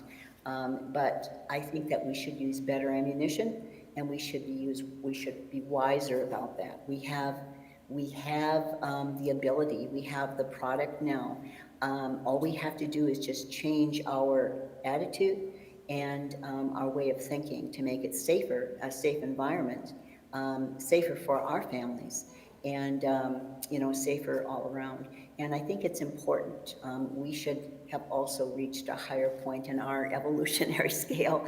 And it's interesting because people say, well, I was born eating lead, eating things that were harvested with lead. I was too. But in the day, I was taught, you use one bullet and you dispatch your animal, and it's done with honor and respect, because it's quite honestly in my family, without my father hunting and fishing, we would have had a hard time surviving, and I honor that greatly.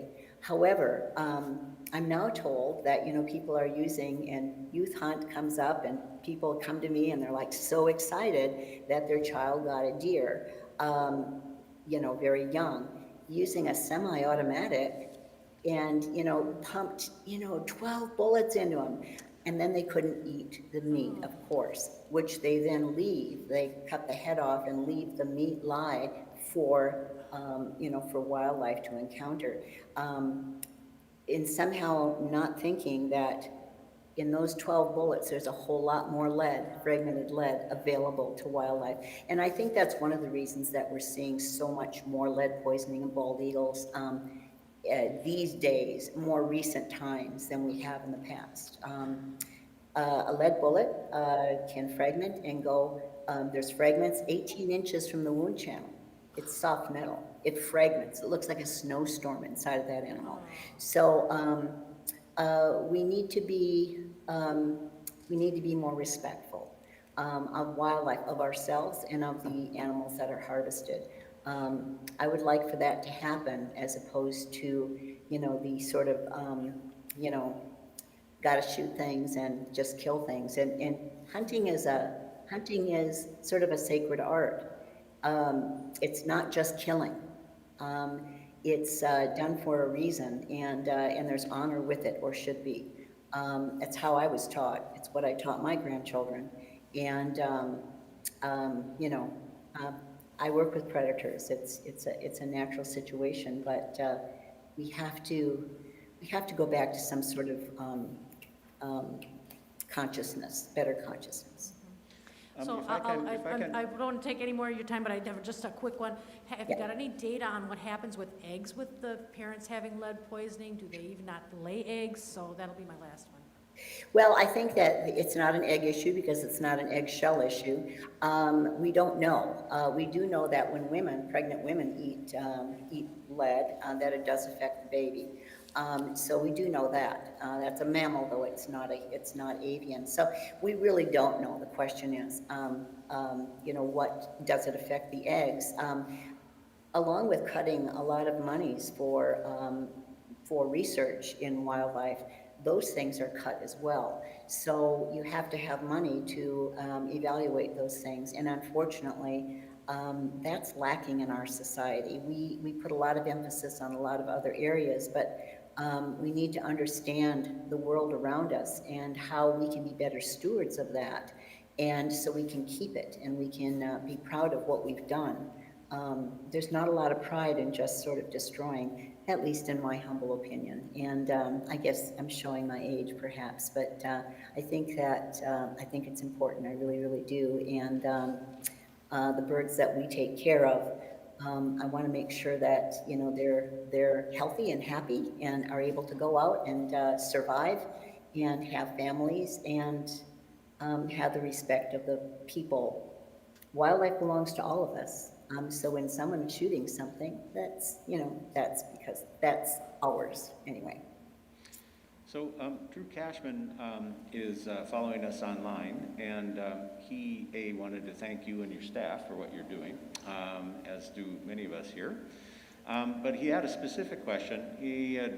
Drew indicates that Cornell just published a study that concluded that lead poisoning had depleted the eagle population by 4 to 6% in the Northeast. And Do you see that same kind, do you see that level of impact here in Wisconsin? I do. In fact, I think, unfortunately, we've been so busy. I only have 5 staff. And, you know, we do at least 100 eagles a year plus, you know, 1,000 other patients. So as a nonprofit, I don't have the funds to, you know, to actually even mine the data that we have, which is frustrating. However, we're seeing a lot more eagle poisonings. We're seeing a lot more trumpeter swan poisonings and a lot more loon poisonings. So lead is pervasive in the environment. It doesn't deplete. It doesn't go away. In fact, some of the lead that's been you know, shot over lakes, yeah, you know, with the movement of the dirt and with springs, bubbles those old pellets up to the surface, where it's once again available for swans, loons, eagles, and fish that are eating it. So I think, you know, I think it's, yes, to answer your question in a short way, yes, we are seeing an increase. I think that the Cornell, I'm going to be talking to them because I don't know that they understand the what we're seeing here in the north, using the semi-automatic guns. So there's much more lead in each carcass, unfortunately. But those are things we need to look into, and you know, we research types aren't privy to that often. Well, Marge, thank you very much. We're going to take a break of 15 minutes to allow the Raptor Education Group, to allow Schlitz Audubon to set up. But let's show a round of thanks for Marge.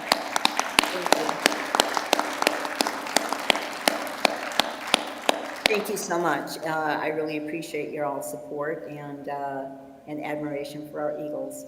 They're amazing, as are all our patients, and we hope you can come up and visit us someday. And oh, I see another question. Hi. I was too shy, but can I ask one real quick, two Sure. quick questions? First, thank you for everything that all of you do, your whole team. If you do come upon a bald eagle, like I did on I-94, I called different humane societies, and due to the COVID and the shortness of the staff, I couldn't stop with my vehicle. We were on the way to the airport to pick up my family, but it really, really was so hard on me to know it was injured / maybe dead, and no one was able to go get it. What would be a situation in the future if I ever found one again? Would I call Reggie even up to you guys in Anago? Yeah. I mean, Yeah, they couldn't come, and Milwaukee County had no one to go get it, and it haunted me, and it still haunts me that it was laying there and it was going to die, or it was dead, or I just wanted to know, what would I do if any of us that love and care them because we're here, what would we do to help? First of all, I really appreciate your compassion.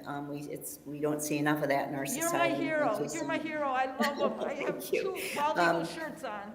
A lot of centers have closed.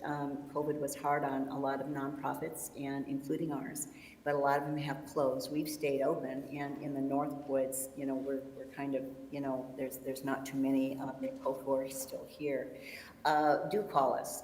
We do have volunteers, or we can try to get people to go and help capture it. If you can't wait, the best thing to do is wait for it, wait with it. We can try to, there are papers in our website to tell you how to approach a raptor. But we may have even gotten your bird if you want to check with us about the date. We do get a lot of birds from the southern part of the state. We get a lot of birds from all over. Some facilities have only started taking from their county, and those are some of the bigger facilities, unfortunately. So we try to help whenever we can. We don't turn down we've never turned down a patient, no matter what it is. So I think that, you know, it's possible that it was here, that it did come. We got one last night that had been on the road for a couple of days, actually. And someone was able to capture it and to bring it to us last night. So we get a lot of them, and your bird may be okay. Just let me know. If you can write me privately and let me know the date, I'll look for you, okay? I appreciate that. And the other clarification, please, can you tell me, I've read a lot about, like, if if it can't be returned back to society, you've done everything in your possible to let it be free again, and it can't be an education bird, do they have to euthanize them? We are only allowed to keep certain number of birds with our federal permits. They're not ours personally, never. And so sometimes we do have to euthanize. We do make our best efforts to try to place them in any facility that we can. Now, having said that, sometimes the birds aren't comfortable with captivity either, and we allow them to make that choice as well. I think that's such an important thing because you know, they're kind of out of choices when they come into us. And, you know, we read them. We spend a lot of, we're a little bit different than a lot of places. They're not just sort of a head of cabbage, you know, they're individuals. And they let us know they're individuals. So, you know, we do our very best that we can. Some do have to be euthanized. However, I'm usually the one that does it, and I'm holding them when that happens. And it's a great deal of love going into it. I know, and they're like children to you. I know that. I've been to every one of your releases. Thank you for your time. Sure, you betcha. Thank you. Thank you, everybody. Yeah, people can always write me too. Well, do you want to say what your website is? That's probably the easiest one-stop shopping, right? We have a very active Facebook. It's Raptor Education Group, and our website is www.raptoreducationgroup.org, O-R-G, nonprofit. And one of the best ways to reach us is actually through Facebook. You can send me a message, and you know, we'll respond as soon as we can. Try to be patient because we're low-staffed. We don't have a big staff, but we have a lot of patients, and we're doing the very best we can with what we've got. Thank you, Marge. Thank you very much. You betcha. Thank you. I just want to say that people are the key to wildlife protection and conservation. The public, not the agencies, the public. So please, I look forward to working with y'all and seeing you do your share. Thank you. So we're going to take a brief break until 3 o'clock, and people will be coming in, or if you need to stretch your legs, you're welcome to do so, and we'll reconvene then, 3 o'clock.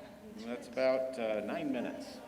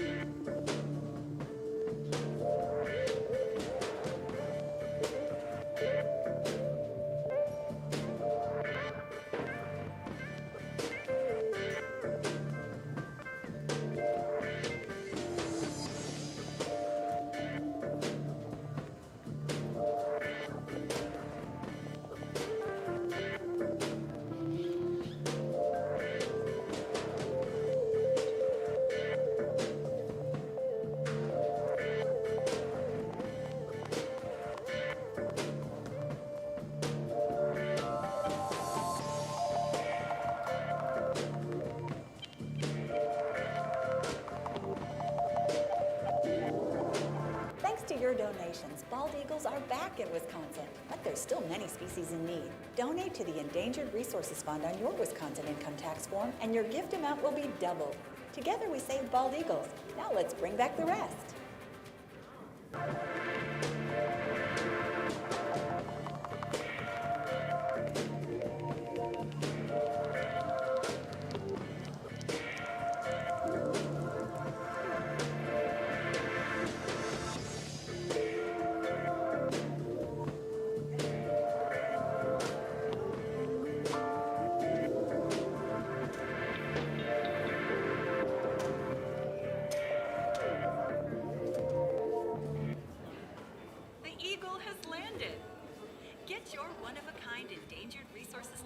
plate today and help care for Wisconsin's wildlife and state natural areas.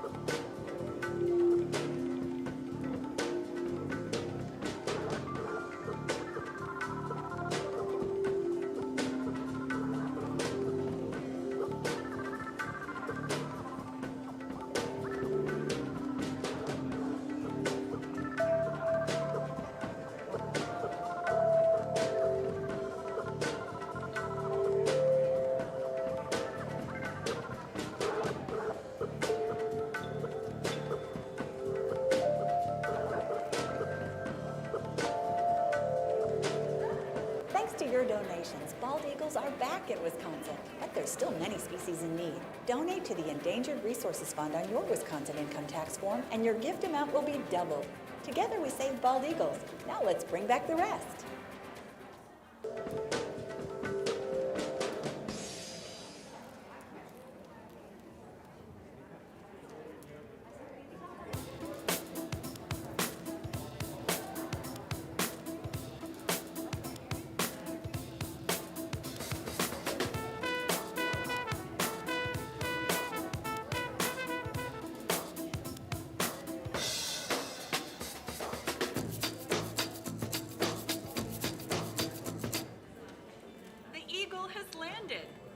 Get your one-of-a-kind Endangered Resources license plate today and help care for Wisconsin's wildlife and state natural areas.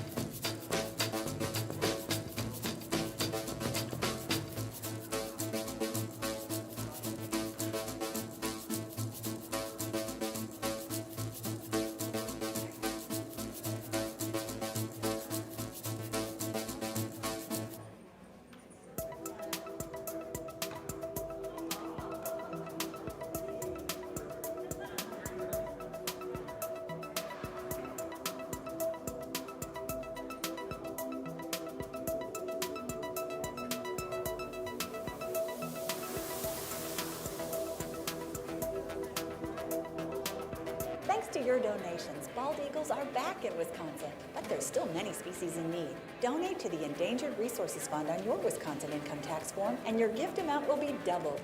Together we save bald eagles. Now let's bring back the rest.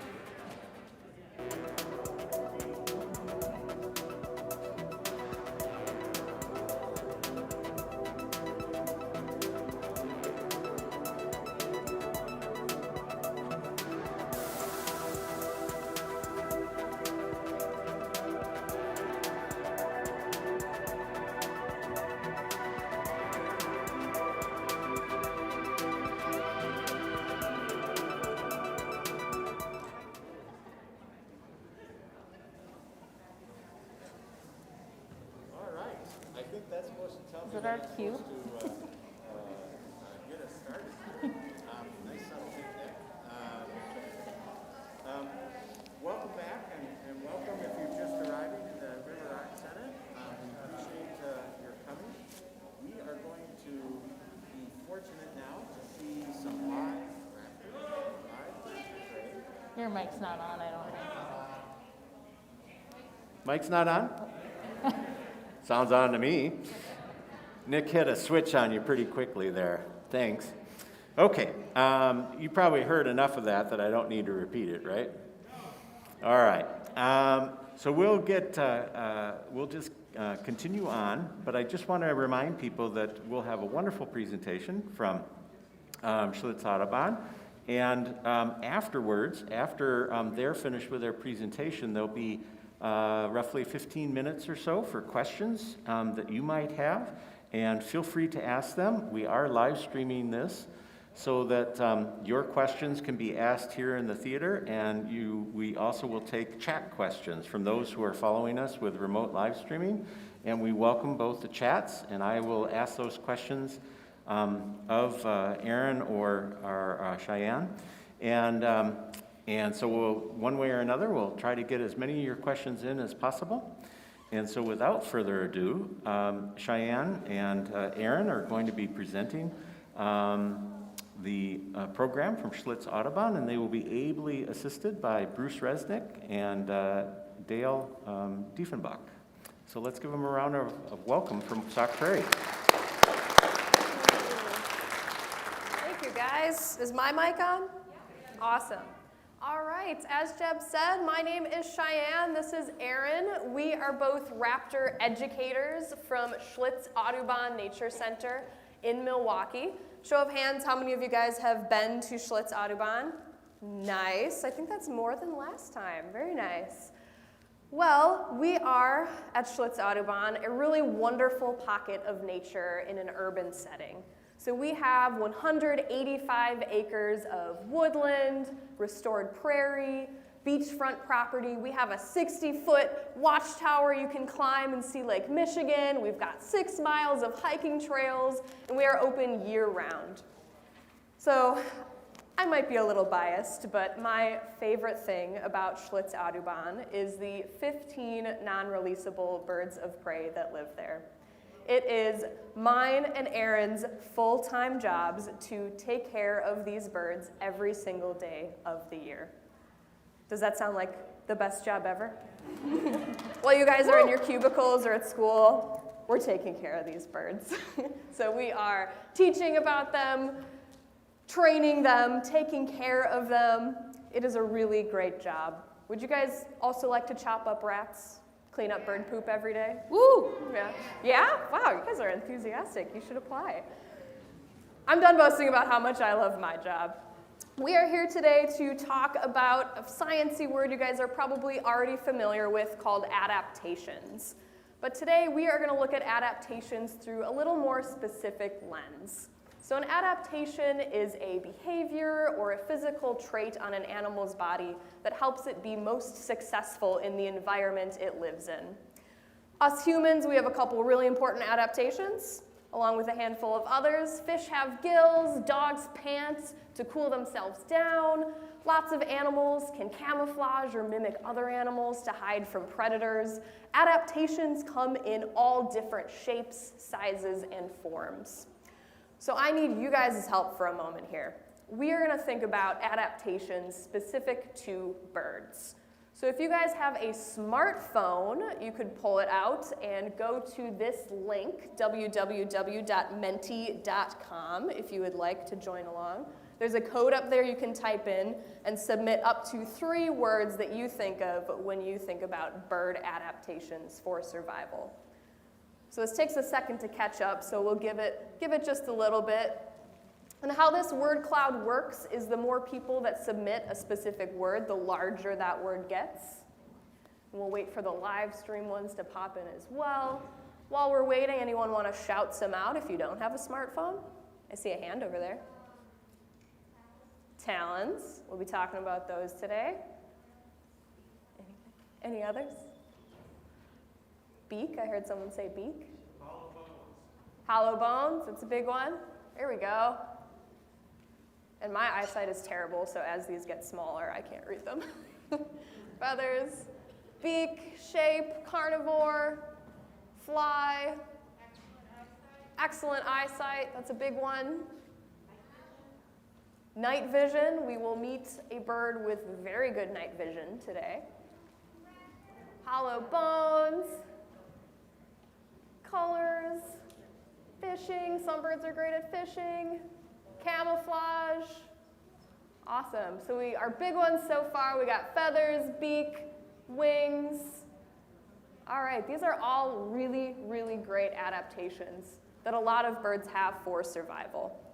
So all of the birds we have brought with us today are considered birds of prey. I'm going to slow it down for a minute because bird of prey is a really big umbrella term. A robin could be a bird of prey if it's catching a worm. Penguins love to eat fish. They are certainly carnivorous. Tons of different bird species eat insects and bugs. Bird of prey could apply to a lot of different birds, and we want to get a little more specific than that. All of the birds we brought with us today fall under a category that we call raptor. What do you guys think of when I say raptor? Dinosaurs. You're not too far from the truth, but we are going to skip forward a few billion years and focus on raptors today. And all of these birds share 3 very important, very specific adaptations that make them a raptor. So they all might look quite different from one another, but they all share these 3 tools in common. So I heard some people start shouting them out. I'm looking for 3. What do we got? Talons. I heard talons. They are all going to have sharp, curved talons. They are all hunters, and they all depend very heavily on their feet for snatching up the prey that they are hunting. Another one? Beak. Beak is a big one. All of these birds are going to have a curved, sharp beak for tearing off pieces of food. When you guys look at birds, their beaks are a really good indicator as to what food they are eating. Some birds have beaks adapted for breaking into seeds or catching small insects. Raptors have beaks adapted for tearing off pieces of that food that they are catching. One more. Eyesight. Very good. All raptors have 2 forward-facing eyes. I've got an owl skull and an eagle skull. You'll see both of these eyes are facing forward, just like yours and mine. This is something called binocular vision. It's something we share with these birds. If it helps you guys remember, a little rhyme: eyes on the side, born to hide; eyes on the front, born to hunt. A lot of prey species will have eyes on the sides of their heads so that they can watch for predators, whereas predators have eyes on the front so they can keep their eyes on the prize. So these 3 adaptations are what all of these birds have in common. They are also each going to have their own set of other unique adaptations or behaviors that we are going to talk a little more about. Nobody is perfect, though. Each of these adaptations comes with a trade-off. Not every animal can succeed in every environment, so there are certainly strengths and weaknesses when it comes to each bird. So we are going to discuss these trade-offs. We're going to go a little into how each bird succeeds with its own specific hunting style and its own specific habitat and with its own specific set of situations. All right. I know you guys didn't come here just to see Aaron and I. So are you ready to meet some birds? All right, before we bring out our first guest, we do have some ground rules. So we are a lot bigger than all of these birds. We are certainly predators in their eyes. They're all trained birds. We have many permits from the U.S. Fish and Wildlife Service to have them and work with them. They're all working birds. They are used to large crowds like this. We still want them to be as comfortable as possible, though.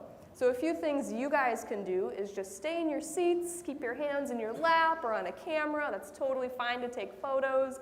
No loud noises, no jumping up. I know they're really cool. Oh, she's out already. Very nice. You get a sneak peek. That is totally fine. So all of our handlers are, if they deem that their bird is comfortable, going to try to get as close to you guys as possible. Depending on the comfort of the bird, we'll try to come up and down the aisles. So without further ado, we've got our first guest. All right. This is Tiskili. Does anyone know what kind of bird she is? You can shout it out. An owl! Very good. Tiskili is our 24-year-old great horned owl. Now, Tiskili, when do owls come out at night? Sorry, just gave it away. Just kidding. Owls come out at night, so they have adaptations that are very good at helping them hunt during the night. The first one you might notice right away when you look at Tiskili, she's got those big yellow eyes. And owl eyes are huge. They take up over 75% of their skull in comparison to ours, which only take up 5% of our skull. In fact, if our eyes were as big as an owl's in proportion to our body, our eyes would be this big. Can you imagine having eyes this big? I can't see anything. They have some trade-offs, though, with those big, wonderful eyes. They have more rods in their eyes, which are light-sensing cells, than cones in their eyes, which are color-sensing cells. So they can see very well in low light situations, but they are functionally colorblind. Another adaptation that owls have is they have extremely good hearing. Now, I want you guys to show me, look at Tiskili for a second. Show me on your heads, where do you think Tiskili's ears are?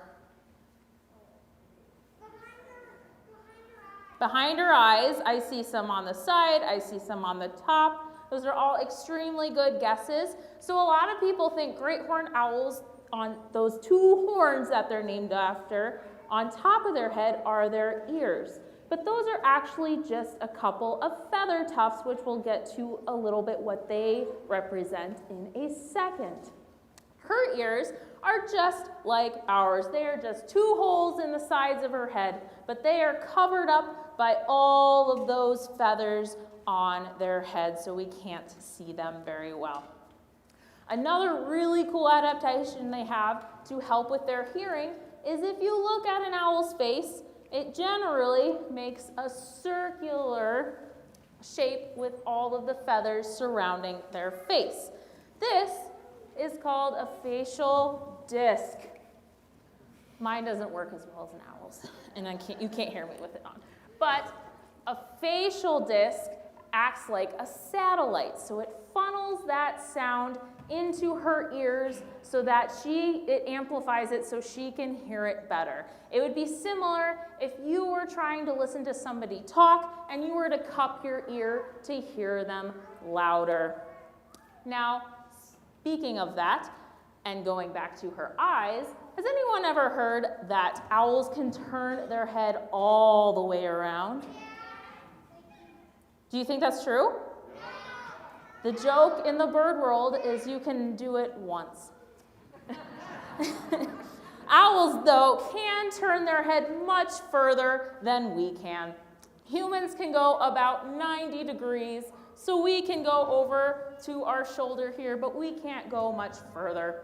So since I can't go much further, I'm going to use my puppet here to show you, although Tiskili's doing a really good job showing you too. So again, we can go about 90 degrees. Most birds can go 180, so they can look behind their backs like the exorcist here. And the owls can go one step further and go a whopping 270 degrees. But at this point, if they want to turn around and look frontwards again, they have to go back the way they came. And they can do that because they have many more vertebrae in their neck than we do. All mammals have 7 vertebrae or bones in their neck. Owls have twice as many. Who's good at math? What does that mean? How many do the owls have? What's 2 times 7? 14, thank you very much. Yes, so owls have 14 bones in their neck, which give them that flexible neck. Now, Tiskili here is with us because unfortunately when she was a chick, she was taken from her nest by somebody who wanted to keep her as a pet. Do you think owls belong as pets? No. So it's actually illegal to have native birds in your care without proper licensing. As Cheyenne was saying earlier, we have many different licenses from the U.S. Fish and Wildlife Service to have these birds in our care. So this person who took her out of her nest and was feeding her scrambled eggs, do you think great horned owls eat scrambled eggs? No, they don't. So she wasn't getting the proper food she needed, and she wasn't growing up around wild owls. So she had nutritional problems when she was confiscated and also did not have the behaviors and the skills to survive on her own. So that is why she is now an important ambassador for her species to teach people all about owls. Yes, everybody poots. Thank you, Dale and Tiskili. So as we said a little bit earlier, everything has a trade-off, and no animal or human could have all 5 senses heightened. That would be way too much information for our brain to process. So owls have the ability to hear and see very well, but the trade-off is that they actually cannot smell very well at all. Humans, we have a decent sense of smell. And to prove that, I need a volunteer to come up who thinks they have the strongest sense of smell in the room. Who thinks they have the strongest sense of smell in the room? You shot your hand up really fast there. Come on up. What's your name? Amelia. All right, here's what we're going to do, Amelia. I've got a scent in here. I'm going to have you stand at that end of the tarp. I'm going to stand right here. I'm going to open this. I want you to walk towards me, and then when you can smell what's in here, I want you to stop and tell me what it is. All right, cool. All right, go ahead.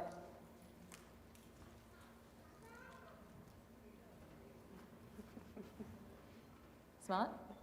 Yeah, now I do. Do you know what it is? It's like lavender or something. It's lemon. Lemon, yeah.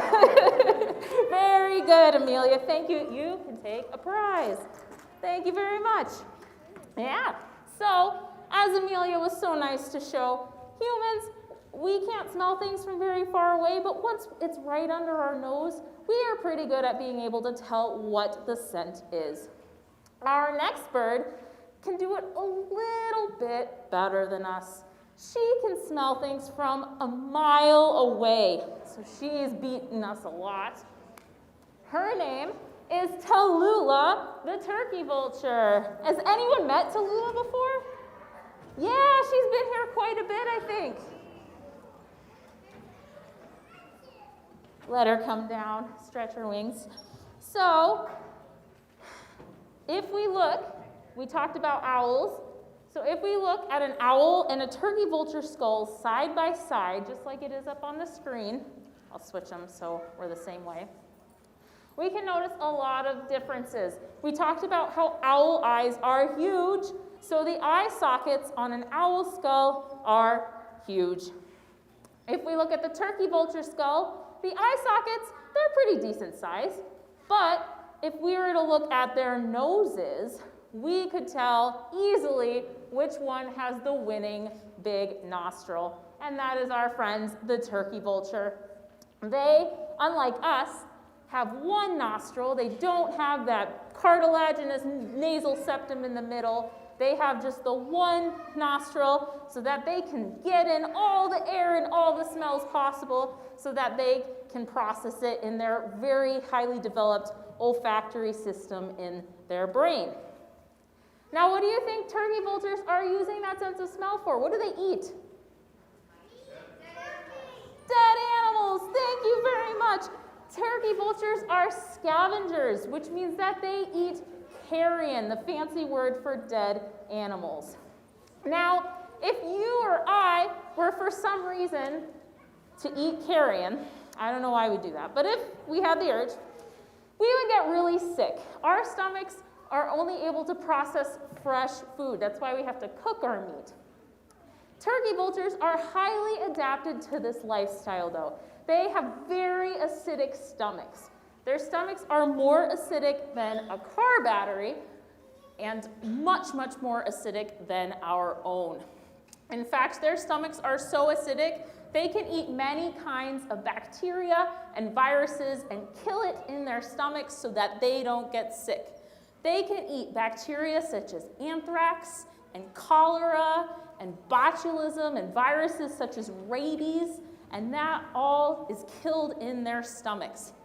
And the fact that they can do this means that they're not only cleaning up the world of these dead animals, but they're also cleaning it up because these bacteria and viruses are not being put back into the environment. So they are very, very good species to have around.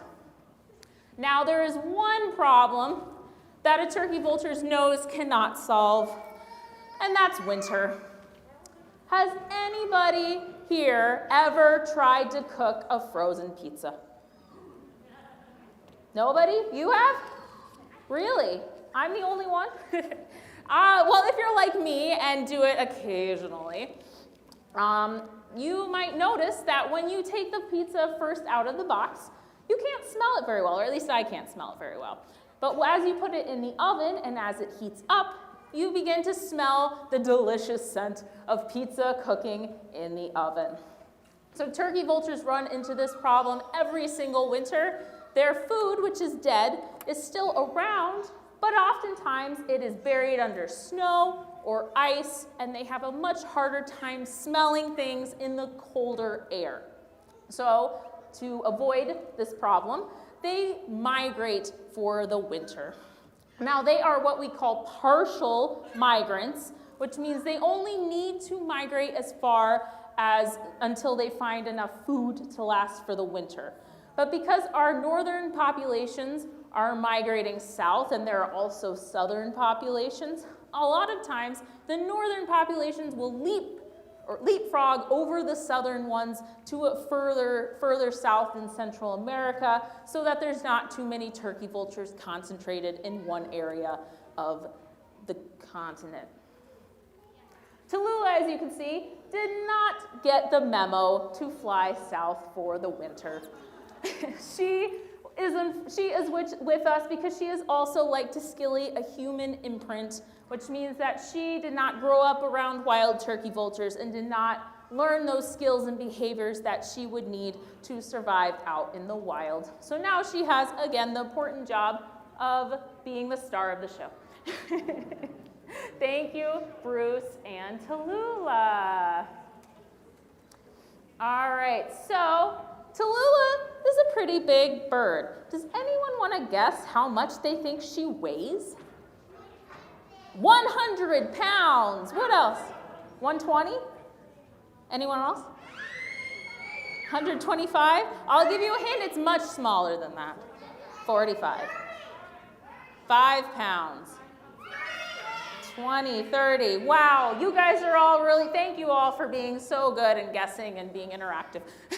So Tallulah actually only weighs 4 pounds. So thank you for whoever said 5 pounds. That was a very good guess. But she has one of the larger wingspans of the raptors we will see today. Not the largest, but one of the larger ones. She has about a 6-foot wingspan, which is a little bit longer than mine. And because they are so big and have that big wingspan, which they use to soar around on hot air, a lot of times they are misidentified as bald eagles when flying. So I'm going to give you a really easy tip to be able to figure out if it's a bald eagle or a turkey vulture. First of all, if it's winter, I just said turkey vultures aren't here, so you can automatically X out that it is not a turkey vulture. But in the summertime, if you see a big dark bird flying in the sky and you've ruled out other species and you've got it narrowed down to an eagle or a vulture, look at the wings.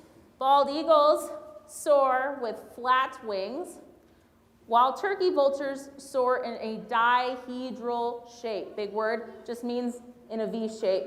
Just think V for vulture.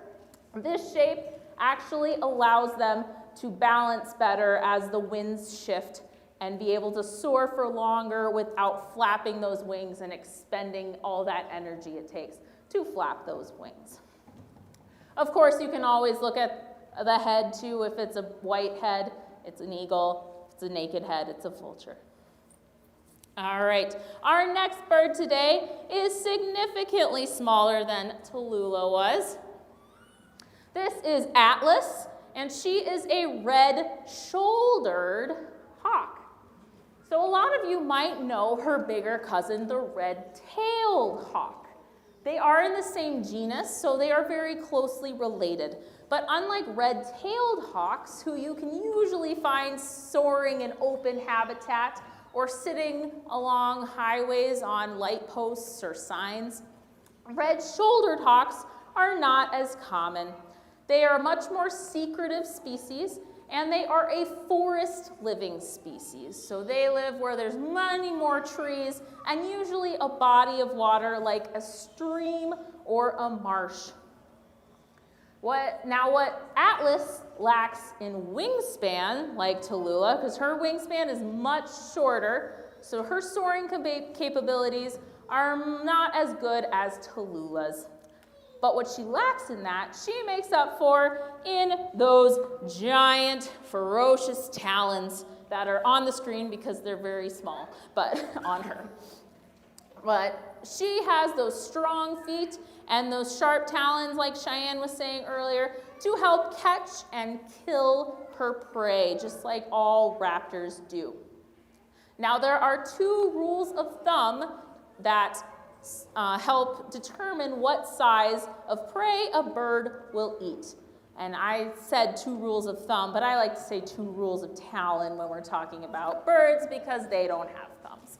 So the two rules of talons are the prey has to be able to fit in their grasp well enough that they can kill it with their feet, and the prey has to be less than 50% of their body weight. So that takes out a lot of large prey away for Atlas to be able to hunt, since she is only about 2 pounds. But there's still a lot of smaller prey that she can take advantage of and hunt. And she does take advantage of this. She is what we call a generalist species, which means as long as those two rules of talons are followed, she will eat generally anything.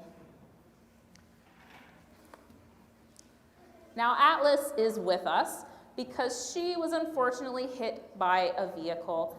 And as she walks around, you might notice that one of her wings is hanging a little bit lower than her other one. So that wing was broken, and unfortunately, it did not heal well enough to have her be able to fly with the capability that she needs to survive out in the wild. But the reason that we wanted a red-shouldered hawk as a member of our team is because they have a very important conservation message, especially here in Wisconsin. They are one of the species that are on our threatened list, so their populations are in decline, and that is mostly because they are losing their nesting habitat. I said earlier that they are a forest-dwelling species that usually live by a body of water, like a marsh, but unfortunately, more than 50% of our wetlands in Wisconsin have been drained and replaced with agricultural lands and cities and roads.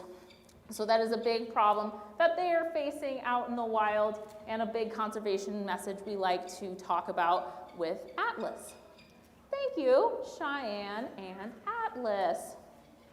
So as you might know or have realized as we talk, most of our birds have some sort of message we like to talk about. Even if they're a very common species, we like to educate people about ways that they can help and the threats that are facing them.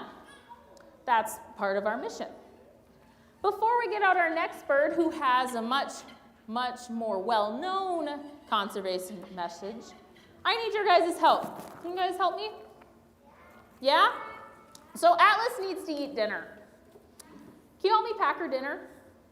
Yeah? All right. I'm just going to hold it up, and if you think that it is something Atlas will eat and should go in her lunchbox, I want you to clap for me. If you think she won't eat it, you can stay silent, and I'll take the hint. All right. What about a squirrel? All right. What about a frog? Yeah, remember those 2 rules I talked about, so that'll help out a lot. What about a mouse? What about a cheeseburger? Oh, I tried to trick you. Oh, that doesn't go in there. What about a snake? And finally, what about these little birdies here? Ooh, questionable. All right, I respect that. All right, well, thank you all for helping me pack Atlas's lunch. I will be sure to let her know that you helped out. All right, I'm sure you guys can already hear our next bird. He is a chatty one. Any guesses? Anyone familiar with that call? Not yet. We do have an eagle. Oh, you see it? All right. This is Otis, our 9-year-old male peregrine falcon. Otis is one of our newer ambassadors, so he is learning the ropes, but he's doing a great job, so thank you guys for helping him feel comfortable today. Peregrine falcons have all 3 of those traditional raptor adaptations we went over. They've got that curved hooked beak, they've got those 2 forward-facing eyes and those sharp talons, albeit much ganglier toes than a lot of the birds that we've seen today. They also have a suite of other unique adaptations that help them live the speedy lifestyle that they do. What do you guys know about peregrine falcons? Yes. They are very, very fast. In fact, they are, of course, the fastest animal on the planet. So in order to live that speedy lifestyle, they need a series of further adaptations to allow them to be so fast and to keep them safe at such great speeds. So we are going to start on Otis's head. And we're going to flash him up here because he's pretty small and this is a little easier to see. So starting on his head, you'll see in the center of his nostril there is a little bone. It's not a booger. It's a little conical bone called a tubercle. And what that tubercle does is break up all of the air rushing at his face when he's diving at speeds of 240 miles per hour. So if you imagine you're driving down the highway and you roll down your window and stick your head out, it's really hard to breathe, right? That little bone helps him breathe while he is diving at such high speeds. Also on his head, you'll see a lot of dark coloration. Many falcon species have dark plumage or feathers or dark markings on their heads to help reduce glare from the sun. And we'll get into why they need to worry a little more about that in just a moment. This next one is pretty hardcore. You guys ready?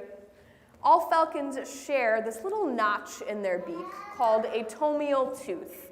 And what that tooth does is help when they catch prey. So more often than not, they are diving at such high speeds that the impact alone tends to knock out and even kill their prey. But if that doesn't work, they've got this extra notch in their beak that they use to sever the spinal cords of their prey. So they are really set up for success. Falcons as well, you'll see their entire body is really streamlined and built for speed. Compared to birds like our owl, our hawks, our vulture, these guys have a much different body shape. So if you see here, I've got a vulture silhouette and a falcon. Our vulture silhouette is going to have much longer, much broader wings from front to back because these guys are typically soaring. Falcons have much more angular, almost boomerang-like shaped wings. Their feathers are far stiffer than birds like our owls or our hawks, and their entire body is really just streamlined to cut through the air with very, very little resistance. So why do these guys need to be so fast? It's generally because they are hunting in a much different way than the birds that we've met so far, and they are also hunting for different things. So what do you guys think these guys like to eat if they're hunting in flight? What do falcons eat? Go ahead. Fish? No, not quite. Nice. I hear small birds, insects. You are both right. Falcons, unlike our generalist species or our scavengers that we've met so far, falcons are specialists, meaning that they specialize in a specific type of food. So small birds are a favorite. They will also eat anything else that is flying. Insects, bats are on the menu, even birds that are larger than them like ducks. So in order to catch up to these equally fast birds, they need to be a step ahead and be incredibly fast because they're hunting while they're flying instead of just perching and scanning for an easy meal. Being a specialist comes with its trade-offs, though. There is certainly a downfall. In the 40s and 50s, Americans started spraying a pesticide called DDT on our crops. I'm sure many of you are familiar with DDT. DDT was really, really good at its job, which was killing bugs, but unfortunately, it had a lot of detrimental effects that we did not realize the weight of until much later. So DDT, great at killing bugs, however, it would start to accumulate in the ecosystem. So insects, the small animals that would eat those insects, small birds, small mammals, these animals would then get eaten by our larger predators like the peregrine falcon. And in turn, these falcons and these larger predators would then accumulate really high levels of this DDT. And what that did to them was really mess with their ability to synthesize calcium. Why is calcium important for birds? Bones, what else? Birds specifically. Eggshells, yes. Calcium is very important for eggshells. Something like a peregrine falcon weighs 2 to 3 pounds. Eggs are tough. Have you guys ever squeezed an egg? It's really hard. So something as light as a peregrine falcon would sit on their eggs to incubate, and these eggs would just crush under that even very light weight. So no new peregrines were being hatched. By the 1960s, Wisconsin had no falcons whatsoever. And we really didn't realize these effects until much later. And there were a lot of other animals being affected as well. So thank you, Dale and Otis. Well, now he's comfy. Very good, Rouse. A good goodbye, Rouse. All right, thank you, Dale and Otis. All right, so to really get into and explore these negative effects, I am gonna need 2 really strong volunteers. Oh my God, your hand shot up so fast. Come up here. How about you? Yes, you. And I will put my mask on. All right, what is your name? Leanne? Liam, gotcha. Liam and Patrick, all right. So DDT, as I said, was affecting eggs of many of our birds. And I want you guys to help me test the effects of what DDT did to those eggs. So I want you to just hold these in your hands. Don't squeeze yet. And on the count of 3, when I get to 3, I want you to squeeze with both hands as hard as you can. You guys are in the splash zone. I hope you signed the waiver. So when I get to 3, I want you guys to squeeze as hard as you possibly can. Are you ready? 1, 2, 3. Woo! Let's see. Oh, we got 1 crushed egg. Squeeze a little harder. Keep trying. Come on, let me see. Oh. This is my wooden egg. You got the wooden egg, sorry. That still demonstrates my point. So go home, take an egg out of your fridge, squeeze it. It is really hard to squeeze an egg, to break it. DDT was causing this to happen to all of these eggs that peregrine falcons would lay. Thank you guys so much. You can each take anything that you would like. I've got some eagle buttons. Awesome. Cool, you're welcome. I like this man. All right, you can take that one. Thank you so much. And I will take that from you. Thank you. All right, so as I said, DDT wasn't only affecting peregrine falcons, it was also affecting our nation's symbol and a very beloved bird to the United States of America, the bald eagle. So without further ado, we can bring out our final star of the day, if she's ready. Some of you guys may have met this bird in years past. She comes with us most years, although she may have looked a little different in previous years. And you'll see why in just a moment. But Valkyrie, we have two bald eagles at Schlitz Audubon. We've got a male Glory, who is about 22 this year, and Valkyrie, who is 11. So we've got a male and a female. Valkyrie is on the side of our van. She comes to Eagle Days every year. Has anyone met Valkyrie before? Nice. All right, so she might look a little different from previous years. But Valkyrie is with us because her story is not an uncommon one. As a young eagle, she was left by her parents a little too early. So she didn't learn how to hunt or do the things that she needed to do as a young bird. Is that very common? It happens. We have a few birds with that same situation. There she is.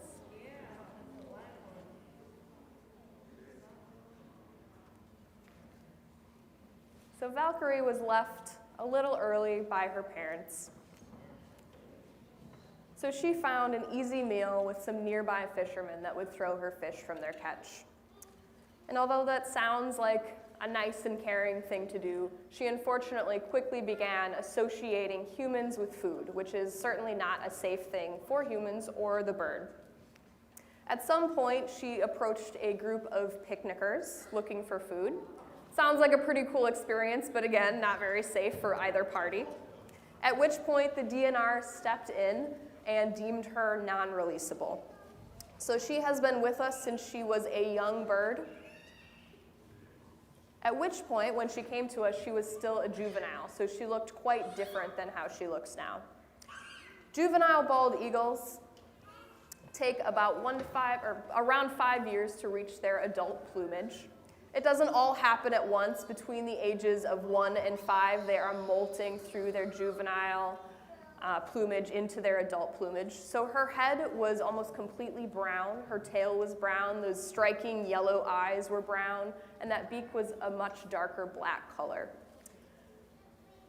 Juvenile plumage itself is an adaptation for survival.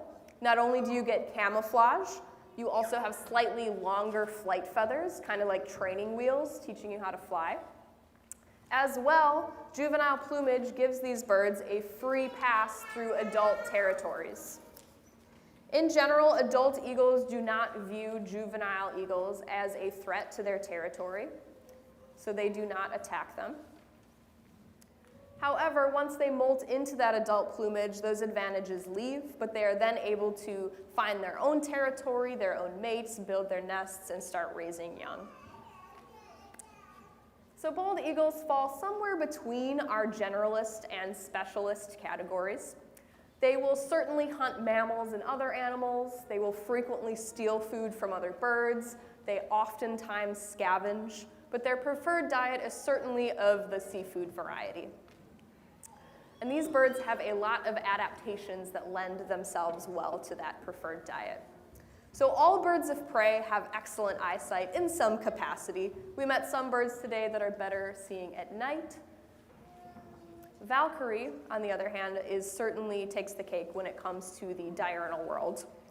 So eagles can not only see far, far better than you and I can, they can see in far better detail and acuity. They can detect prey movement from up to 1 mile away. And really, they're processing more frames per second, so they're taking in a lot more visual information every moment. So their vision is so excellent that it's almost difficult to really emphasize. So not only that, but she is also able to see a fish in the water and know exactly what angle she needs to dive at in order to catch that fish through the distorted water. And when she catches that fish, she has even further adaptations to help her hold on. I think us Midwesterners can really attest to the fact that fish can be pretty slippery. I'm a fisherman. I've certainly had fish slip out of my grip. Eagles have a very strong ratcheting effect when they lock onto those fish. And not only that, but they also have some spiny protrusions on the bottom of their feet called spicules that further help that grip. Being an apex predator also comes with its trade-offs, though. Eagles were not exempt from the tragedy of DDT. DDT was also running off into our water systems from these agricultural fields. It would get into our rivers, our lakes, our waterways, and really accumulate in fish, and then in larger numbers into our eagles. By 1963, Wisconsin had only 487 bald eagle nests left. Luckily, we got wind of what was happening, and we started to change our ways and try to reverse these negative effects. In 1940, the Bald Eagle Act was passed, but it wasn't until 1972 that DDT was banned for good. 1 year later, in 73, we passed the Endangered Species Act, protecting both the bald eagle and the peregrine falcon. That same year, we did our first bald eagle surveys in Wisconsin, and our nest number was at a low of 108. But the good news is, in 2019, those nest surveys showed us that our numbers were up to 1,684. So eagles are doing pretty good. They were delisted from the endangered species list in 2007. And we are doing a lot of good now with events like this through conservation to really try and preserve and protect this species. All right, so today we have met 5 different birds of prey, each with their own unique set of adaptations, with their own trade-offs, with their own different habitats and ways of hunting and surviving. Each of these birds has its own story. And as we celebrate these birds, I encourage you guys to really think about the choices that you make from day to day that affect these wonderfully adapted animals around us. There are researchers and biologists out there every single day studying how to best conserve these animals, but there are simple things that you guys can do every day to help them as well. And I have to get on my soapbox because Val is right here and she's expecting it. So a couple of things you guys can do that I will leave you with is pretty simple one. Don't litter. Even biodegradable stuff like an apple core or a banana peel, that attracts rodents to the side of the road, which you don't really think about. And then rodents attract larger predators like our hawks and our owls. And pretty soon, these animals start to see the highways as an easy pantry and an easy meal. Second, you could plant native plants. Native plants attract native insects, which smaller raptors like our American kestrel and our eastern screech owl feed upon. Marge went in detail from Reggie about switching from lead to copper. A lot of scavengers will eat gut piles that have even trace amounts of lead in them, and these have incredibly terrible detrimental effects on these birds, even in low amounts. So if you're a fisherman or a hunter, switching from lead to copper is a very easy, simple thing you can do. And lastly, just supporting organizations that support these birds, whether that's rehabilitation, education, research, any amount of support goes much further than you would think it does. All right, so thank you, Aaron and Val. With that, thank you guys so much for being here. We are going to get to some of your questions. All right.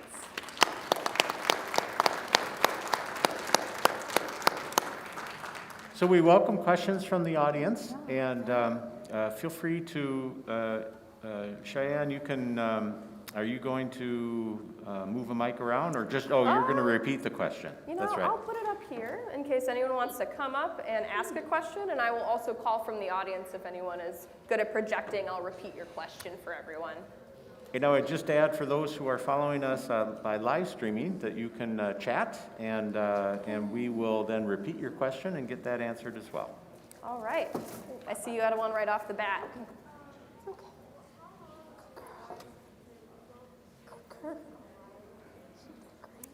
How long do eagles live in the wild versus captivity?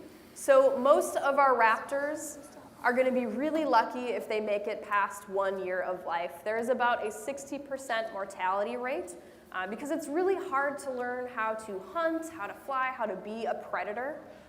So a lot of them don't make it past that first year, but if they do, around 15 is a good age for bald eagles in the wild. Captivity tends to double a lifespan. They get free food, free health care. Aaron and I wait on them hand and foot every single day. So 30 could be a great lifespan for an animal in captivity. Captivity really tends to double that lifespan. Yeah, thank you. All right, yes.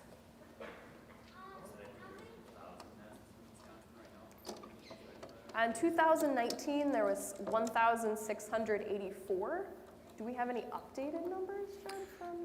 They have not been able to do a survey since 2019, and so that survey was 1,600-ish, 1,634, I think, occupied territories. Okay. Yes. Is there a sense of what sort of the carrying capacity is, like when is the population fully recovered, sort of as big as it could be? Ooh, as big as it could be.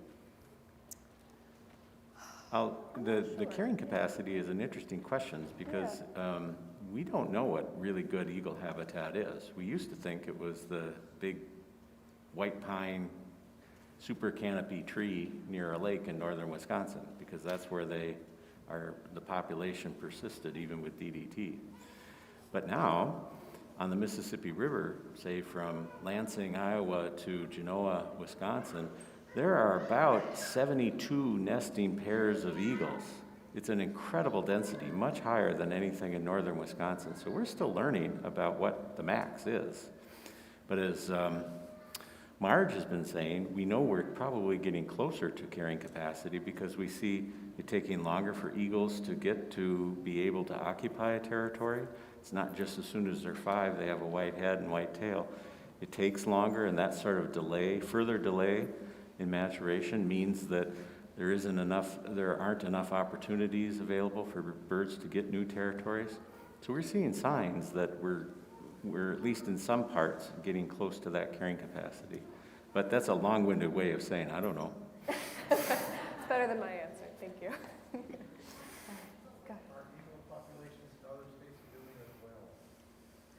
So as far as my knowledge goes, outside of Alaska, Florida, I believe, is doing pretty well, and then we and Minnesota are tied for the next highest numbers of nesting eagles. Got that map back up. So they are doing really, really well in the Mississippi Flyway area. We have so much water here. We've got lakes, we've got all of that watershed. Yeah. So we have a question from the chat as well. David Smith is asking, do eagles nest with their young during the snowy winter months? They do, yeah. Do you want to answer this one? So the question was, do they nest in wintertime with their chicks? Essentially. Yeah, okay. They do not, no. They nest, their nesting time is usually, the chicks hatch around May, June. July 4th, a lot of times they're getting big enough to fledge. And so once they hit around fall, so after the birds, just like humans, birds aren't born knowing how to fly. They have to learn, just like we have to learn how to walk. So they'll fledge or leave the nest, and then they'll learn from the ground up, essentially. But this whole time, their parents are still taking care of them, even though they are not physically still in the nest. But around fall, winter is when they will disperse away from their parents and their parents' territories. So they will not still be in the nest with their parents at that time. There's also another question from the chat is, have you ever seen an eagle standing in shallow water on the lakeshore? On the lakeshore? Mm-hmm. So standing in water or swimming even? Yeah, so eagles often have eyes that are bigger than their stomachs, and they may dive for a fish that is a little too heavy for them to carry, at which point they are able to use those large wings to kind of almost paddle awkwardly to shore. So you may see an eagle almost swimming kind of awkwardly, but they will dive for fish that are too big. They will wade in water. Yes, absolutely. Question over here. How long does a turkey vulture live? They have a really long lifespan. The longest turkey vulture in captivity was around 50 years. In the wild, 15 to 20. In the 20s would be a good lifespan for them. Back there.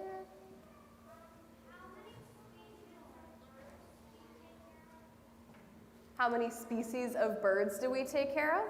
Oh boy, I gotta run through the list. We've got 2 eastern screech owls, 1 barn owl, 1 great horned owl, 1 barred owl, 2 bald eagles, a red-tailed hawk, a red-shouldered hawk, a broad-winged hawk, an American crow, a turkey vulture, a peregrine falcon, and 1 American kestrel. I think that's all of them. Go ahead. So he has, if you saw one of his wings was pretty obviously injured, we think he was in some sort of collision. So he had a wing injury that did not mend, and he just is incapable of flight, so he would not survive in the wilds.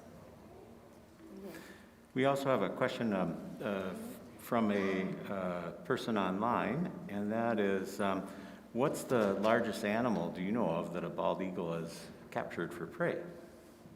Ooh, largest animal. What have you heard? Big fish, Big usually, fish, typically, yeah. They'll go after ducks sometimes. Yeah. They don't hunt. A lot of people misidentify that they go after like deer, but that is more of a golden eagle. Golden eagles are more specialized in the mammal hunting. They don't always go after deer, but occasionally they will. Yeah, I'd say a duck or a big fish. I don't think I've heard anything bigger. Generally, it's got to fit in their talons and be less than half of their body weight. They do scavenge though, so they will occasionally be on a deer, but it was already dead when they got there. Do we know why they have the coloration they do? Bald eagles? Yeah, so the few advantages are like camouflage, of course. Their flight feathers tend to be a little longer when they're juveniles to kind of help them learn how to fly. Also, adult bald eagles don't tend to see them as a threat when they pass through their territories. So while they reach their full size in a matter of months, it still takes them about 5 years to really molt into that full adult plumage and be ready to establish their own territory and mate. Yeah, so there's some advantages to it. All right, any other questions? Yeah. It's like another adaptation, like I know in Florida their nesting period time is different around the hurricane season versus up here. Is that like another adaptation for how they can survive? So if they nested during the hurricane, then they're mating. Yeah, so nesting season oftentimes revolves around the safest time of year, first of all, as well as the time of year that food is most abundant, because they want these babies to be successful. So they want to have them at the most successful time of the year. So bald eagles, like I said, that's typically May, June is when their eggs hatch. But some birds, like great horned owls, are actually mating right now and getting ready to lay eggs, because it is the most advantageous time of year for them, because they want to establish these nests, get those eggs laid, get those babies grown up before all the migratory birds return to Wisconsin, and they have to fight for territories with them as well as other owls. So it's all dependent on the safest time of year as well as the most abundant source of food time of year.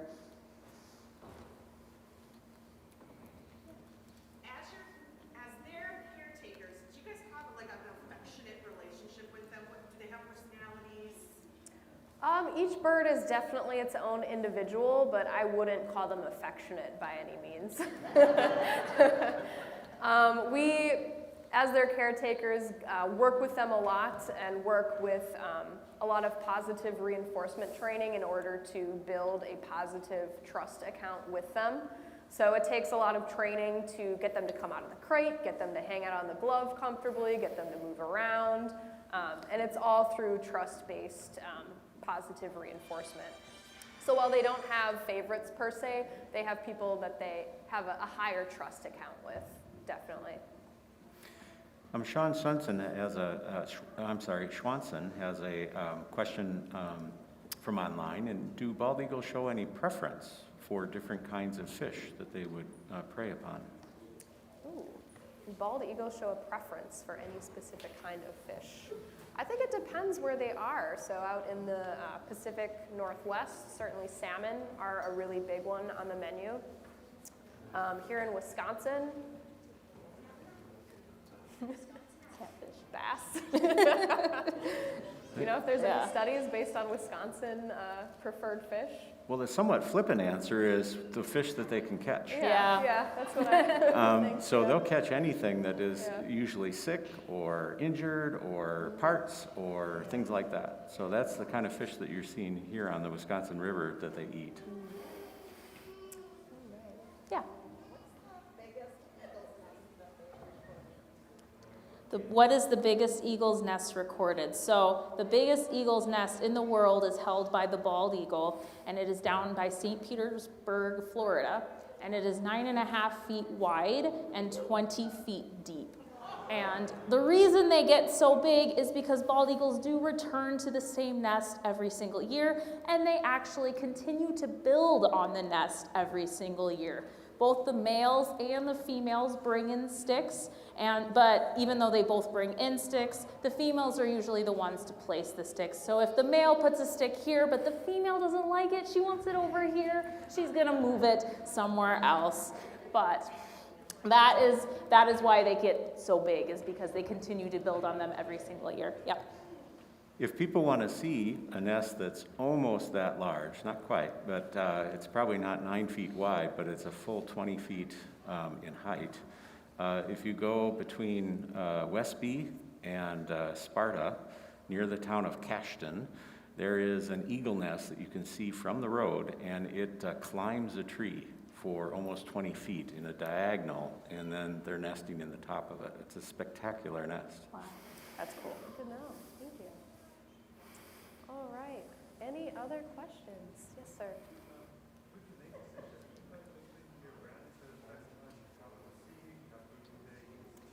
Yeah, so we are open year-round. Every Saturday and Sunday, we have an hour-long Word with a Bird program where we bring, it varies, we'll bring different birds each week, and we do an hour-long presentation with 2 birds at our center. We have a few kind of keystone events. Every November, we have our Extreme Raptor Day Festival, at which point you can come out and see all of our birds in one day. We also do flight shows with a few of our flighted birds, like our turkey vulture and our barn owl. We do state fair, we do shows there, but every Saturday and Sunday would be a good time to come out and see a quick bird show. Yeah. Go ahead.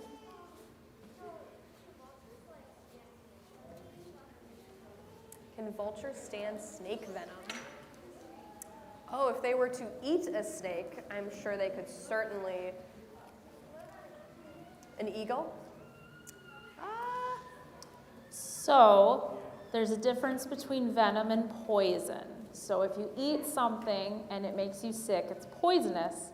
If they eat or bite, I messed it up. If you bite something and it makes you sick, it's poisonous. If it bites you and it makes you sick, it's venomous. So most turkey vultures, I'm sure, could process venom. I'm not sure about poison, though. I don't think they have any adaptations to keep them safe from poison. Okay. No. So they would take the full brunt of that, just like we would. But were they to eat something like a rattlesnake, they would be just fine. All right, any final questions? Yeah.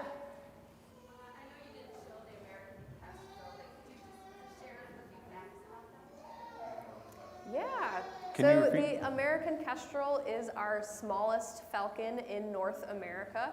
They have a lot of those similar adaptations that the Peregrine does. They are certainly not as fast, but for as small as they are, they can still dive at speeds of 70 miles per hour. They are more hunting aerial insects. So they are typically hunting in open areas. They have adapted really well to agricultural areas as well. Nest boxes have been really advantageous for them, so a few things that you could do to help them would be build nest boxes, plant those native plants. So you can find them in Wisconsin, you can find them across most of North America, but they are in decline.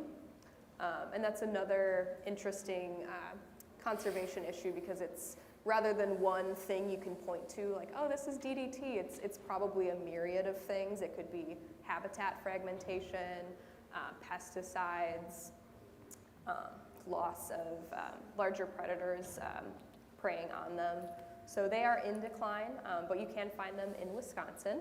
What else could I share with you? They are sexually dichromatic, so males and females. This is kind of unusual with raptors. Usually you can't really tell a male from a female.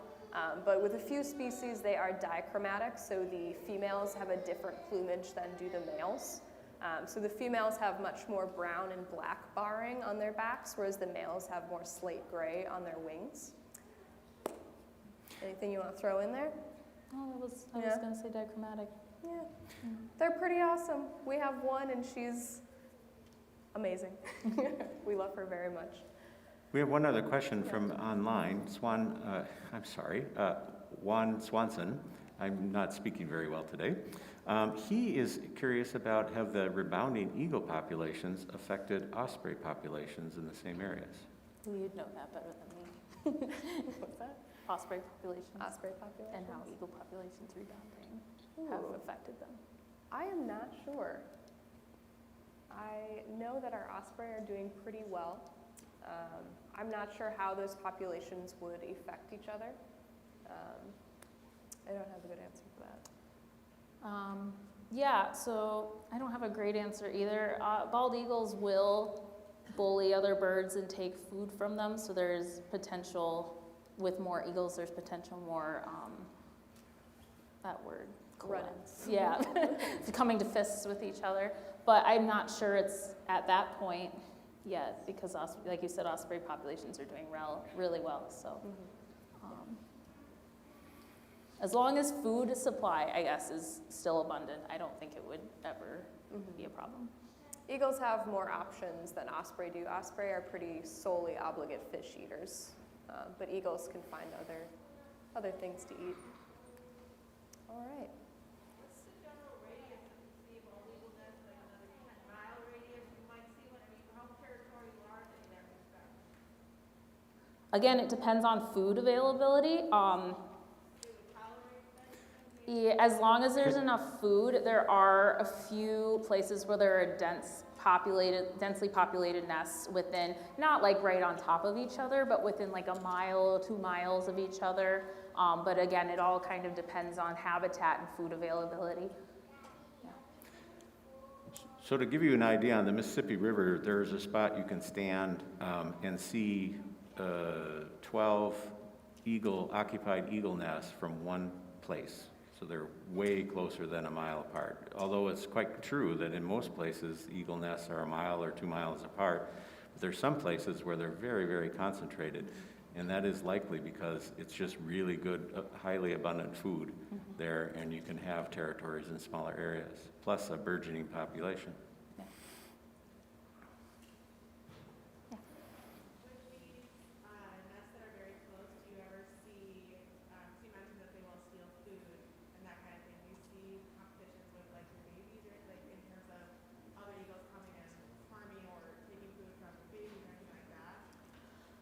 Generally, if the nests are that close together and it has been a few years that they've been close together and the food is still abundant, no, because the parents would not nest that close together if there was a safety concern. If the nest failed one year, they might try and find somewhere else to nest. So generally speaking, of course, there's always exceptions, but.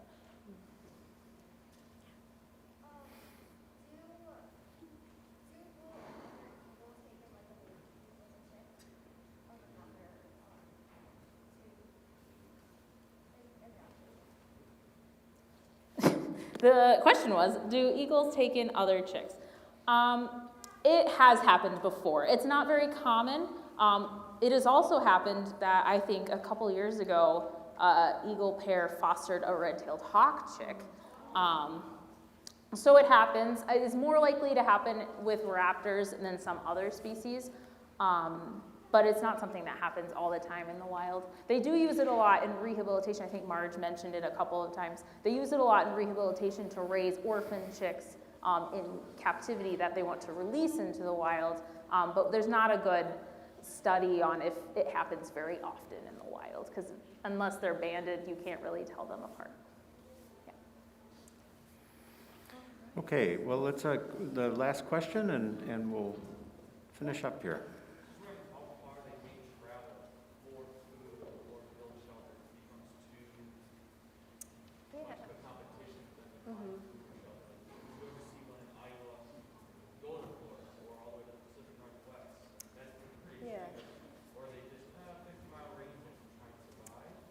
It's going to vary a lot depending on food availability.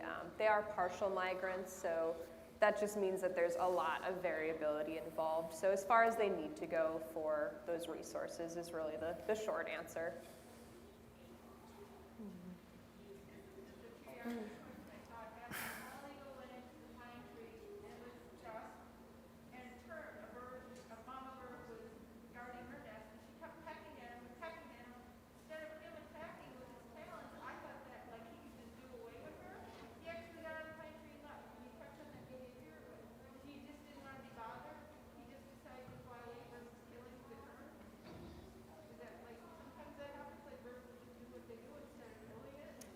A lot of birds will mob larger birds. It's a really common behavior with like crows. A lot of smaller birds will just dive bomb eagles, hawks all the time, and more often than not, they're either driving them out of their territory or it's not worth the effort of actually trying to catch them. So it takes a lot of energy to try to catch something like a bird, and eagles just aren't really adapted for that specific prey item. All right, thank you guys for all your great questions.